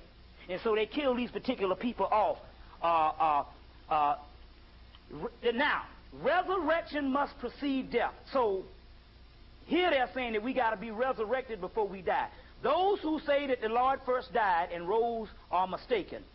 For the first arose, then died. And if he does not first get resurrection, he will not die as he lives, but that person would. So what they mean here is, I think it's got something to do with us right now. You have actually been resurrected. Now, whether you backslide or whatever, that's just a part of your process of battling this physical world out here. But for the mere fact that you are sitting up here in here and getting down with this knowledge and not thinking I'm going to hell and not scared and not worrying about how much I done cursed and shit like that and all this kind of thing here, and not really worrying about the superficial things and basically just thirsting out the knowledge, you are already resurrected. The next thing for you to do too is to ascend. You see what I'm saying? So you have already been resurrected and all. Now look at this. The precious is hidden in worthless. No one should hide a precious object within an expensive thing. Yet often, sometimes, has kept vast sums of something in something that is worth a penny. Such is the case of the soul. The precious thing, and it is come to reside in a lowly body. So they're saying this, that they wouldn't put nothing precious in something that's worth nothing. They will put it in something that ain't worth nothing. So they're saying that your physical bodies ain't worth nothing. Now, why do they say this? Why do they talk hard on the physical body? Because in here, they're going to talk about the fool. And the fool in the Gnostic scripture is the white man. Why? Because they understand that what they're talking about is us as far as, because we're dead people. So they're talking about a people that their origins of that of idiocy. So in here they'll tell you that the fool is, only a fool would fall in love with the physical body. They say that Christ said that you must be acquainted with self. They say, what is self? They say self is that which is invisible and inside of you. It's the only thing that you're supposed to be trying to unravel the mysteries. They say the fool is intrigued with that particular thing that he sees. So they'll talk about the fool in here, and the fool is surely the origin of the fool, because they're not talking about conditions. Because see, they're talking about purity of original soul. So they don't get into what your conditions are. We are all fools in the condition, but that's not by our choice. You understand? But they're talking about a fool. They're talking about one that whatever he does, and no matter how much knowledge he learns, he's still going to be a fool. Because the only thing he has is a physical body. Because he's made of dust. And that's it. So they're not talking about you, because in here they said that the person that we're not talking about is the sacred seed of Set, or Soot. The sacred seed of Soot will be redeemed in the end no matter what. He has to go through suffering, he has to go through trouble, but he will be redeemed in the end. Never say anything about that particular sacred seed. Since you have the seed, they say the seed is hidden within you. And in so much as the outside, they say you do not live at all. You never existed as far as your physical life, and you had a house on you had a house on Fair Street, and you did this kind of shit here, and you went to college, and your grandmama did that shit. That don't exist. You see what I'm saying? Now, all of a sudden, I respect my family, but I don't treat my family in the same way as stuff is so much important to me. You know what I'm saying? And this is not being negative. It's understanding, and in actuality, none of our traditions never existed. The only thing existed is that's a house that gives activity to house the original God which is in me while it is asleep. But now since it's awakened, none of that shit don't make no difference no more. All the pride, all the traditions, all my goddamn memories, it don't mean nothing but me acting like a damn fool. You understand what I'm saying? And all this kind of stuff here, and all the good times and all this kind of stuff. So this is what they're talking about here. That's what the seed is talking about as far as the revelation of the seed and all. So they're saying it is worthless for the simple doggone fact that the physical body is something, they wouldn't hide nothing, because they had to hide the spiritual seed from a dollar because he said he was going to kill all of you. And then he sent his evil spawns down here. But the key to that is this seed that is in you, because they say he's very arrogant to this day. He don't think, looking at you physically, and you are loading him because you're in a physical body and you trapped, he don't think that you're going to rise. And so she's now here in the crystal city of the Stone Mountain city of Atlanta by way of spiritual voyage. And so once we resume, she's going to give a channel of what Tupac came and said. What Tupac came and said. So it's back on. And so I tell you what. Yeah.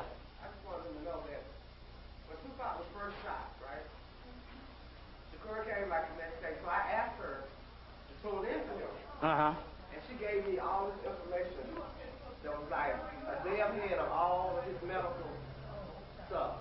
She told me when he was dying, what was happening around the bed, and then later, when I confirmed, because I know his family, it was just like she said.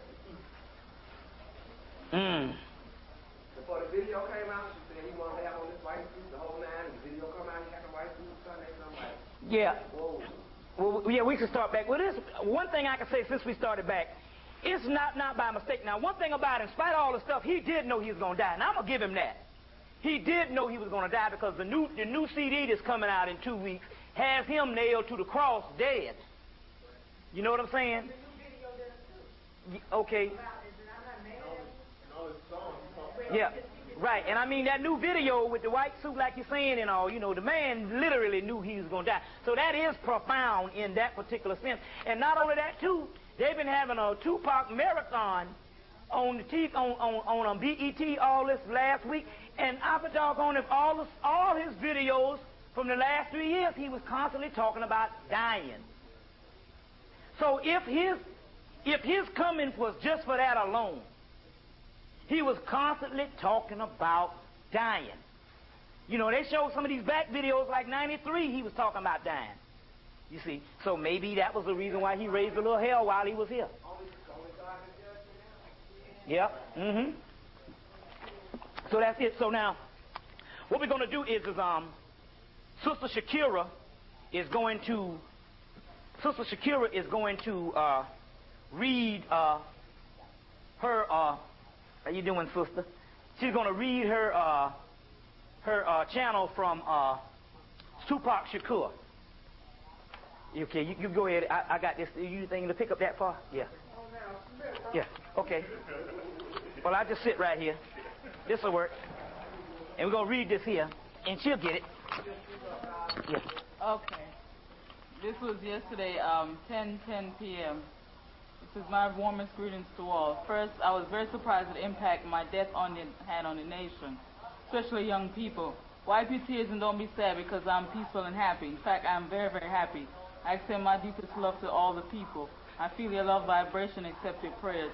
Keep sending your prayers. I most definitely appreciate them. For my loved ones, my family, my girl, kid, and the whole crew, all my homies in the hood, I watch over all of y'all. Ma, I'm there with you, especially at night.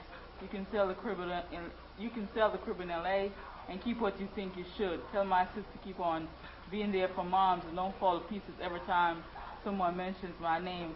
I need for you to be strong. Hey, Jazz, the Jasmine guy. How's my honey doing? Girl, I see you taking charge. I come and check you out sometimes, and I can't help but laugh because you're bugging when they try to diss me. I can't see that you don't like that. Kid, you're still my #1 girl next to my mom's. Dry your tears, baby. I know you miss me, and you look at my pictures inside, but I'm right there with you. Don't be afraid. I know you're scared of who you should talk to at this time. However, the truth will come to light. Someone new will be assigned to the case, and you should cooperate with him because he's on. Say hi to your mother and your sister. I still love them. What's Q up to? Tell Mr. Jones to take it easy and don't work too hard. You should try to get some rest. People, it's important for y'all to stop killing and fighting each other. Release all the jealousy and anger because it's not worth losing your life over petty stuff. Believe me, people, your lives are so precious. Treasure every waking moment. Brothers, tell your girls you love her and lose all their pride. Stop fronting in front of your homeboys and keep it real, y'all. All that boasting don't mean nothing. Y'all supposed to be helping each other out. Make time for your family. Stop hanging in the street so much and chill in the house sometimes. Spend time with your girl and get to know one another instead of trying to get your rocks off and being a player all the time. Wake up, crew. My departure from the physical world should be a wake-up call for all of y'all.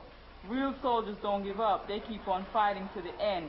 Let not my death be in vain. Let my words and the verses in my song reign, reminding and enlightening you, because I came in the world with a struggle and left with a struggle. And although they shot up my body and think that I'm dead, my spirit lives on and on and on. Yes, I'm alive in the spirit and my soul rejoices. Keeping it real, y'all. Peace and love. Now, this came today. What's up, crew? I'm touched by the outpour of affections and love. I'm glad that y'all keep jamming to my rhymes and verses because I was rapping hoping that y'all get the message. I was a man born with a mission. I was a soldier with a quest, and now that I've shed my earthly skin, I'm going to keep on fighting. Too much injustices have been committed against me and my people. It would be cool if I said put the Glocks down and stop gang banging, but let's examine the reasons why we do what we do. Why are my people still enslaved by this crooked and satanic system? Why are my homies and fellow comrades getting locked up? Who put the Glocks in our hands in the first place? Who swarm and infest our neighborhoods with drugs? They got us on the civilians, watching our every move, imprison us in projects, clocking our every move. Don't the babies and children, don't they deserve to be free? If this is our land, the land of the free and the brave, then why aren't we free as we want to be? And why we got to be scared to be brave because strange assassins got their dog on our asses? We have suffered enough, been brutalized enough, been raped enough, been starved enough, and been pimped enough. The war is on, enough said. Where are those lying motherfuckers who call themselves politicians, the elected officials who got elected in office, black like me, yet they refuse to come near my ass while I was locked up on trumped-up charges? Where was the concern when I got senselessly gunned down and the cold-ass motherfuckers drive a white Cadillac and got away? All of a sudden, nobody's talking. Nobody saw nothing. Everybody's trying to protect their asses. The people know who I'm talking about. This does not involve my family. I see the real bullshitters and the real con artists. I'm watching y'all. Nobody can take the pain away that was inflicted on my family and real friends as they watch me bleeding profusely, lying helplessly in that hospital bed. No words can bring me back physically, but still I live on. I'm immortal, and I walk with the ancestors. I walk with Brother Malcolm, Brother Marvin, Brother Newton, and I finally sat down and talked with Red. He's still telling jokes. I also met some of my homies who arrived before I did, and we have plenty to talk about. To everyone, I say, don't be afraid of death. Don't just sit there and take my words and them. What are you doing to help the black community? All are talking, but where is the action? Stick together, people. There's too much empty spaces between y'all. Stop looking down on those bums on the street. Feed and shelter the poor and be kind-hearted. The government aren't looking out for us, so we got to look out for each other. We got to clean up our own mess. Check up on the elderly. Make sure they ate and run some errands for them. They get too neglected too often.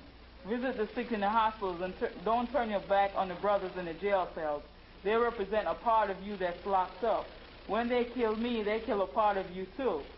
We're all part of the whole. When I hurt, you hurt, and when you are hurt, I am definitely hurt. Think about it. Good love, my people, and don't give up hope. Celebrate life in your living and enjoying good on all others.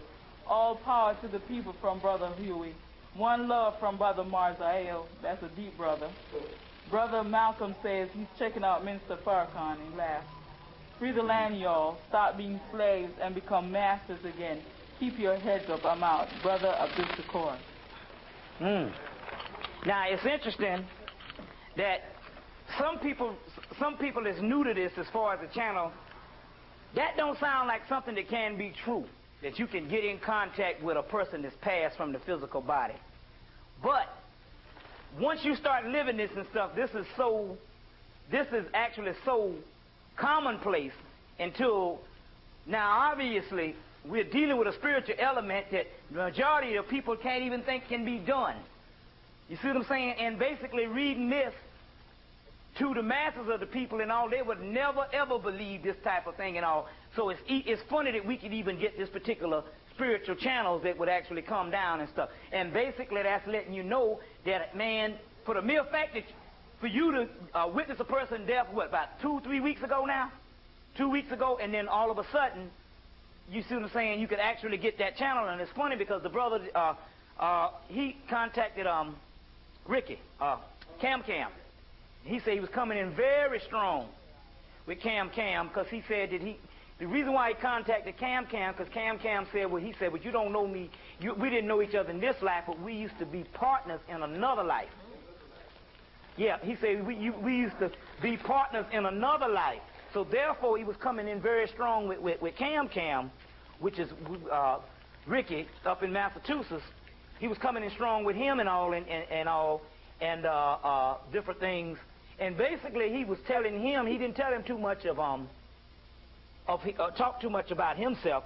He just told Ricky that basically, you know everything there is to know, as far as basically we know all the knowledge that we need to know. It's just that having confidence in it.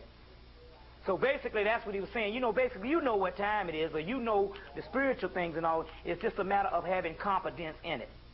You see what I'm saying? And so that's what he actually said to Cam, which is Ricky, which he'll be. I think he'll be moving down in about 2 weeks. He said. I'm gonna say that when she started mentioning him and I tuned it into him. Mm-hmm. He came. His aura is very strong, vibrant, yellow, and he's a very personable person. I've never met him in this life. Mm-hmm. He's a very personable and warm, caring person because he started asking me personal questions and about myself.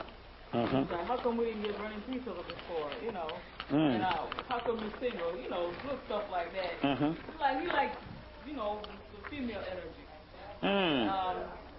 And he comes often, you know, and he wanted to know, he was very concerned about his mother, and he wanted to know if the message got to her and stuff. And so he's very concerned about his people. He's not like what's portrayed in, you know, in the media and stuff, this harsh, you know, brutal person. He's a very sensitive, warm, caring person. And I just met him in the spirit, and, you know, he's just likable, you know. So he comes, you know, every now and then. He was met in the spirit by Brother Malcolm and Brother Marvin and Hugh and Newton, and then they went and got his father, and they sat down and talked. I also got, based on that, I also got a piece from Brother Malcolm based on that too, because Brother Malcolm, they discussed about what was the latest happening down here, because they all got jobs on that side, and so they're busy. And so, you know, Brother Dushakor, he hipped him to what was going on, what was the lowdown, and that's why Brother Malcolm said he's checking on Louis Farrakhan, because, you know, Tupac told him what was going on and stuff.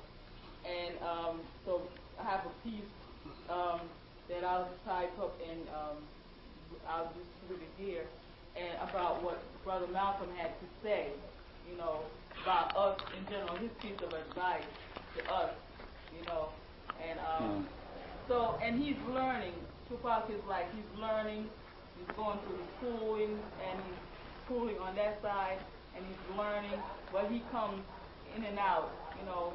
He walked right into the heavens. He didn't go through no suffering, no hell damnation and all of that, you know, because he was very prepared to die, you know. And that helps when you're aware of death, you embrace it. You know, you don't be scared, and that's what he's saying. Don't be scared, because he walked straight. Because he decided he wasn't coming back into that physical body because it was too jammed up. You know, he refused to come back living like that because he did not want to live like an invalid. So he decided that he was going to go. Yeah, sometimes most people, I believe most people have the choice on whether they could stay or not, but they look around and say, hell, I'm going to be down here from neck up and neck down, and I'm paralyzed. Some of them be like, you know, get all messed up. Who the hell want to be walking around like Superman with a damn thing in your throat and just, I mean, hell, you might as well just. Now, white people, they want to stay down here because, you see, but, you know, brothers be like, you know, I see peace and all, I want to get the hell on. Because it's selfishness. The only people really have to deal with death is us down here, not the dead. And he had the option to stay because when he first got up there, they said he wasn't assigned yet. And he said, well, and he talked to, and he got permission to stay. He said, I'm not going back. See, because he, what you was getting ready to say?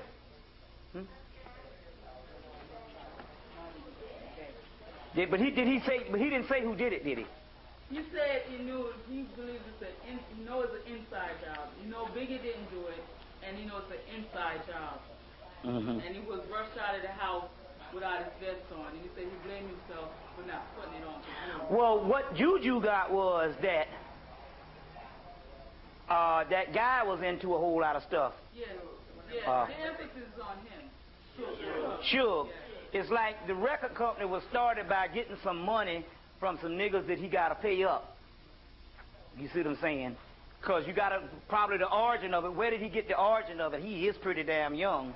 Where did he get the origin to start this thing? And so based on that, is some stuff that's rotten in the cotton. And so when it all boiled down, it was just like the classic mobster type thing. Not from the mob, but the new mob, which is Negro mob. Say, hey, you know, you owe us and that kind of thing. Yeah. And they said that the white boy, now, you know, white people, this white guy who was a major critic said that they saw the movie and they said that the guy had superb acting skills. And that's what the white boy said. You see. But then again, on the other hand, what black actor who, most black people never really had to have acting skills because we have to have a dual role anyway. That's the reason why you could have people like Eddie Murphy and them never acted in their day and come right in and do major roles. Why is it that black people can automatically act? Because, hell, we got to act just... We use a dual act, you know, we act like we got to act when we go to business. And so, and when we come to the hood, we got to act in another way. So therefore, it pays off when you go to Hollywood. You say, oh, shit, I can do that. You know, that ain't nothing to do. So most black people are natural actors and stuff. You see, like that, all this kind of, you see. So let's finish this Gnostic thing up. The demiurge world, which is the demonized world, is the basic pattern that belongs to these terms in relationship with the Gnostic myths, involves an era of fall and wisdom. The material world and its rulers emerge from a displaced power and wisdom. The demonic powers created a psychic material atom, which is man. The archons giving a glimpse of the immortal man that leads them to give Adam a form of a superior than their own, which means that the immortals, they gave rise to this Adam, and they gave him a form superior to their own. After the wisdom secretly provides Adam with spirit and powers that recognize that their creation and his power is superior to their own. They seek further means to imprison humans in ignorance.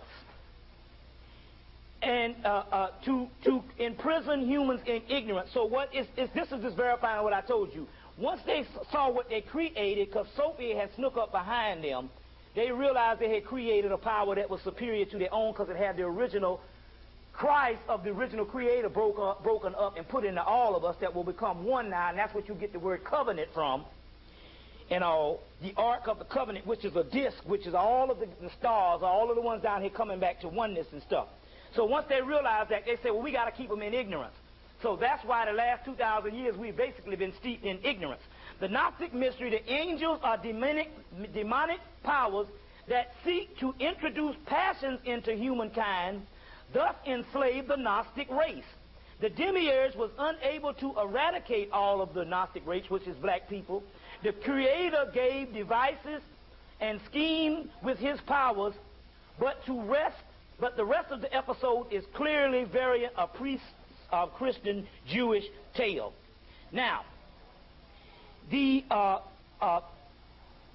Gnostic story identifies that the demonic are the 7 planetary rulers and their hostility towards Adam of us and wisdom to throw them out of heaven to the earth, or throw them out of heaven to the earth, and they begin to operate in sinful demons, as sinful demons.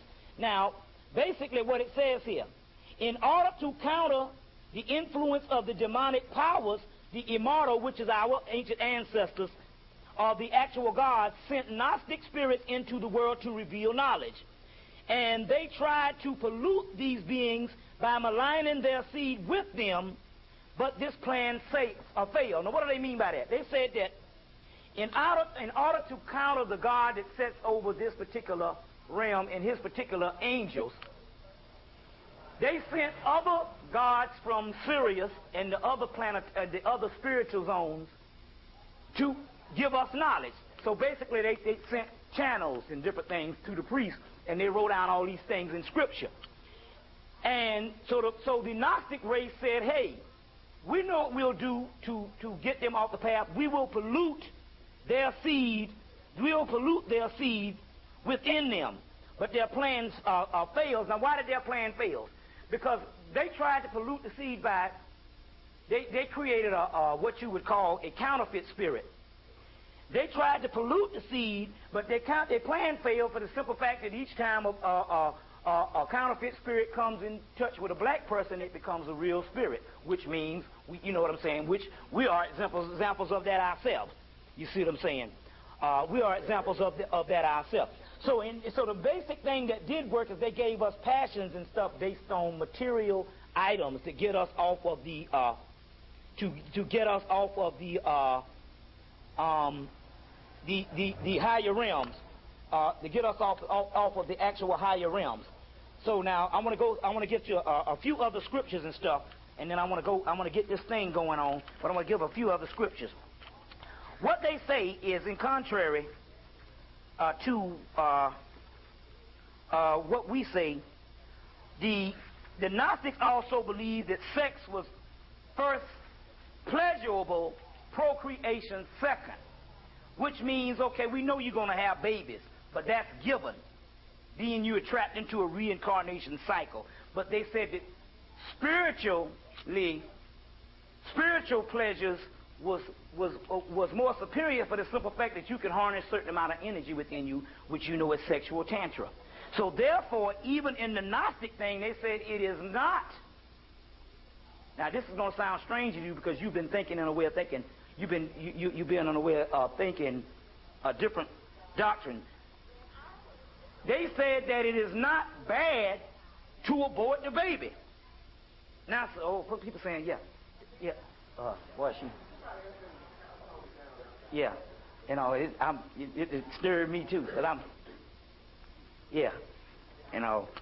I'm busy hearing their conversation.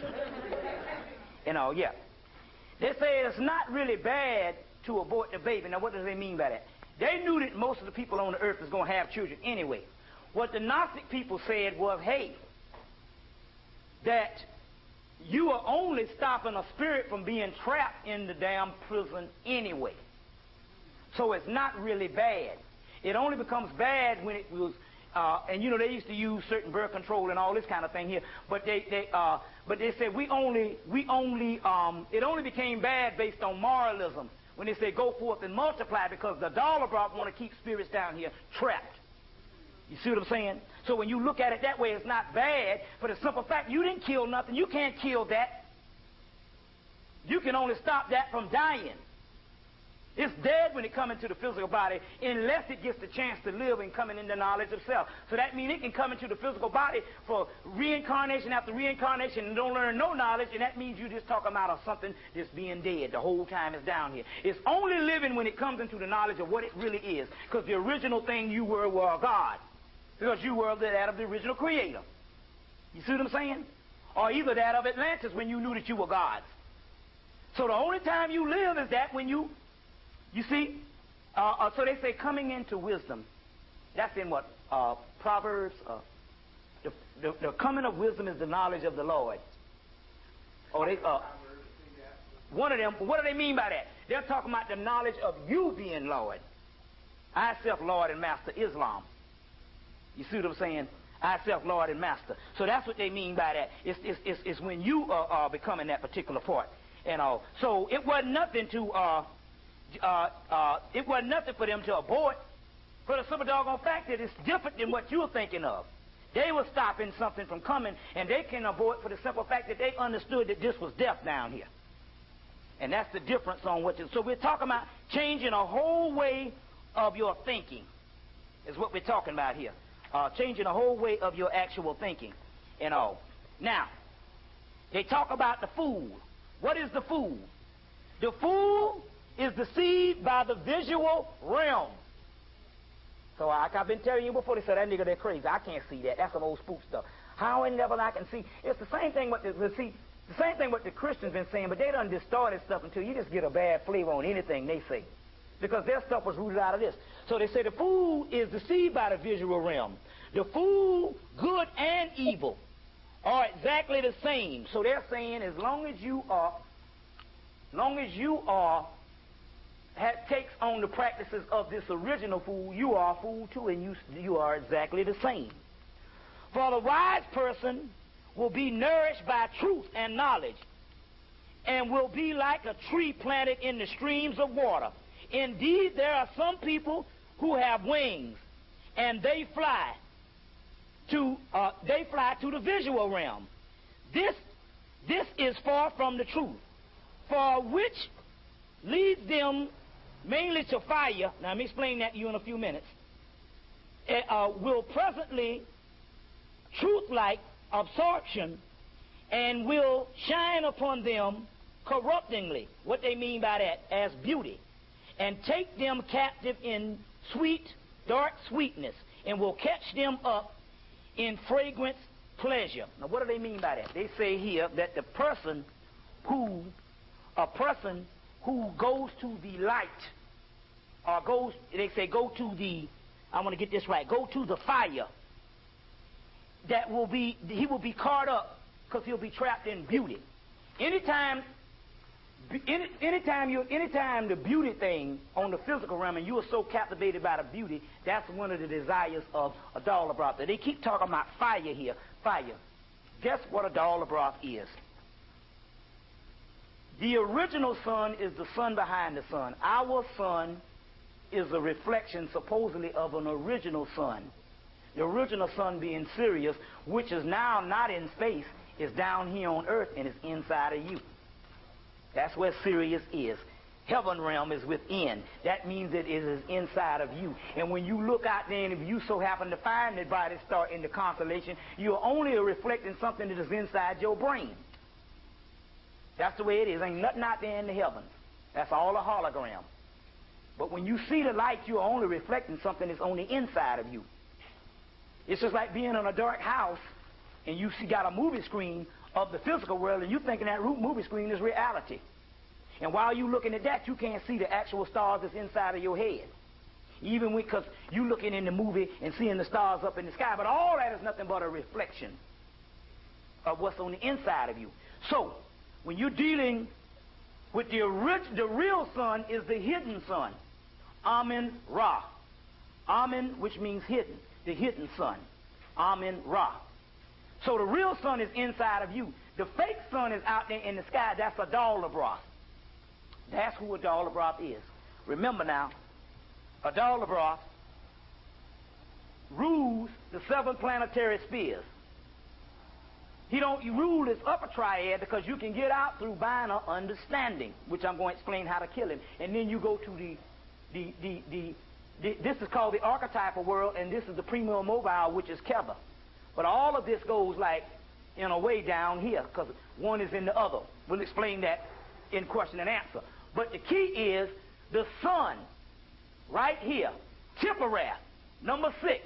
Is Tipperath, the sun. What does it say? It says B-U-A-U-T-Y, beauty. That's Adal Abrath, which is the fake sun. That sun that you see out there is the one that's keeping all of you in slavery. Because that sun lights up this holographic world and makes the light so bright that you can't see inwardly into the spiritual world. That's why you do your best shit at night. That's when you're at the peace, when you're at night. And guaranteed, the more spiritual you'll get, the more you will hate the sun to shine. I swear to God. I love it now when it's cloudy outside and it's raining. And black people used to like it too because that's the time when you would go and do sex when some good rain coming. You ever heard that before? You understand? That's spiritual. Sex is the ultimate of spirituality is sex. You used to go and do the sex when the rain would come in the whole time, 9 yards and stuff, or when? At night. You see what I'm saying? And I don't care how you do it in the daytime and how erotic it is, it still ain't as good as at night. That's why things are more romantic at night. Because night is our time. Because night is the most spiritual time because you don't have that sun out there distracting things. And even if you ever channel, you can channel better at night than you can in the morning, because also in the morning, when everything is up, when that sun is out, you got all your negative thoughts going on. And the best time to channel at night when things is cooled down. And that's when you're using the energy that is inside of you. You understand what I'm saying? That's why when you see the gargoyles, now this ain't vampirism. The gargoyles, they wake up at night because the melanin, which is the sun inside, is more active at night. The ancient Kemetic people, they worked at night. And they slept during the day or whatever. That's right. Or they just tried to get out of the damn sun. You know, that's why when you go to Africa, what do the black men do? They sit under the tree all day. They chilling on the stump. So when we got over here, the people saying that you lazy and stuff, that ain't our energy. And so now when you see the black man around the liquor store and all this kind of thing here, the liquor is involved, but in actuality, he's only doing something which he's been programmed to do since he's been on the planet, and that's chill out. And that's why black people chill out during the daytime and stuff, and what they used to before times got so drastic that they had to do all this particular stuff. But in the daytime, when you were working and stuff, that's given to doggone Caesar's what is his, which is the devil. You see what I'm saying? And all the negative energy. A dollar broth is the one that light up this beauty. That's the fake sun there. That's why that sun don't shine outside of the earth and this atmosphere, because it's only a hologram. That's because that's the fake sun. And as long as you love that sun, it keeps you from getting the sun which is on the inside of you. So he traps you up in beauty. He traps you up in beauty, in beauty, and that's what that particular sun is with the dollar broth and all. Now let me get a few more things and all, because I want to I got some few other. I'm just giving you a rendition of the scripture that shows that everything, if you start reading this scripture, surely it's not going to be nothing moralistic as you say. They say, well, what about living long and all? They say, well, the hell with it. They say, why? They say, give under a dollar about which is his. They say, basically, the Gnostic scriptures say, basically, hey, you worrying about the wrong thing with all this obedience. And even with the Jesus that's talking about here, they say, well, what about diet? He said, why do something that you hate to do? You know you like to eat, so eat, drink, and be merry. Now, that's what Jesus is saying in here. I'm telling you, basically, everything that the black man does and the black woman does that you call the lowly, despised group of people that's out here in the streets, other than a foreign substance that they own, is basically what you're supposed to be doing. And basically what it is it's not so much as taking responsibility in this life in so much as it is paying attention to the other realm. So you say, well, I take responsibility based on my kids. Your kids don't need but one thing, something to put in their damn stomach, and they don't need all of that. Your kids are more advanced than what you think. And as long as you put the excuse off on your children, you understand what I'm saying? That's the problem we have in all this, because we train to say that these particular children are things that in actuality need more care than we think they need. You see what I'm saying? Now let's deal with some stuff on the dollar broth. It's going to be in this book. So they talk about the fate of the fool. The fool now look at this. The fool is basically, it's the white man in here and black people who are dead, but they are not permanent fools in here. It says, a wise person relies upon truth. The Savior's answer saying, blessed are those wise people who seek truth or who have sought truth, once have found it and has relied upon it forever, has not feared those who wish to cause disturbance. So they're saying the truth. And so basically, the wise man that they're talking about, that's you. And all. You should associate with your own kind. Okay, now. And you understand why the Bible got to be in here, because the Gnostic scriptures say, hey, listen, you should associate with your own kind. And this is what Thomas, the Gospel of Thomas that they took out of the book, says to the Lord. Is it best for us, is it best for the rest of us to rest among our own? Is it, let's see, Lord, no, this. Thomas answered and said, Lord, is it best for us to rest among our own? And the Savior said, indeed, it is useful and good for you, plural. You see what I'm saying? Plural, that's what it says. It says indeed, so they're saying that you're supposed to be with your own kind. Now, there's a difference between the real scriptures and the scriptures that was carved up, which is a word of the doggone Roman government. And the only reason why you don't know that is because we don't understand the historical concepts of what happened. A book that can be ordered if you want to get the political thing on all that messed up stuff that went down is this book, which was out of print for years. This is one of John Henry Clark's favorite, and it's called Who is This King of Glory? The Critical Study in the Christos Messiah Tradition. Christos Messiah Tradition. And it talks about who is this King of glory. And it talks about how the Roman government took all the scriptures and turned them around. And he goes, take this stuff all the way back to Egypt, Islam, and everything. Who is this King of glory is Alvin Boyd Kuhn is his name. Who is this King of glory? As a matter of fact, John Henry Clark told me about that book back in '81. But I had to wait until the out-of-print company, which is Kessinger, put the book out. Who is this King of Glory by Alvin Boyd Kuhn is his name. And it deals with that particular stuff on how the historical thing on how they took those scriptures and made those scriptures other than what they actually say. You should ignore the fool. Thomas's answer said, we can say in the presence of the people. They will say that to the blind person, which is teaching that shall utter the wretched mortals and say, we have come for doing good and not for revealing. Moreover, they will say, if we had been born in the flesh, then we should not become acquainted with our iniquities. The Savior say, truly do not consider these people to be human beings. Now that's saying don't even consider these fools to be human beings.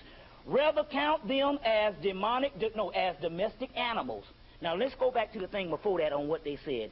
They said if we not had been born in the flesh, we would not have become acquainted with our iniquities. So they're saying that in actuality it's okay to be immersed in beauty and all the things that actually take us from the Christ spirit if we had not been born in flesh. So that's what the doggone Bible tells you, that you're born in sin and you are evil inherently. That's what the Bible says. All through the whole book, they never say that the man is Christ-like other than Jesus Christ. They always say that the man is evil and he needs one man to save them. And here they say, and that's basically what they said in this passage, but the Savior say, truly do not consider these people as human beings.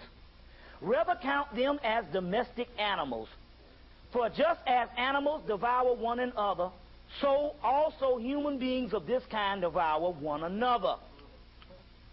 This is on page 406 of the book. We should ignore the fools. Punishment of the fools.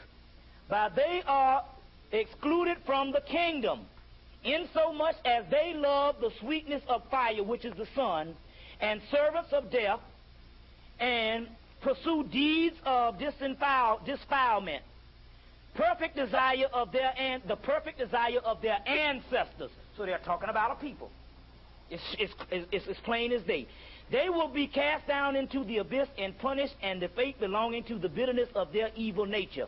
Indeed, they will be flogged until they rush wither, and they will not they will be flogged until they rush wither, and they will not. You have to figure out what they mean by that. And they will recede from their limbs, and not partly, but despair. And they will rejoice at the madness and become dumbfounded. Being they rush towards the dumbfoundedness, which is ignorance, with not understanding their madness, and thinking that they are wise. That's what the white man does. Their body with their heart set upon their own selves, and their thoughts upon their actions. So they are in love with the physical body and their actions. They are just in love with themselves. But is the flame that will consume them. Now they're talking about the kundalini that will burn them up. And I understand they got a TV show on about people burning up now. What's called? Yeah, but they put black people in there and all. And it says, Thomas answered and said, Lord, will each of them be cast down into them, which each of them be cast down? And I am very anxious about them, since many oppose them. The Savior answers and says, what do you think? What do you think? Jude is called Thomas, and the Lord should speak, and they who should listen too. So they go into this whole thing about the punishment of them. But they say, do not even consider them as human beings.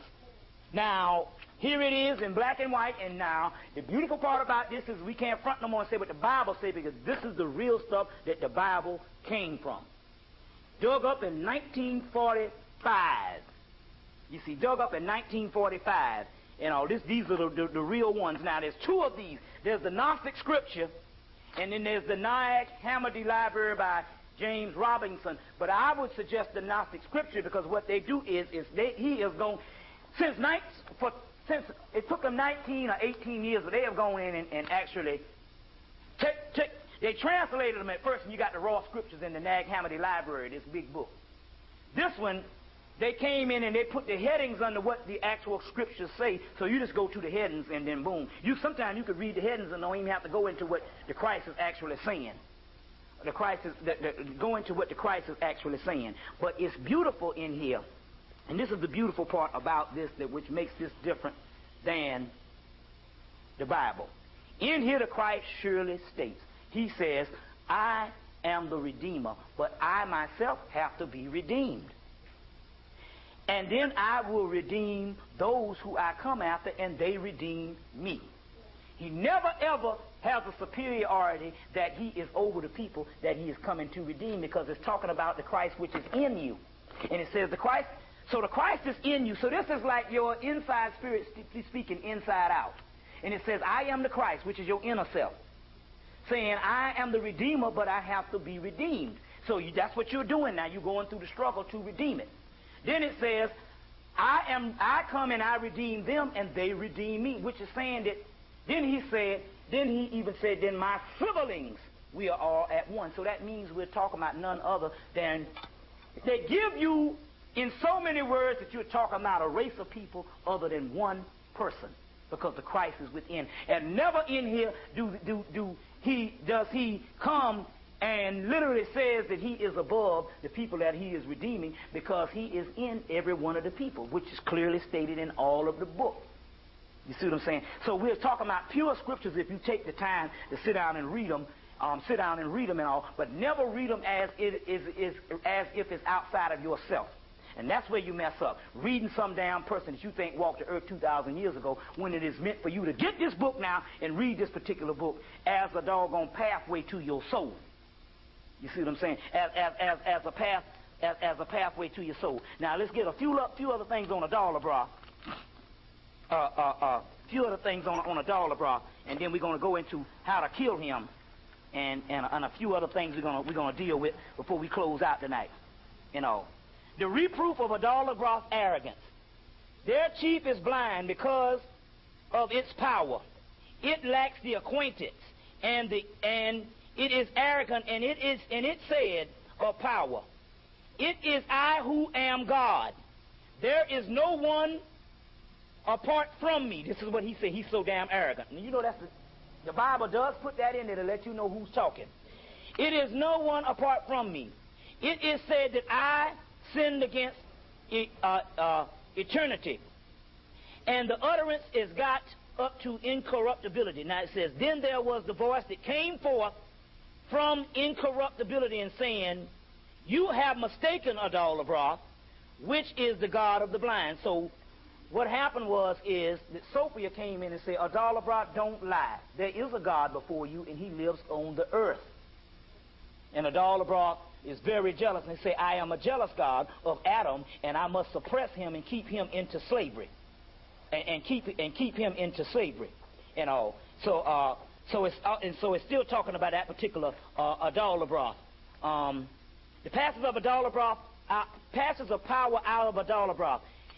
Its thoughts is blind, having expelled its power, that is blasphemy, and has spoken. And it's purged down into chaos and to the abyss, and its mother, and the instigation and forth the wisdom of the piece of Sophia. I don't even know why I'm reading this kind of stuff, because a lot of this stuff here you have to go in and stop and really see what it's saying, and it don't really deal with in a lecture. You see what I'm saying? Some things can be read and not said, you know, like that, no, and not said like that. Now let's try to get through this one last passage here. It says, next we will consider that the eon and the realm, they say that the earth don't go on time, it go on eon after eon after eon. And it don't go on really time and dates and all this kind of thing. You got the eon of this, the eon. So they said that the earth goes on certain eons. The eon of the mother at first, which is Isis. The eon of Osiris, where the god died, which is us dying. And then the eon of Heru, which is redemption. And those are the eons that you consider, not dates and stuff. And it says, we'll consider the eon realm, the model of the great eons of incorruptibility.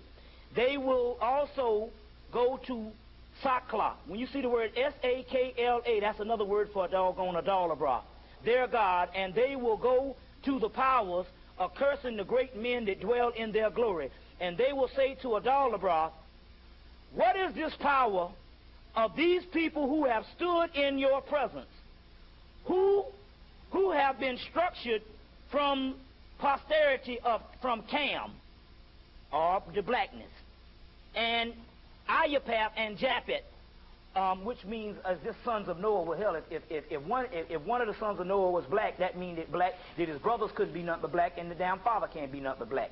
You know what I'm saying? And Noah is only a biblical representation of the black people who fell from Atlantis in that flood. Not a literal thing of putting 4 or 5 animals in a damn boat and stuff like that type stuff. But it's just a mythical thing that's talking about Atlantis. That's talking about Atlantis and stuff. The people have received back into the other realms, and from which they have come, and have overthrown the glory of your power in the dominion of your hand. For within the realms of the eons, where your rule has been dominant, posterity of Noah thought that his sons has done all will of yourself and all the powers.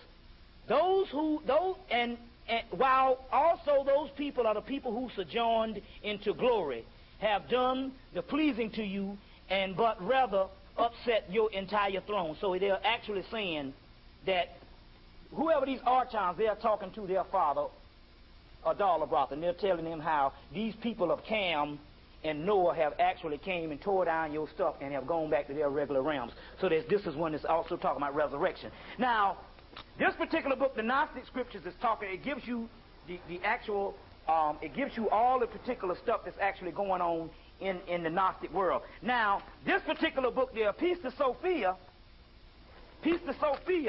is the book that actually, this book was left by the Gnostics after they killed them all. This is the scriptures, some of the leftover scriptures that the Romans used to write the Bible. The other scriptures, they took them and hid them in Egypt in a place called Nag Hammadi, and they was found in 1945. So in actuality, this is the last book of the Gnostic scripts, but the last book went through, it was saved through eons and stuff. It was probably brought up into England by the Moors, and it was saved. But the first, but the earlier book that goes into the Adalabra stuff, that stuff was hid until 1945. This book is dealing with Pistis Sophia is dealing with the Gnostic, the Gnostic unraveling of the books of the Savior. So this particular book is dealing with the stuff on the Savior and what the Savior is supposed to do. And basically, the Savior redeems himself and others by light. Well, at first I said, you imagine a great light around you. Well, that was one particular part, but the real part of light is synonymous to what? Knowledge and understanding. So the more and more you study and understand the mysteries of the universe, and more you study and stuff, the more and more you kill Adalabra by your thoughts. So now, this is the key. There's a lot of stuff that's in the New Age that you have to read with a grain of salt, but there's one mystery that you can always do. That is, you get your ancient scripts, your Gnosticism, your Hermeticism, your ancient Egyptian Book of the Dead, and you deal with a lot of ancient stuff. And if the new stuff don't pan out where they can bear witness to the ancient stuff, you know that that's the white man coming in making some new shit for himself. Always deal with stuff where they include the ancient knowledge, and you'll know that particular stuff that they're explaining now is more truthful. You see what I'm saying? More truthful and all. So that's what you do. You deal with the ancient knowledge, and that's how you actually can determine on whether you are on the right path and stuff. But the key is when it comes to light is based on, let me get my notes here because I want to, Light is based on understanding, and that's one of the main keys. The more you understand, the more you put knowledge into this brain, the more and more your light shines. You see what I'm saying? So the more and more you think of importance of stuff outside that is not of truth and not of knowledge, the more and more you keep your light from enhancing. You see what I'm saying? So the deal is, C. Freeman L. used to say a lot of things. He said, because, there's ways to do things with diet and certain things that you can do physically to enhance the quality of your chakras and the different things spiritually. But there's a way to bypass a lot of things that you have to do physically, like diet and a lot of certain meditation, by just basically understanding. When you understand, you can bypass different things, different realms. Take, for instance, in psychic realms.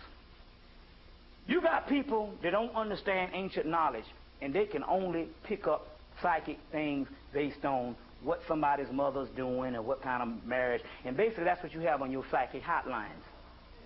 Those people, see, there's different realms of psychic phenomenon.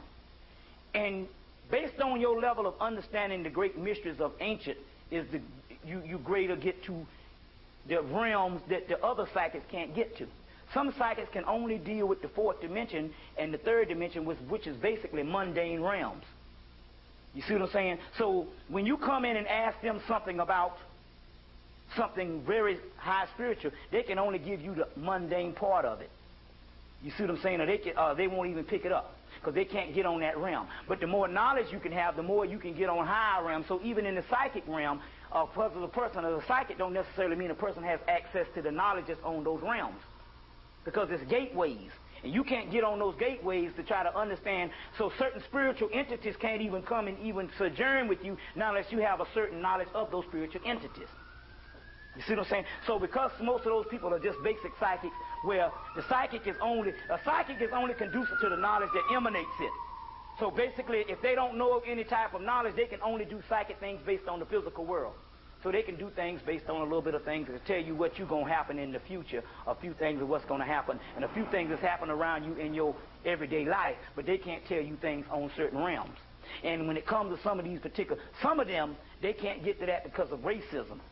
So the certain realms ain't going to open up to them also, too, because they understand that even if they give them some of that, they can't take what they see, and they always change it around.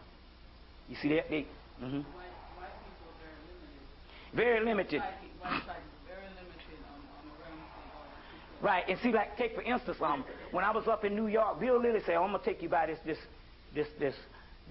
white lady, and then he stopped, and I guess he got a channel. He said, by the way, she won't even know that you even have knowledge whatsoever, because that realm that you deal on, she won't even be able to even challenge. She can only deal on the realm what knowledge that she has. Even though this woman here was an advanced person that was this head witch. And I was like, well, I don't need to be messing around with her and stuff. I say, and that's the reason why they caught you up in some stuff recently and stuff, because they, because they vampires. You see, they can get your stuff. But the key is also too,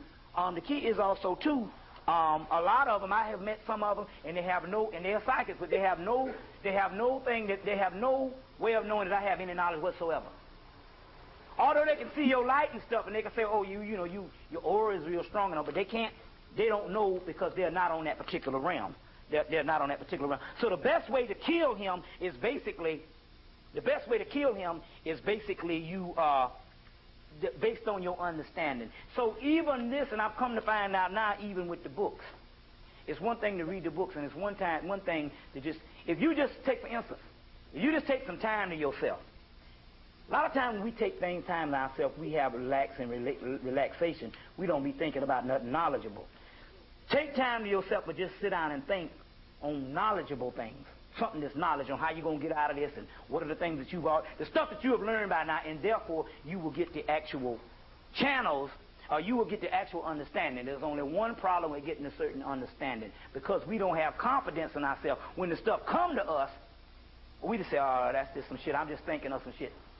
It should be so correct, be so true, and you know it's true, but you be like, oh, that's just me thinking. I'm making this up. That ain't you thinking.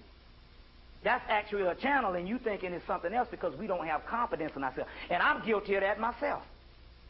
You see, I'm guilty of that myself because there's always a constant thing you have to work at because we've been trained this particular way. So these are things that we also talk about that you have to, that you actually have to do, to get to a certain level. Now, in the Kabbalah, it also says that, in short, the chosen people are the light of the world, which is us. And the light which at the present is mixed with darkness, the Gentile, the children of Esau. Esau. Esau. That ain't got nothing to do with no issue. That's Esau. This darkness will vanish little by little. First, Israel will look forth as the dawn. Next, she will become fair as the moon. Then as clear as the sun. And lastly, as terrible as an army with banners. Such is the reformulation of Yahweh, Ahava, Jehovah. Then it is accomplished. Not a Gentile will be left to pollute the earth. For Israel will become the messianic Shin and unite the tongue of God and the utterance of his name until the entire universe will vanish into absolute light. So that means that the universe is a holographic universe. You see what I'm saying? And this is the meaning of illumination of the Kabbalah. So they're talking about Israel having light, but it is mixed with darkness, so it is mixed. And in A.E. Waite's Kabbalah, they said that they talk about these particular ones that are they call them what did they call these particular ones? They call them intruders, and they say these are intruders that followed Israel in their exodus from bondage, which means in actuality they're talking about us and stuff, with a certain people going to a certain level and all that followed, or either they're talking about people that's here now that have not been sorted out, that have not been sorted out and all. Now, it's interesting because Adalabroth in actuality, they say, is weak and is dying, but he is being helped by a group of secret society like the Illuminati. They do rituals and things to keep him afloat. Or they keep him afloat by keeping this thing prominent when it comes to a Christian religion and all this particular stuff. And you notice everything on cable is all these religious shows. And they got about 10,000 black people preaching. They got sisters preaching. They even got a singing preacher. They got some black man. He got an hour-long show. He just sing the whole time. He sing his damn gospel. He sing his thing out. And they just keep this thing afloat the whole time. They keep this thing afloat the whole time. And they can do this and all. So in actuality, he is actually weak. But the key is the only people have to know the light is us. And less than this room, but basically us, who so happens to be serious about what they into. And basically being serious about you into, it doesn't necessarily have to be a 24-hour endeavor. It's just got to be a part of your daily life where you constantly thinking about it when you're just doing what you're doing. Because thoughts are things, and that's the key that we're talking about here, is constantly doing it while you are doing what you're doing, because that's the main key. And so we're talking about some kind of balance that we're talking about here, some kind of balance that we're talking about. And so that's what the deal is. Another book is a little small book you can buy, is the Gnostic Gospels by Elaine Pagels. She was one of the ones that first translated the scriptures from Coptic in 1977 also, too. She also got one called Adam, Eve, and the Serpent. Another book is called Jung and the Lost Gospels, inside of the Dead Sea Scrolls and the Nag Hammadi Library. The Nag Hammadi Library is the one that they found in 1945. The Dead Sea Scrolls is the one they found in 1947. You see, 1947. That also deals with, that also has a whole chapter on Adalabroth called Princes of the World, Myth of the Tyrant Angels. Princes of the World, Myth of the Tyrant Angels. And this particular person, his name is Stephen A. Hoellerer. What's that? Hoellerer. Hoellerer. And they talk about the myth of the of the tyrant angels, which is also a doll of wrath and stuff. But remember now, when you're reading the Jesus up in here, this is not the Jesus of 2,000 years ago. This Jesus now is you in the physical body that's getting ready to be redeemed. It has nothing to do with a historical Jesus whatsoever that did not exist. Or if he did exist, he was a false person saying that I am the Christ and you need to follow me. As the scriptures also said also too, in so many words, that there was a false Messiah that came, but the false Messiah that everybody is waiting on came 2,000 years ago. Basically what the Gnostics, and this is the reason why they had to kill these people off. Now here you're supposed to be a so-called spiritual people and supposed to be the light of the world, and you're supposed to be Christianity, supposed to be the way. But seem to me, your whole history from the start of taking somebody's work from them and killing them off so it wouldn't be revealed that you plagiarized their work and changed it around to fit your political enslavement of people. All the way through the Crusades up until now, all Christianity has done on this earth is kill people. Kill people, kill people. You see what I'm saying? Under the banner of the divine destiny and bringing Christ to the rest of the doggone world and the whole 9 yards. Bringing people a book that they had already had 1,000,000 years before the cracker even came with a lie, with a lie. So what we're going to do is right now we're going to go into a question and answer period to get some other juices flowing and all, so we can disseminate some of this particular information here also too. Because remember now, your questions are not questions; they are answers. There are answers that's actually asking for insight or asking for clarity of answers in the first doggone place. So it don't have nothing, so there's no such thing. So that's why the question and answers are actually important, because they're not questions. They're answers that need to be clarified. What's that? And then you, raise your hand. What's that? Okay. A sister went to a Vodun ritual last night in Philly. She called me this morning. And they told them how to make money, how they could do a ritual to, let me see the god. Let me get this right.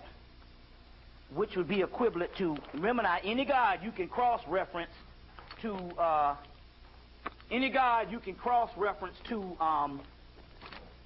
I think it's Azuli. No, hold on, let me see. That would be Oshun. Yes, see. Let me just look down here Roger. Hold on. Azuli. Edo, Ogufarele, Ogoshingo. It's Azuli. Azuli. That would be Oshun. So it's either Azuli or Oshun. One of the two.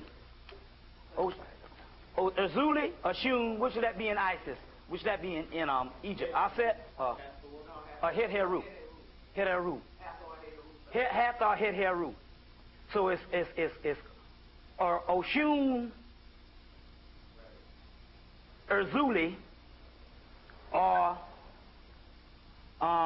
Het-Heru. But so, since this is Vodun, I would rather you to put Oshun and Azuli. I want you to put those two, because we don't know what. I think it was coming from the Vodun, which we know Vodun and them was hand in hand. But I would rather for you to put both of them and rather leaving two of them out, because you calling the names. It means the same person, but I would just say put both of them. So it's dealing with, so Hathor would also be the heavenly Mary, for those people that stuck in Christianity or whatever you want to call it. There's the earthly Mary that has the baby, and then there's the heavenly Mary, which would be basically Sophia. Newt. It's all the same thing. One thing about the goddesses, they're all intertwined. You can't really say one without the other when you really talk about it. Because it's all oneness. It's the same thing. It's all oneness. It's like 99 attributes of Allah. It's the same thing. So, so what the deal is, and that's one reason why Christianity is such a slave religion, for the simple fact it does not give you your attributes that you can use to actually spiritually help yourself, like Islam does with the 99 attributes, as well as all other religions give you the attributes that Christianity just tell you to be subservient to some particular God that's going to kill you. And my point is I want to say this one thing. My point is this: you really got to be an insecure person to want a whole world to worship you and be up under you, and they don't even get no fruits of the kingdom, not unless they worship you and be subservient to you. That's really the devil. If you God and you created something, why would you be so insecure of the creation of the thing that you created when you got the blueprints of creation? But that lets you know that that one doesn't have the blueprints of creation because he only created a shell for bondage, but she put the original Adam down here anyway that is above him. You see, it's a concept what you say. So now, she said this is what you do. She said you have to go and you have to buy 2 pieces of parchment paper. 2 pieces of parchment paper. You take those 2 pieces of parchment paper and you write on both pieces of paper your bills and everything that you need money for. You see what I'm saying? Everything that you need money for.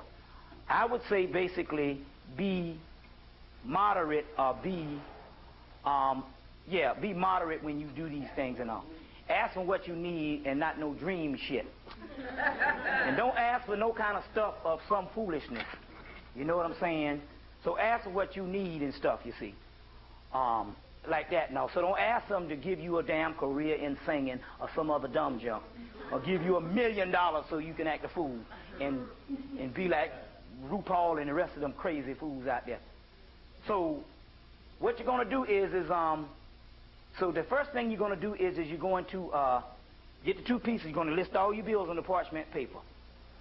You're going to take one of the paper and you're going to put honey on one piece.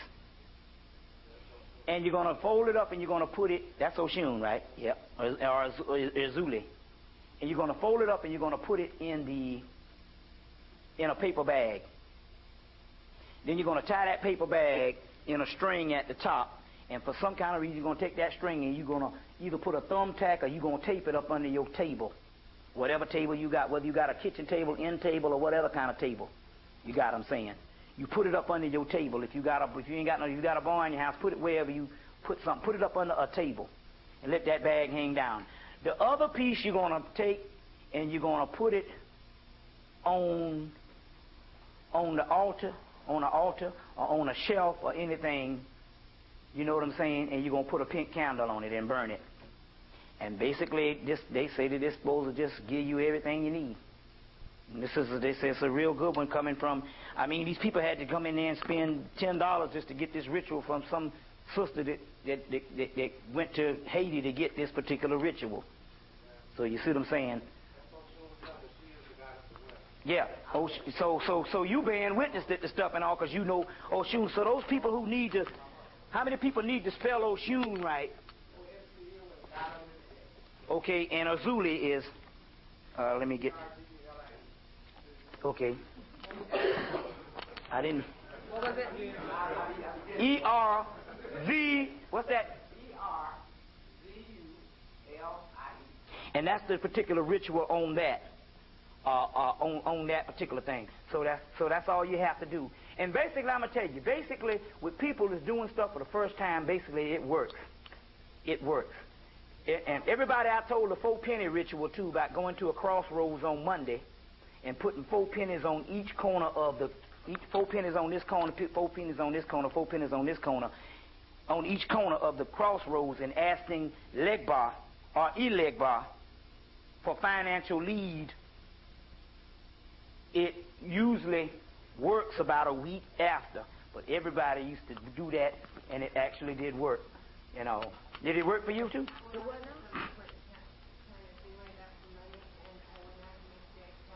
Yeah. Yeah.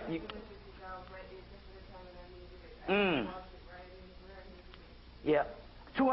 4 pennies. Well, that'd be 16 pennies, right? Because you got to put 4 pennies on each corner of a crossroad on Monday and ask Elegbar or Legbar, that's Elegbar in Yoruba, Legbar in Vodun, and you ask them for financial lead.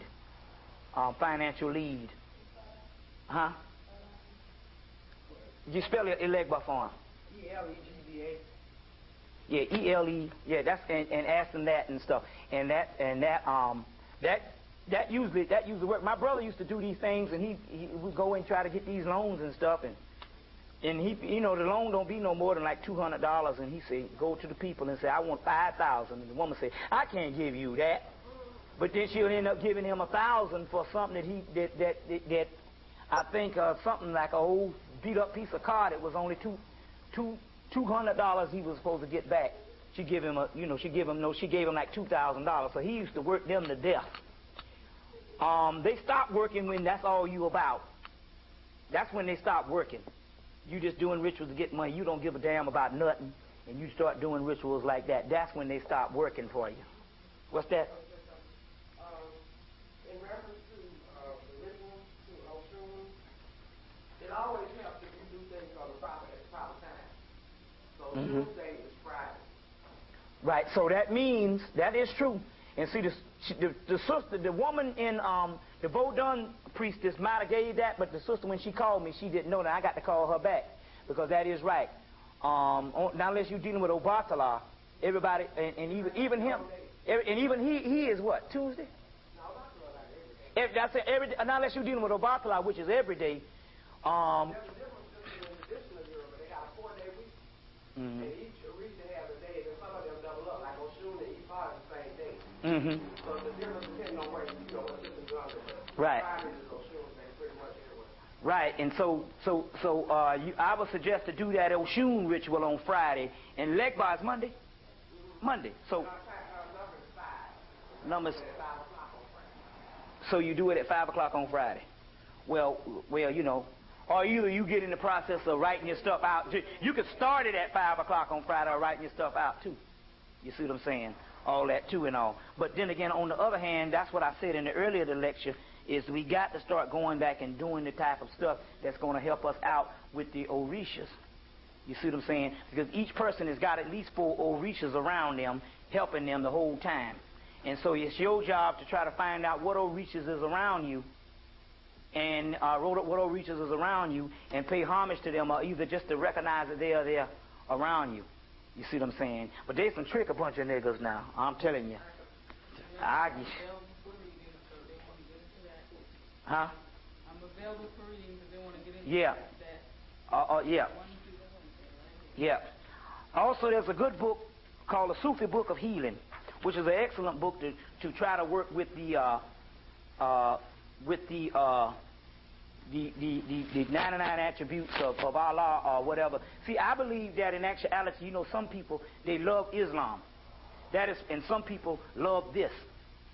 It's not a matter to say that they should abandon it. They should try to use the esoteric side of their particular part. So what happens is, most of the time, those people, because they love that, is because that in their previous lives, they probably was in those particular schools. So they somehow spiritually are drawn towards that. Some people are spiritually drawn towards the Hebrew thing.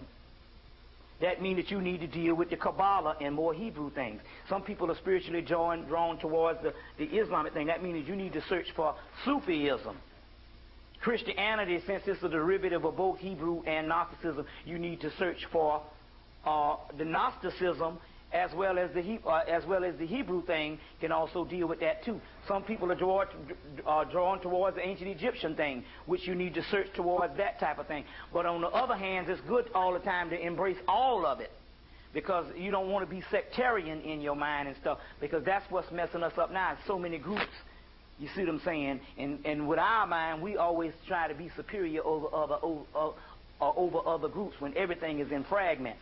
So I'm a person to say that in actuality, we need to penetrate some of the Sufi teachings, which is, a lot of stuff now, but some of the stuff that's really needs to be studied now is a lot of Sufism, to the simple fact that it's still a discipline that a lot of people haven't tapped in. Some people get the Sufi Book of Healing. I always tell people to get the People of the Secret there. It's a very scholarly book, but to understand more of the Sufi and mysticism is the People of the Secret, which is actually talking about the Moors.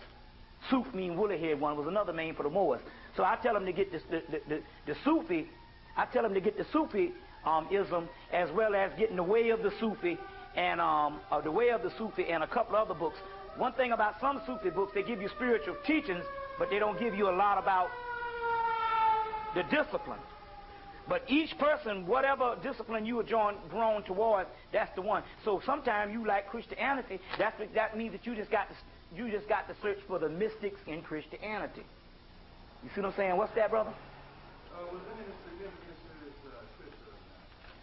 Well, it's the last eclipse of the they said the last eclipse of the millennium.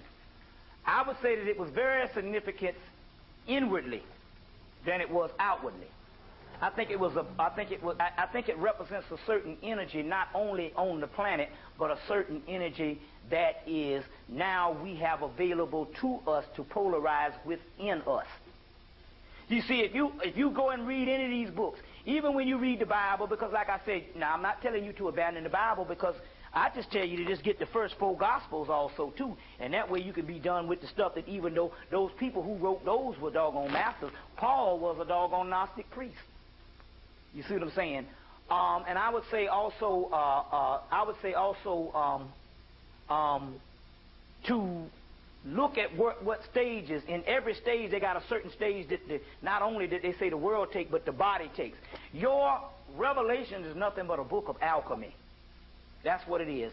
It's a book of alchemy. The red dragon, the green dragon, the white horse, and all that is stuff that's going on inside of your body also. So I would suggest what stages. So basically, if it was the final moon before the millennium, then that means we're talking about a final phase in history. As right now, we got one thing you had. Now, what are the odds of this? We know that the white buffalo was born on our Indian reservation in 1994. What are the odds? And that was a 1 out of a million chance.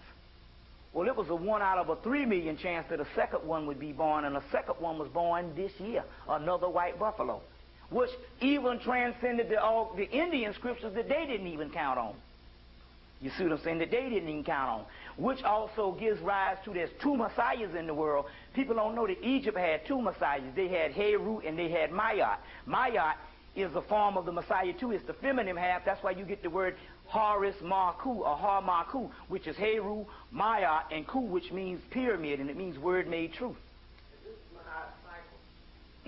Also, you get Malkut.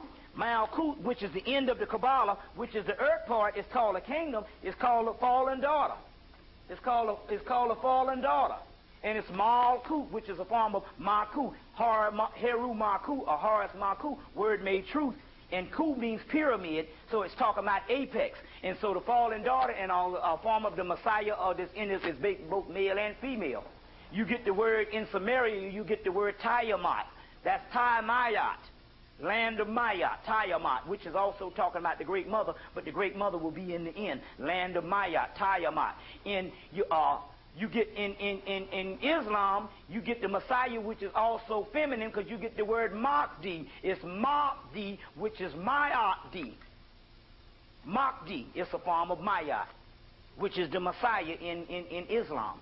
You see, which is the Messiah in Islam. So you get that particular part. So give me some questions. What's that? And then this. Uh-huh.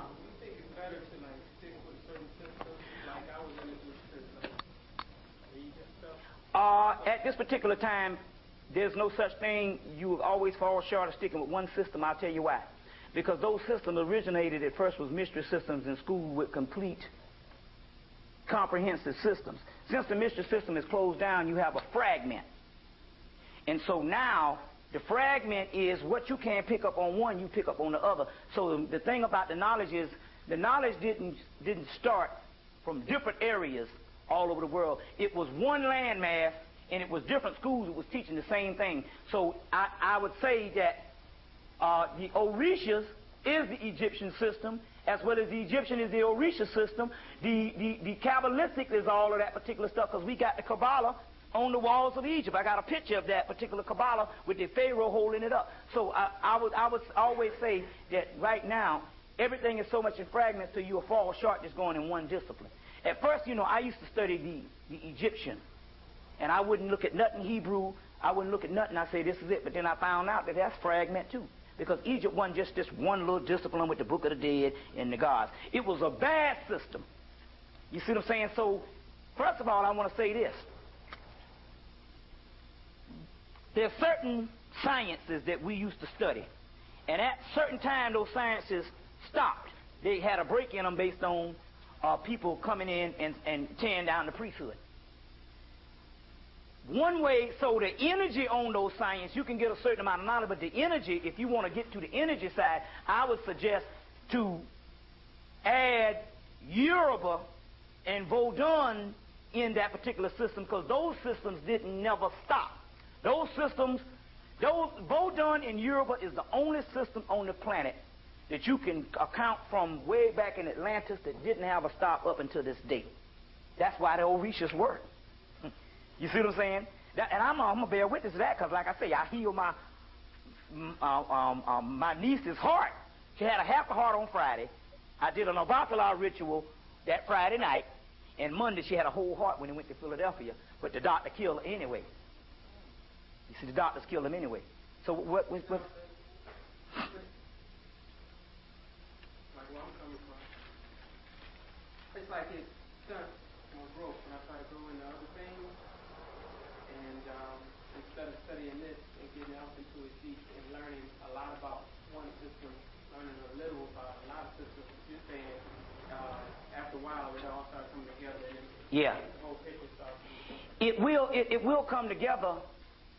And in actuality, I see what you're saying, and in actuality what's going to happen is this. If you're inclined to do one thing right now, you should do that thing until the energy runs out.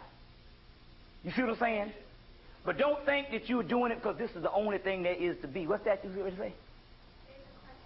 Oh, okay. So what I'm trying to say is that the Spirit, you got to let the Spirit lead you. If the Spirit got you into something right now, they're telling you that you got to play it out. It's got to run its course.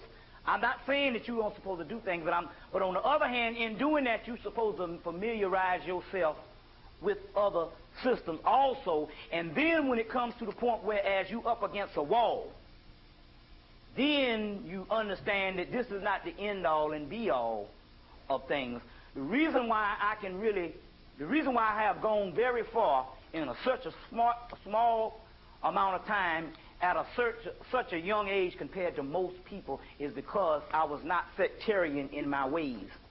I was only sectarian to a certain amount of time, and I found out that in actuality, the truth, it ain't Egypt either, because you got to consider Atlantis, Lemuria, and Egypt was called Cam, that meant black land. So what are we talking about? So we talking about, and all of this particular stuff, the Tarot came out of Atlantis, the Kabbalah came out of Atlantis, the Keys of Solomon came out of Atlantis, the Nettas came out of Atlantis, and all of these particular things. Now, you can familiarize yourself with something, and based on the base, now, I can agree with you on one thing. If you got a firm foundation on one discipline, when you go study the other disciplines, you can get what they're saying because you have studied the other discipline to get a firm foundation.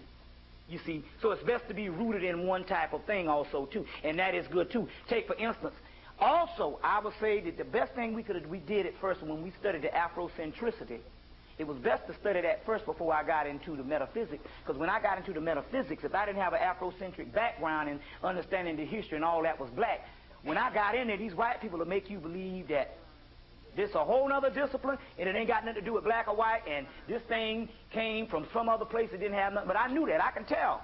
You see what I'm saying? So I can tell. So when I go in some stuff, so some white Arab telling me that Islam is this, and it started from this, and it started from basic that, I know better than that. You understand what I'm saying? I understand that it's a fundamental black thing from the get-go. You understand what I'm saying? They're telling you it's a black thing when they tell you his father was black, so what the hell that make him but a nigger? And Bilal is black, which was not a slave. The doggone white Arabs make him a slave, but Bilal was his damn teacher.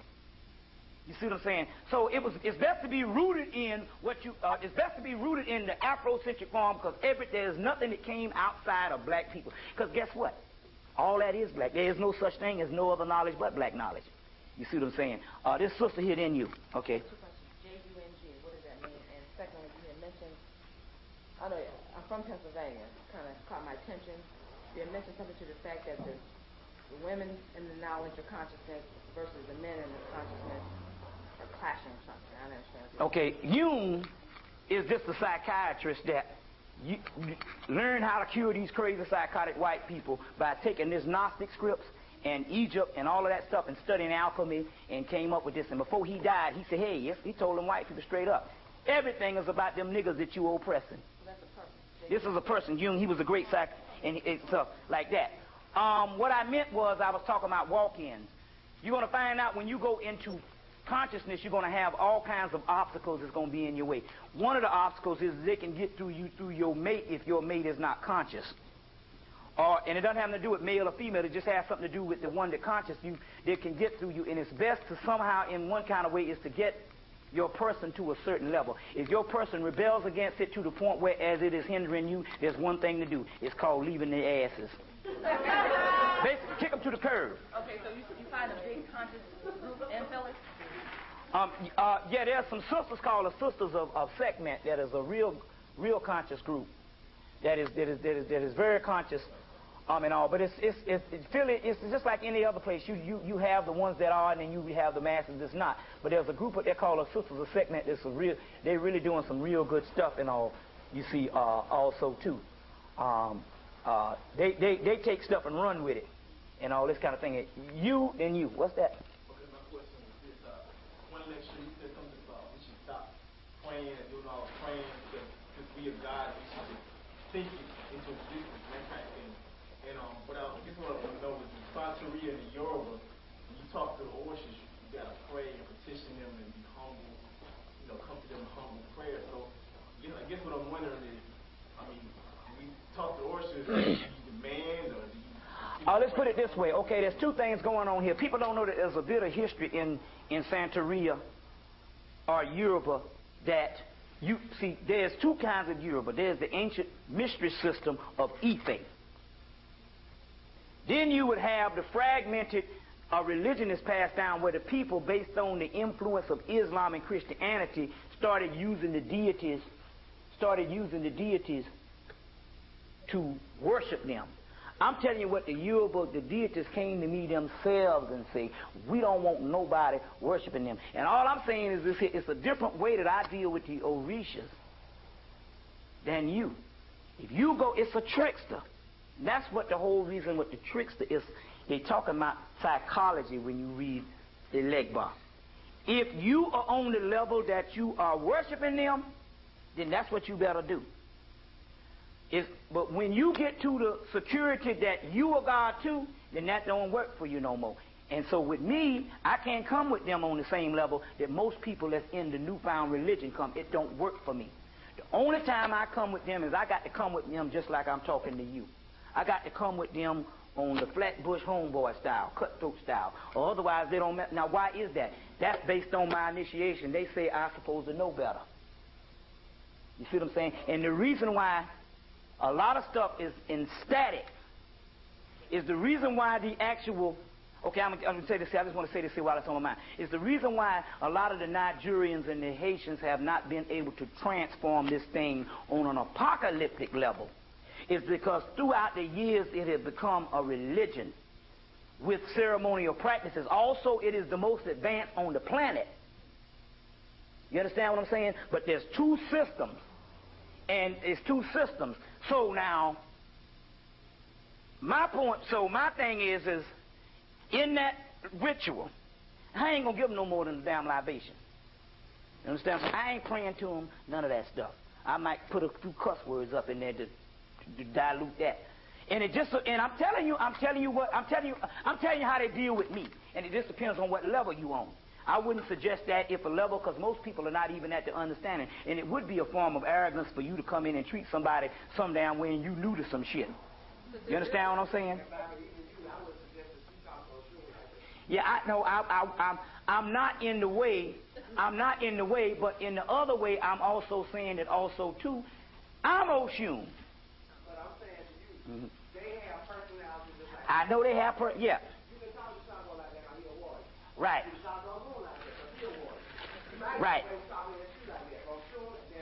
I understand that, and I know what you're saying, and I'm not really saying no disrespect, because we're talking about a whole nother concept. No. I'm telling you.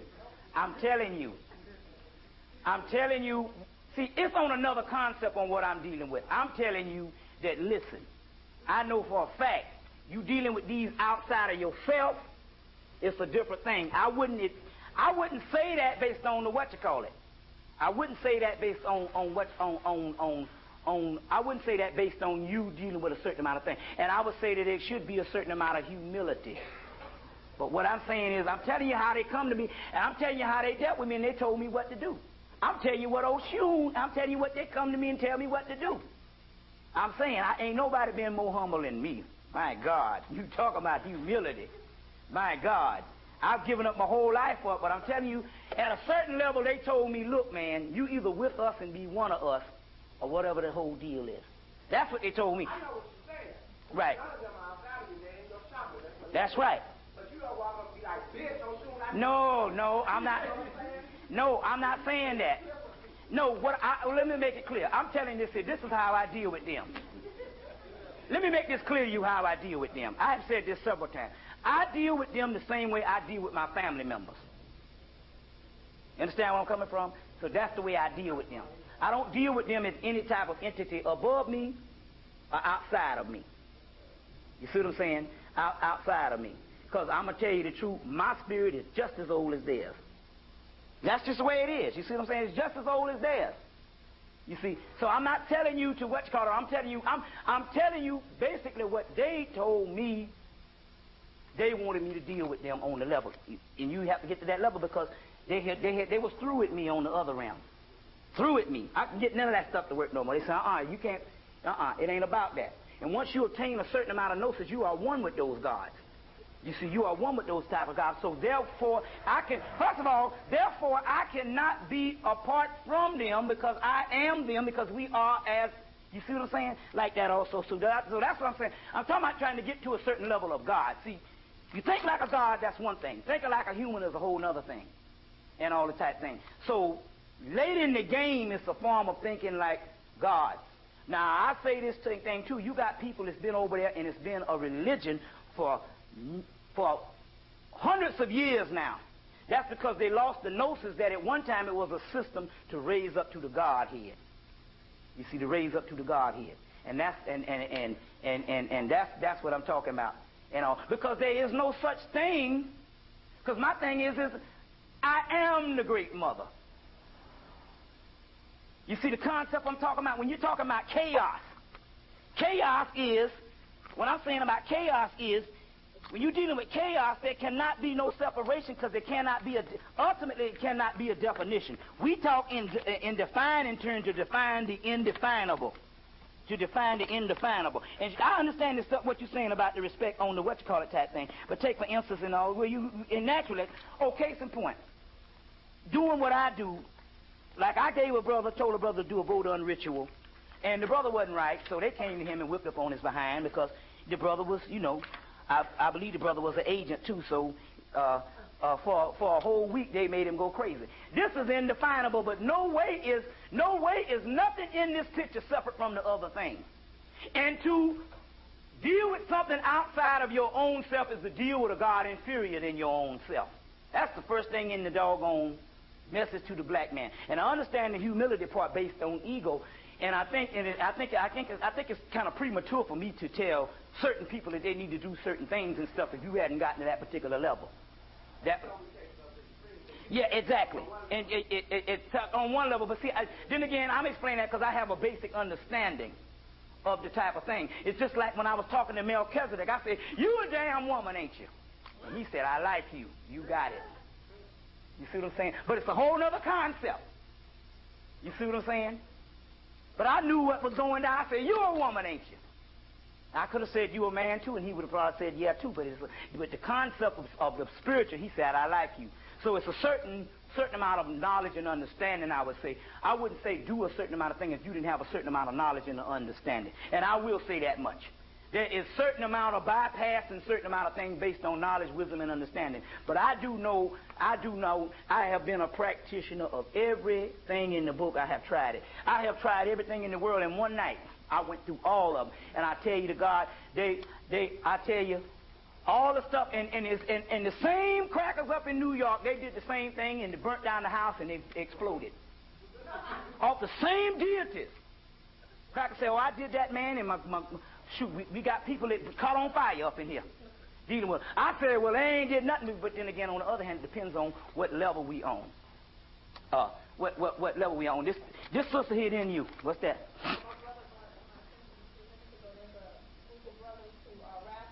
Yeah. Mm-hmm. One of them is Health and Shelter, and their new album is called Nocturnal. Mm-hmm. And they were on Rock City talking about how they do all Yeah. Anything they do is at night, and on the album they rap about the Illuminati. That's good. That's good. You know, we get a group of them that come out and all, and some of them are able to stay, but they end up not being able to sell as much. It's like Paris. He was a disaster in the financial thing because he was talking good stuff. KRS-One was one of the best ones that did what he did and was able to get away with it for a short time, but even he don't sell now. But like Public Enemy, past the second album, they had to really buck dance and throw Professor Griff to the dogs and stuff just to sell one more album after that that didn't do that good. You see what I'm saying? So they virtually sold out big time. You see what I'm saying? And all, sold out big time and all.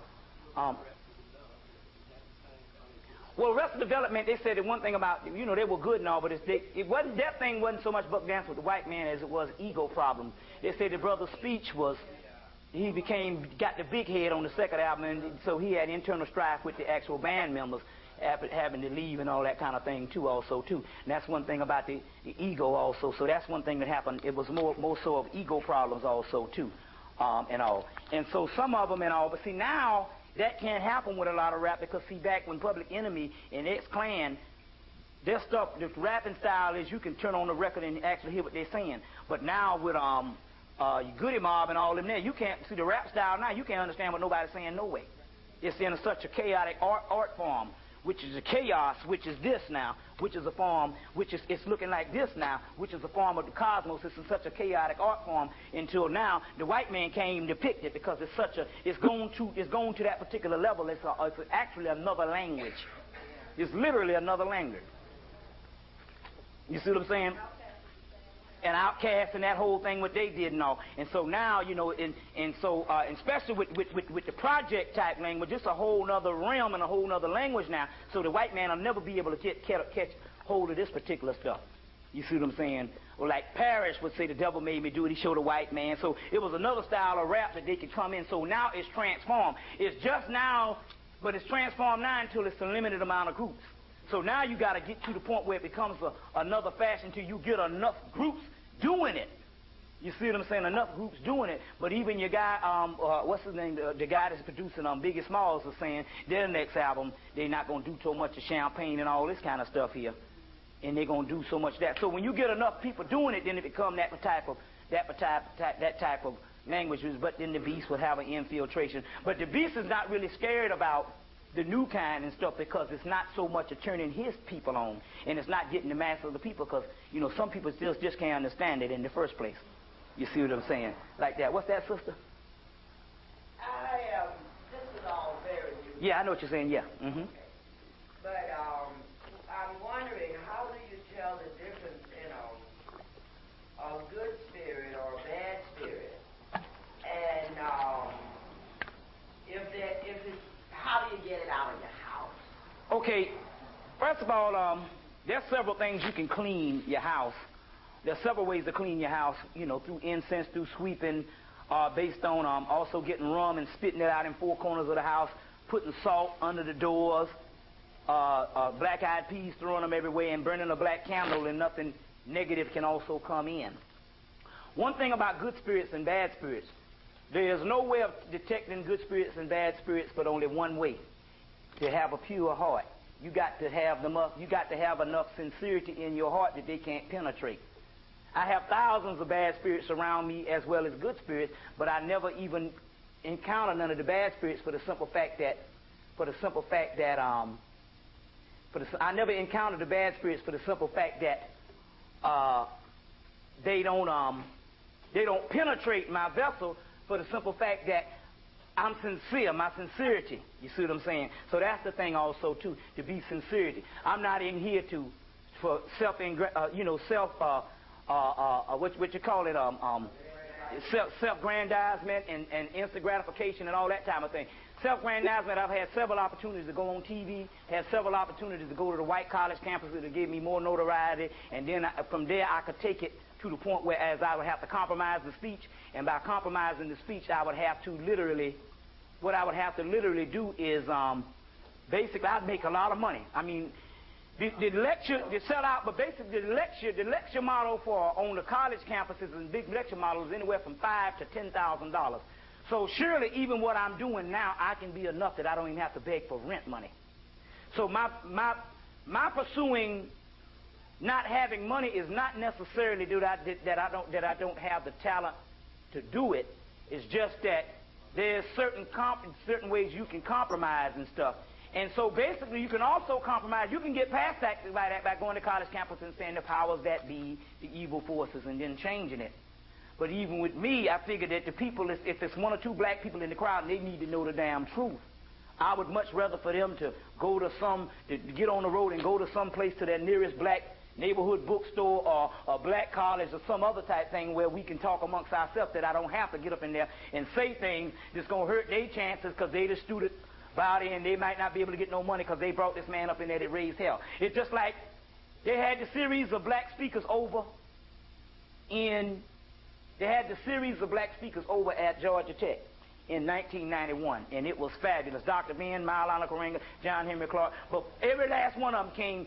Maulana Karenga kind of skated around and did the safe thing for a little while.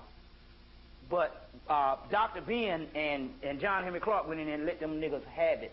And this guy, Obed Tashaki, came up in there, and when he got through with them, man, he let them have it. And John Henry Clark said, well, you know, the white race ain't nothing but a mutant race anyway. So he let them have it. And then John Henry Clark, Dr. Ben came in there and talked about how the Queen of England is actually a nigger, because he gave the black lineage from Queen Charlotte, Charlotte, North Carolina is named after, which was a black woman.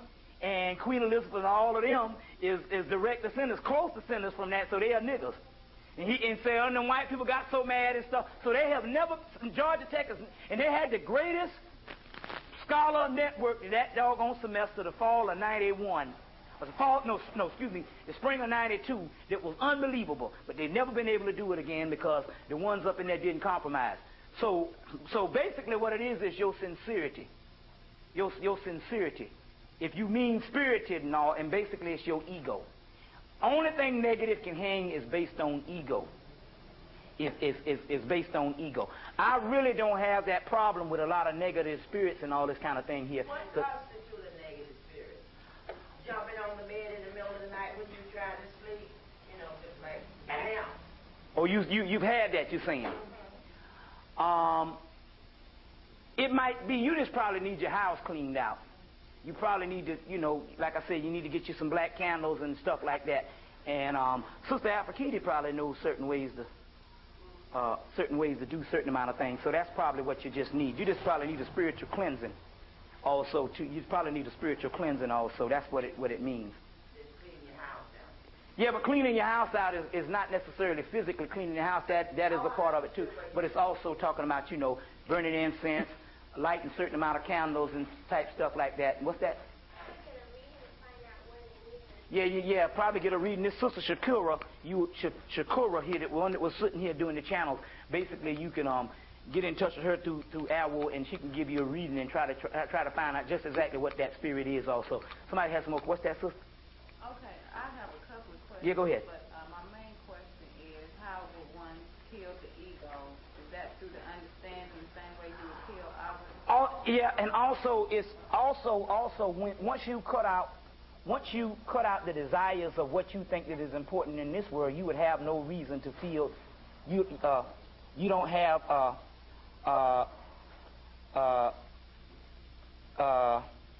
you say what'd you say? One thing to do? Say goodbye to TV Land when? Now? Okay then. It's about to run out. Okay, so we're gonna say goodbye to TV Land, and we're gonna continue with the question and answer. One way I would